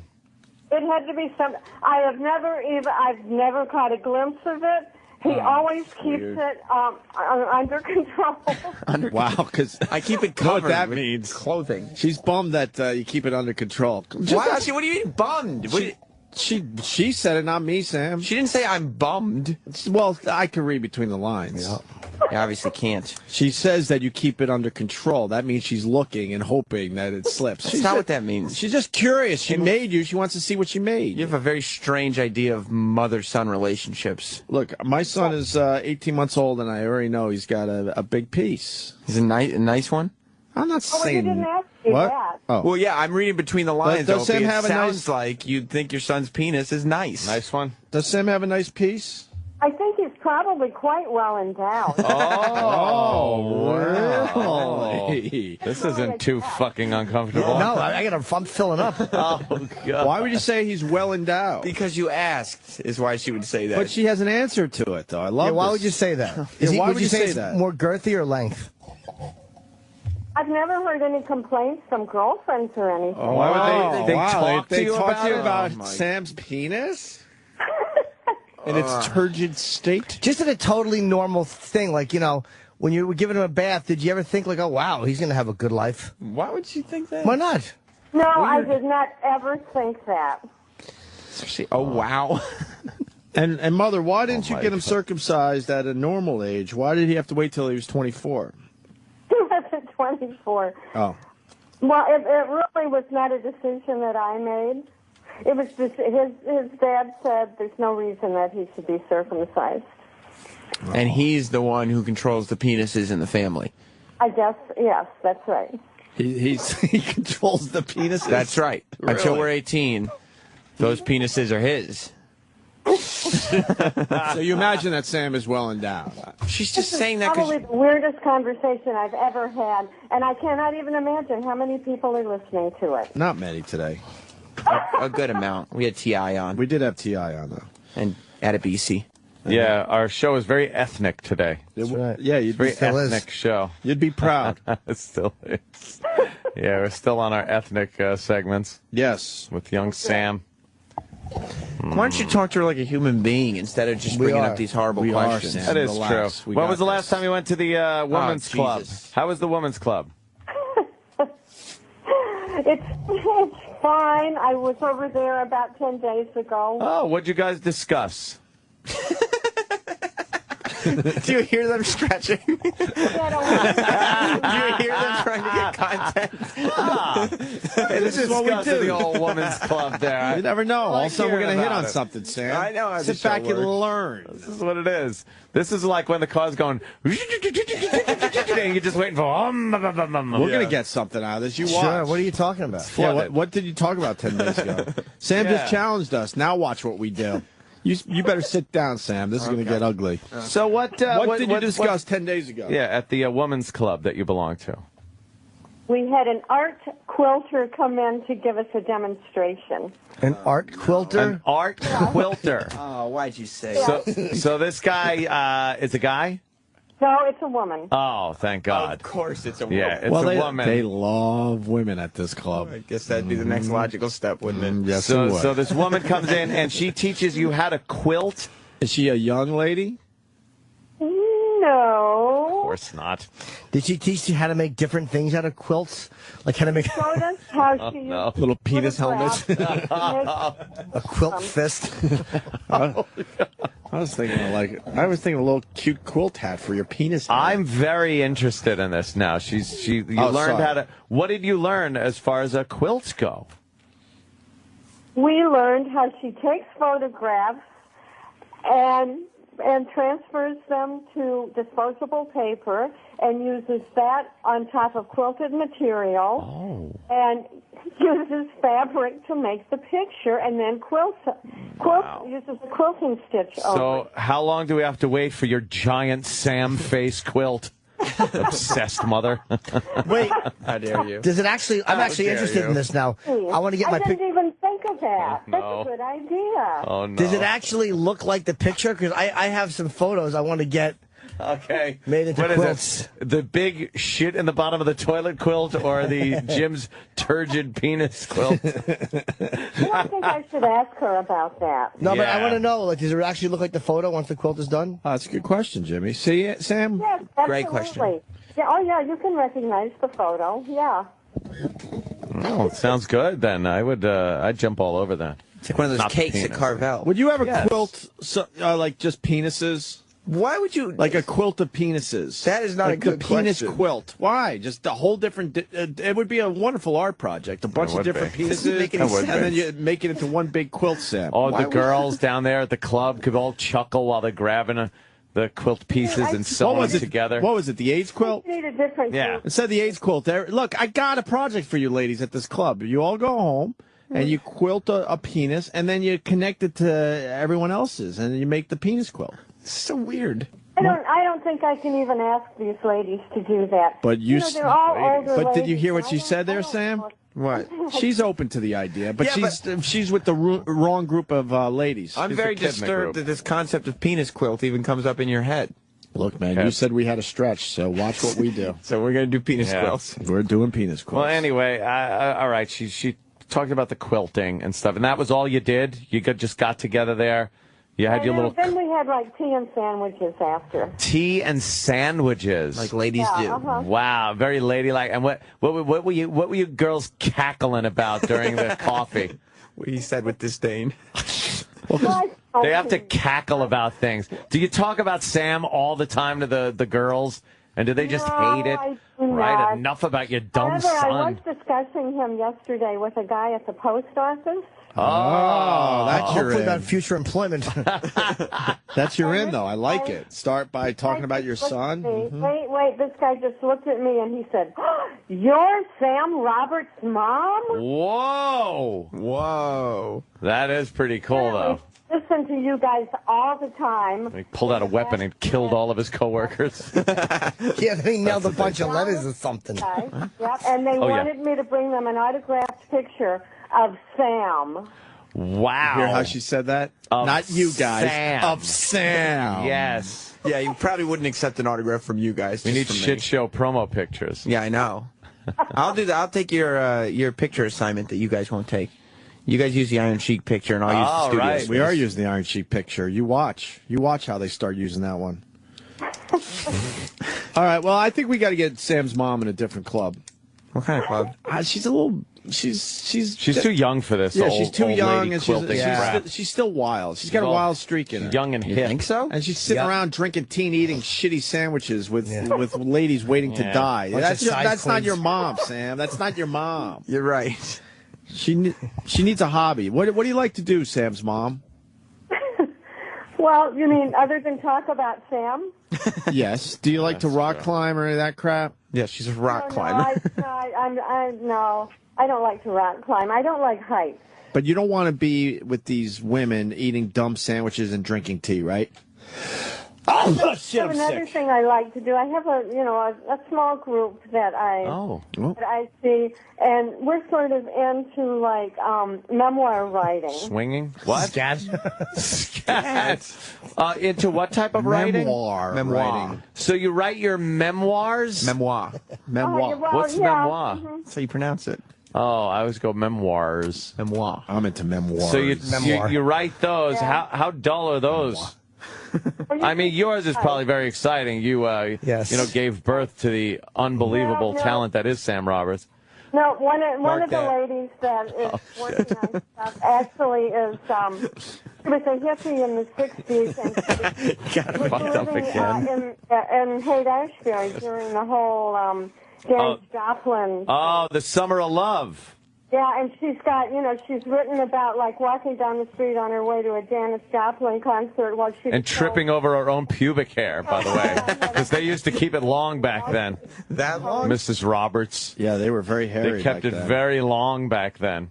Yeah, yeah. Now you must have groomed yourself. Oh, did we find an opening? Hey, Sam. Yes, I just want to see what's over it. Yeah. You should have just kept your mouth shut. This was supposed to be a 1-minute phone call, Sam. Sam had to challenge us. That's right. Oh, hey, that reminds me. How come nobody's jumping all over this Andy Sandberg thing of taking Sam's, like one-question interview with a guest we couldn't get? Who? Andy Samberg. Oh, yeah, I heard SNL stole the bit. He did a similar bit on SNL. It wasn't nearly as funny. I think there's some people at SNL. At this point, I'm convinced we got some people at SNL that listen to the show.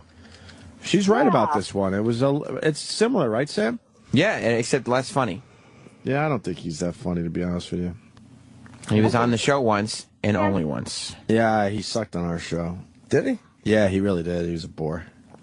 But Sam's pretty funny. Thank you very much. Oh, we know. We know. The constant fucking. It's the only reason she deals with our nonsense. So she can get more Sam is funny shit out there.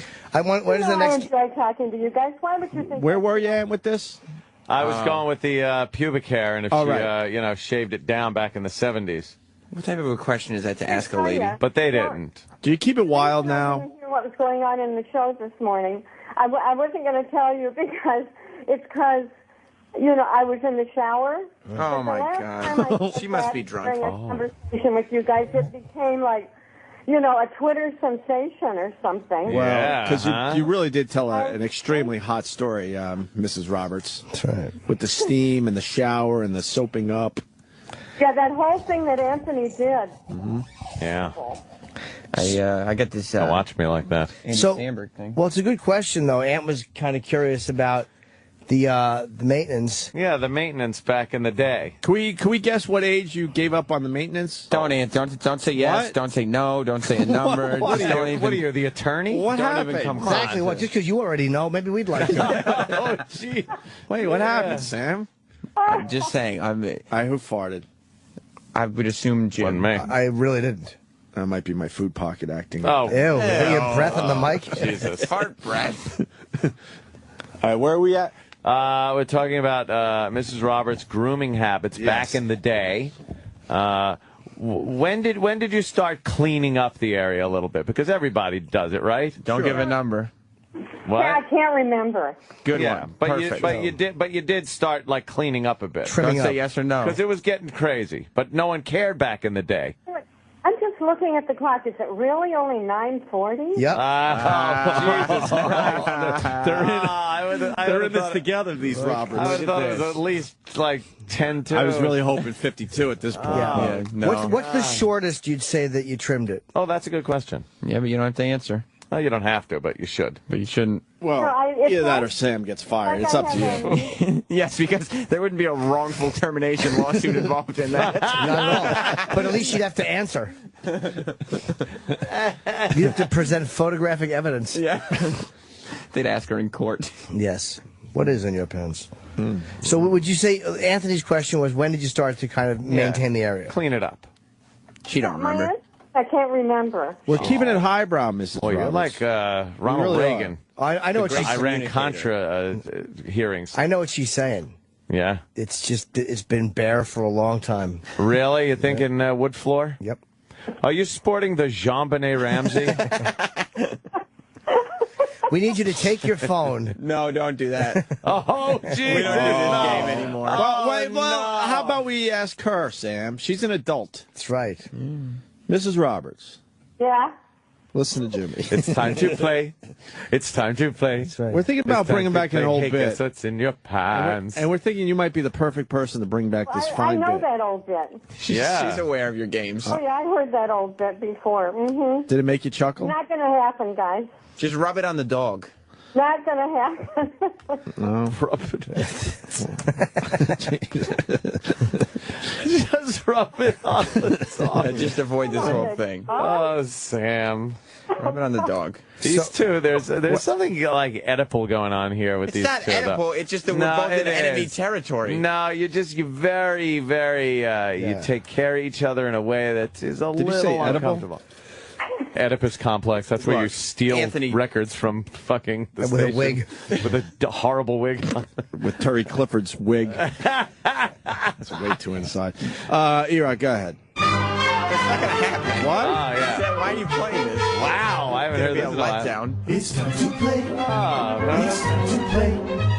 It's time to play. Hey, guess what's in my pants? Good song. Place the receiver right upon your beaver.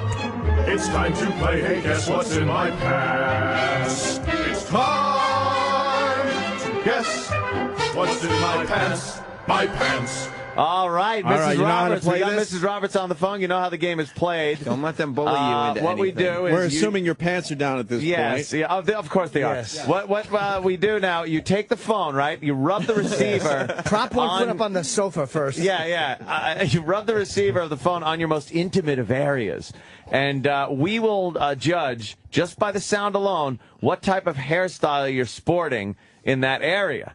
The choices are, of course, a full triangle. Yep.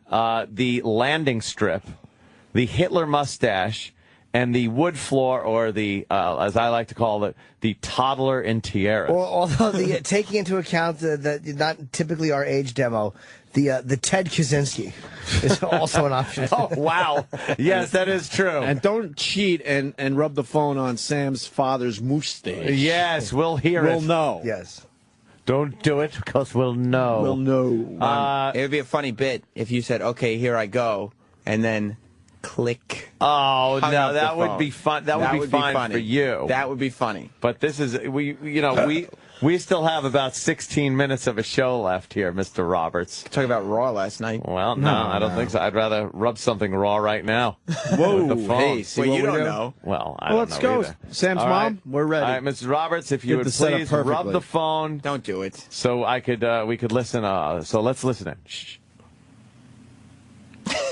Oh?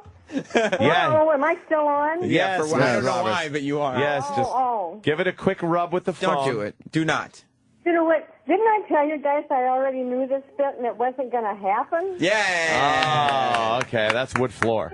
Yep. Did you not believe me when I said that? She's a woman of principle. That's wood floor. Yeah, give it a shot. No, don't give it a shot. Just for the goof. We're all adults here. Do you have the flying V? It's not a goof. It's not funny. It's scarring. Well, we could do we could do the queef bit then, I guess. She doesn't do bits. What? She doesn't do bits. She's not one of your floozies you have call up this show. She could do shtick. Yeah, that's She doesn't right. do bits. She could do some shtick. She doesn't do shtick either. I How don't about think a she's skit? a floozy at all. I think she's an intelligent sketch? woman. She went to a sketch. Yes. Yeah, she's not one of these, loosey-goosey. It's not a burp, it's not a fart, it's not too sweet, it's not too tart. It's 6 o'clock, it's time for a queef. Blow out the candles, make a wish. It's like a fart, but smells like fish. It's 6 o'clock, it's time for a queef. Undo your pants, let them drop to the floor. Tense up and let yourself roar. Queef. All right, now we're talking. We Mrs. found a Roberts, gate we for got you, you on the Mrs. phone. Roberts. It's time for the queef. The guy who sings that song doesn't even work here anymore. What? Troy, And the guy interrupting isn't going to be for long.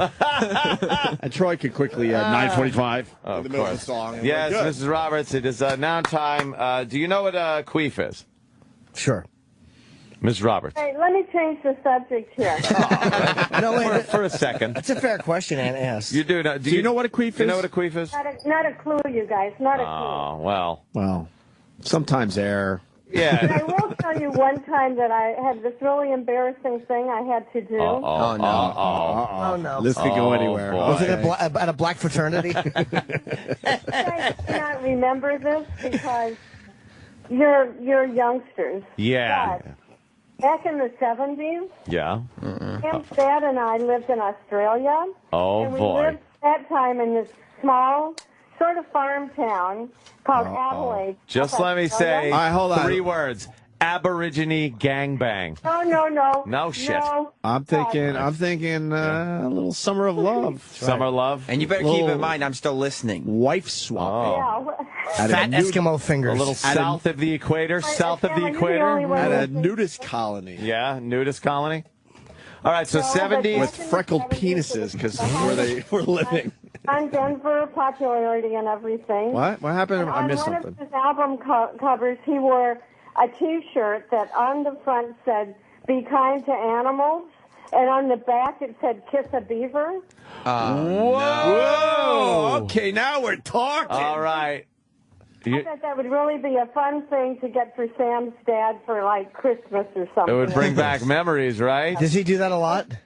So, anyway, so I started looking for one, and of course they didn't exist. So I found this company some way that made T-shirts. Oh, my God. Your mother's selling T-shirts, too, now? Jesus. Everyone's into the act. Listen. It's Oh, yes. Sorry. Of college kids who were doing these one-off T-shirts. So I brought them a copy of the album and told them that I wanted this T-shirt. And they looked at it, and there were like 4 or 5 of them, and they gathered around. And they went, "Oh, okay, yeah, of course, yeah, we can do that. Yeah, okay, but yeah, if you want it." And they're just looking at each other. Be more funny. I don't understand this T-shirt, right? They said, Boring. You don't get it. So I had to explain to them. This is going great. It's an American slang. Yeah. They didn't get that it Keep was talking. American, right? Yes. So Yeah. anyway, I had to explain to them what a beaver was. And Keep fucking that chicken. Oh, excuse our ignorance. Good evening. But I did get the T-shirt. To me, that was embarrassing to have to do. Aye, nice. It sounds embarrassing. Okay. And it would be better. Hamburger. That's what I can do for you guys. That was Yeah. good. I like that So one. you're in Australia. No. It's the 70s. Yeah. She told the story. What is it? That is an embarrassing Oh, okay. thing. But you guys didn't let her talk because of your smart aleck sound machines. Oh, we heard it. Well, No. yeah, a little bit.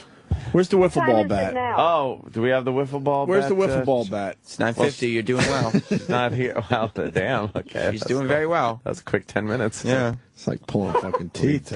We burnt 10 minutes right there. Yeah. Are you afraid of bottle rockets? You know what? That story does not involve Sam. We're thinking about bringing back our bottle rocket bit. You can't even do it anymore. Yeah, we can. Just not on the show. You do it in real life. Oh, you just do it for fun. Just on the street. Aim it the other way. Yeah. Oh, jeez, that would hurt. So, Ms. Roberts. Well, I'm very Ms. Roberts. disappointed in your appearance today. You're really not giving us much. I know you want to blame us, but you're really not helping us along today. That is true. We've given you a lot of well, opportunities usually to you don't participate need to in our fine radio show today, and you really have just Yeah. fallen flat with every topic we brought up today, Mrs. It usually Roberts. takes the tiniest thing, and you guys can run with it. I don't know what your problem is. We went with. Whoa! We went with penis quilts. We went with what's in your pants. We tried with the queef. Yeah. Hey, what can I say? You didn't do anything with any of By it. the way, we didn't explain what a queef is. Yeah, you want to know what a queef is?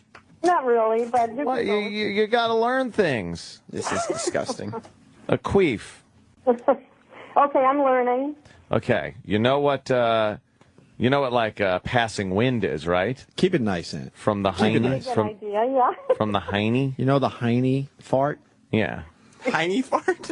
Okay, I think I've learned as much as I need to know. No. Well, sometimes air gets trapped other places, Mrs. Roberts. It's true. It's when Oh my God, she's laughing. it's when a vagina burps like Booger in Revenge of the Nerds. Okay, well, I needed to learn that. Wait, you really didn't know about that? Well, now that you bring it up, I have heard you guys talk about it before. She's a Christian woman. You guys But are I never Christians. thought you'd bring it up Baptist. to me. Thanks a lot. Have you ever experienced one? Has it ever happened? No reason to answer. Maybe Maybe when the woman came over to teach the club yoga or something. Bunch of old ladies just backward-facing dog queefing. Bending in certain ways. It's just sucking up air like a supercharger. I don't think so, guys. I don't. No, huh? Yeah. Hey, do some of the ladies at the club have awful farts? They must.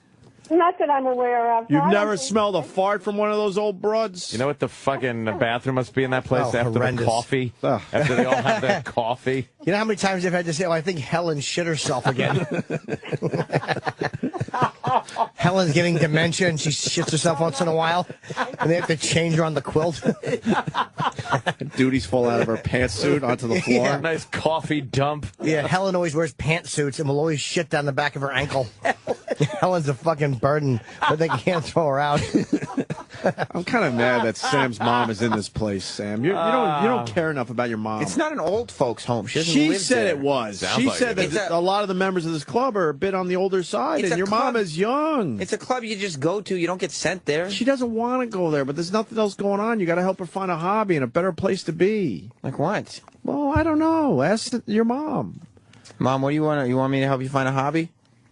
No, because now, thanks to you guys in this show, I have to find a new post office because now the guy down there knows me, and he will have heard this conversation today, and I don't even want to face him again. See what you do to people? Are you afraid that he'll see the packages you're receiving? They're all shaped like the same thing. Which is what? Like a giant thing of cookie dough. Maybe your mom wants to go skydiving, Sam. Do you want to go skydiving? You just said you're afraid skydiving's very popular these days. She just said she's afraid of heights. There's a viral video out there that I think you could show her. Oh, I know what you're talking about. Sam's mom, what do you want to do? I kind of want to hang up on this call. I know, I understand that, but in the end, we turn around and make it nice and positive. We got to get you out of the old ladies' Since club. when? We've always left on an up note with your mom. You have always. Not. Last time you played the sound effect of Mel Gibson saying the C word and ended the show. That is true, yeah.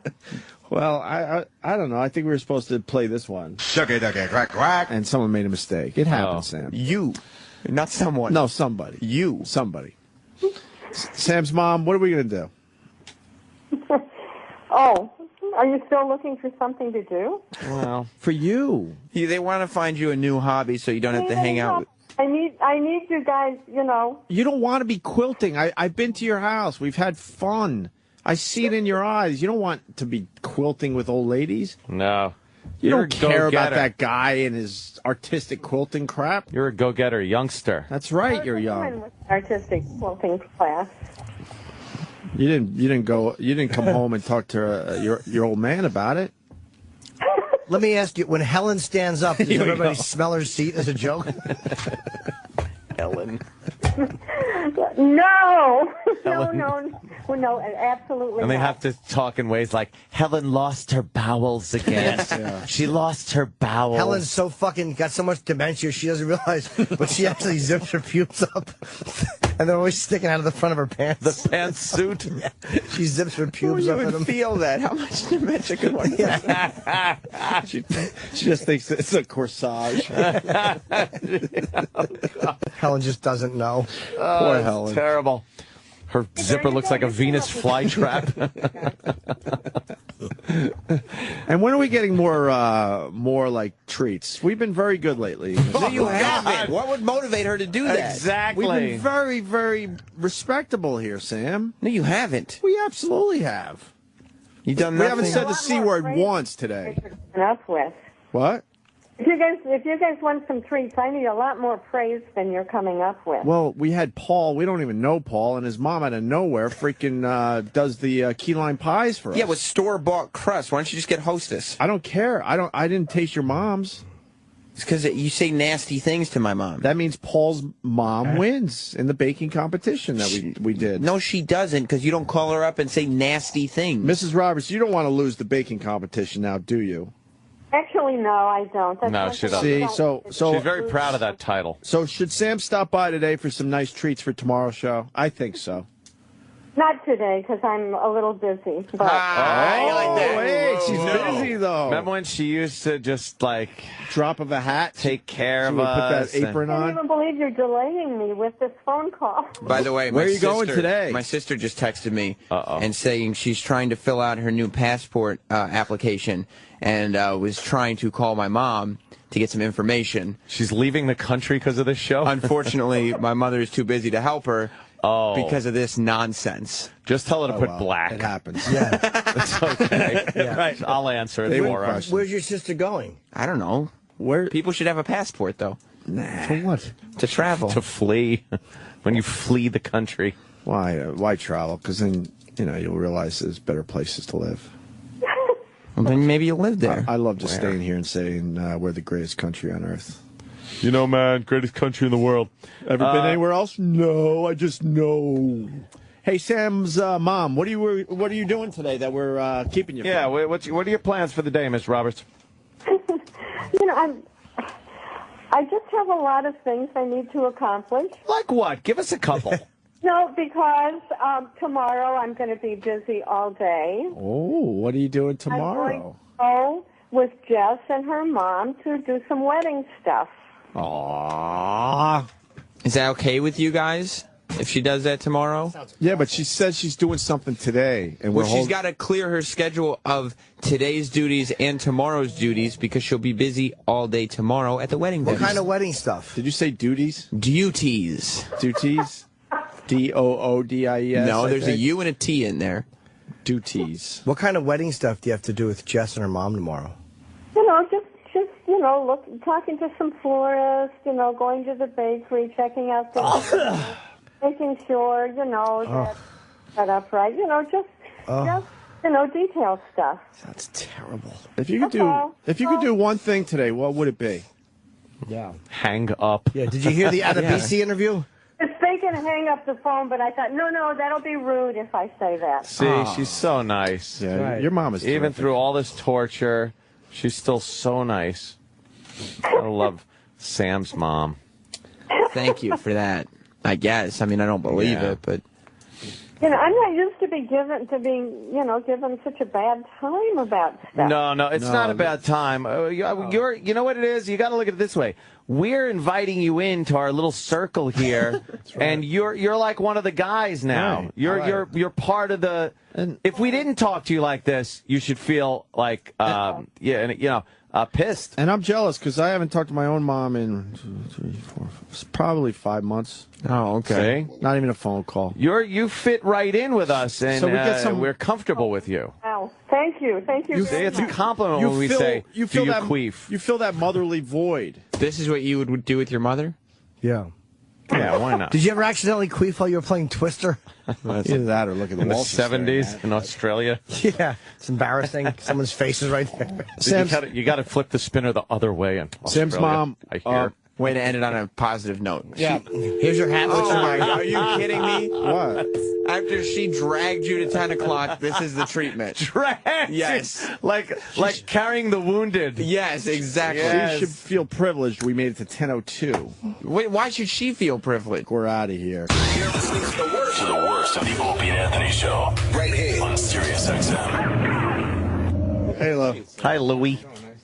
We're just in the middle of E-Rock wearing that hat, and it only means that he did something fucked up to his hair. He's hiding something underneath that hat. He still thinks he's at that age and stuff where he could like where there's any qualitative difference between how he looks. Yeah, like highlight his hair or something. It's like nah. E-Rock, move closer to the guys here.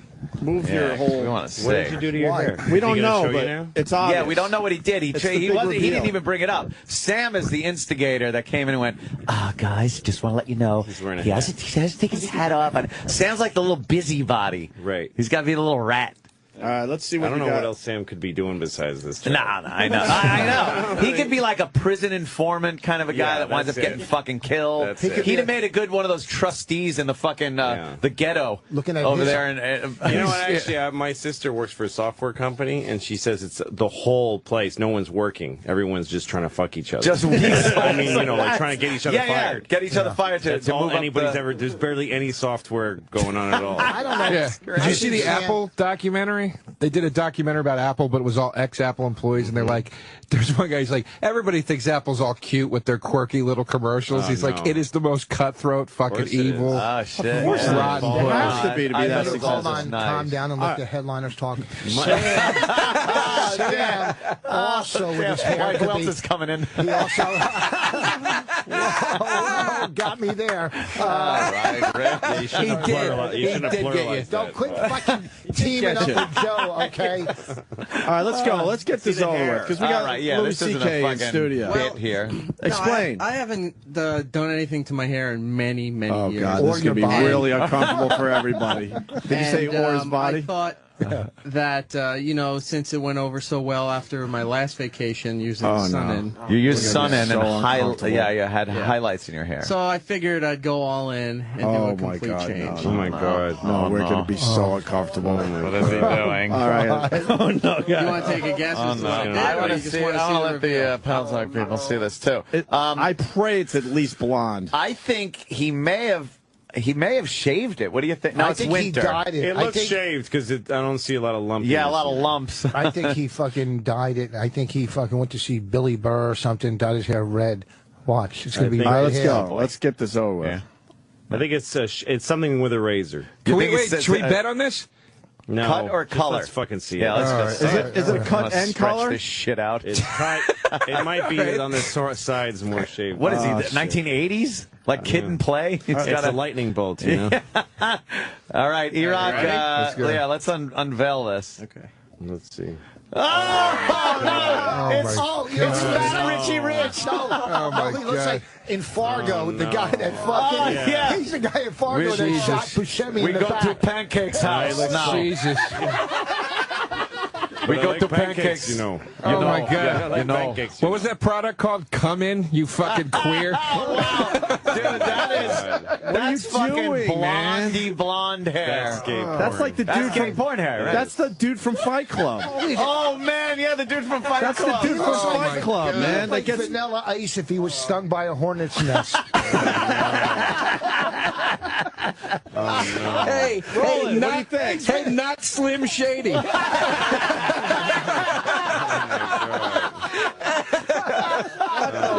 It's Vanilla Icebox. Oh no! Oh, E-Rock, what did you do? What the fuck is wrong? Dennis the cunt.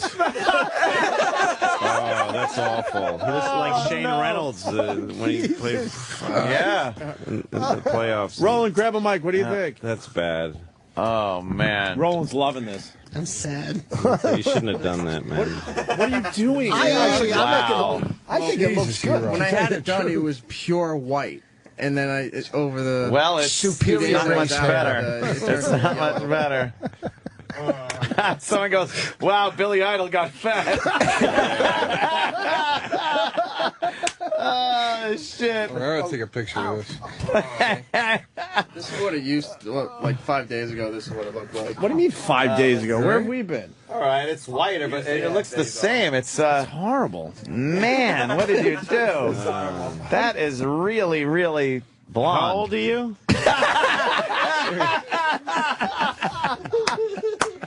What is part of a person's life does he do shit like that? You live alone, right? No, I'm married. You're married? Why didn't you do your eyebrows so it matches a little? Okay, I kind of get it. What did your wife You married? Why not? Yeah, just fuck it. But he's saying, fuck you on your forehead in the morning. It hasn't been 20 years. He just got married. That doesn't take long. That is really bright. It's gelled already. It's a bright blonde, man. How old are you? Seriously? 33. Louis is just like, oh, God. I'm not gonna lie, I kind of like it. Can we ask why? I had talked for a while. Sam knows this on his show that I wanted to recolor my hair again. I haven't done it in so many years, but this is going to be like a one and done. No, yeah, you'll do it again. Coloring it. Oh wow! Well, once is enough. I think I figured it out because you look at that and it takes away from you looking at the rest of him. You think that's it? Yeah, it's diverting attention. Does the I wife don't remember like what he looked like before. Really, his hair really dark. Yeah. His hair was just nothing, mousy, right? Just whatever. Oh no, that's his insides. What did your wife say? It took her a little while, but that means she hates it. Oh, she likes it. But she has no choice. I went She's to her married to you. hairstylist and had it done. Yeah. I got to admit, Did you get your nails done You went too? to his hairstylist? Hers, yes. Oh, man. You That's pay much someone? worse. This is like something you do in the sink because you're in a weird mood. If you actually went you got foil in your hair and read a fucking Glamour magazine with Jesus. That's a lot. The cotton between his That's 'cause toes. you wanted to be on the air. Jesus Christ. And he gets on the air a lot. That's the strange part, man. Hey, Danny, you see this? Yeah. I gotta admit, as I stare, it does kind of look better. I kind of, yeah. Like, the more I look at it, the more I'm like, yeah, it just kind of looks doesn't like look one that of those. bad. If he Doesn't look was, bad, if you ask me. if he was wanted and they did one of those, variety headshots for different ways he might look. Yeah. And you're too fucking blonde! That's a Fight Club. Yeah, it is. Yeah. Looks like the Fight Club kid. All right, well, you're Oh, right. it's Pony Boy. Well, That's hilarious. Oh, no. Did your friend die in a fire? Stay fat, Pony Boy. Stay fat. Stay golden arches. I think Eric's sad. hey, Eric's sad. it's Stable Boy. Why is he sad? We can see in his eyes. He's not smiling along with He's us. standing at a fucking microphone saying, please shit all over me. I mean, what the fuck? It's like feeling bad for your toilet. I'm sorry, did I shit in you? I should have shit in the sink. Giving you a break Oh, for my the day. God. Are you sad, E-Rock? No. It goes with his new Nice, name, fine. Sexy. Sexy. He's taking this really seriously, the sexy thing. When you wear your hat like that, you look like Robin Williams in Popeye with the fucking... That's it for the worst of Opie and Anthony. Well, gentlemen, another show. Well done. I knew what to expect. A douche chill moment. And boy, did you deliver. Check out the O&A Show on Facebook at facebook.com/Opie and Anthony. And catch Opie and Anthony live Monday through Friday from 6 to 10 a.m. Eastern. Sirius XM.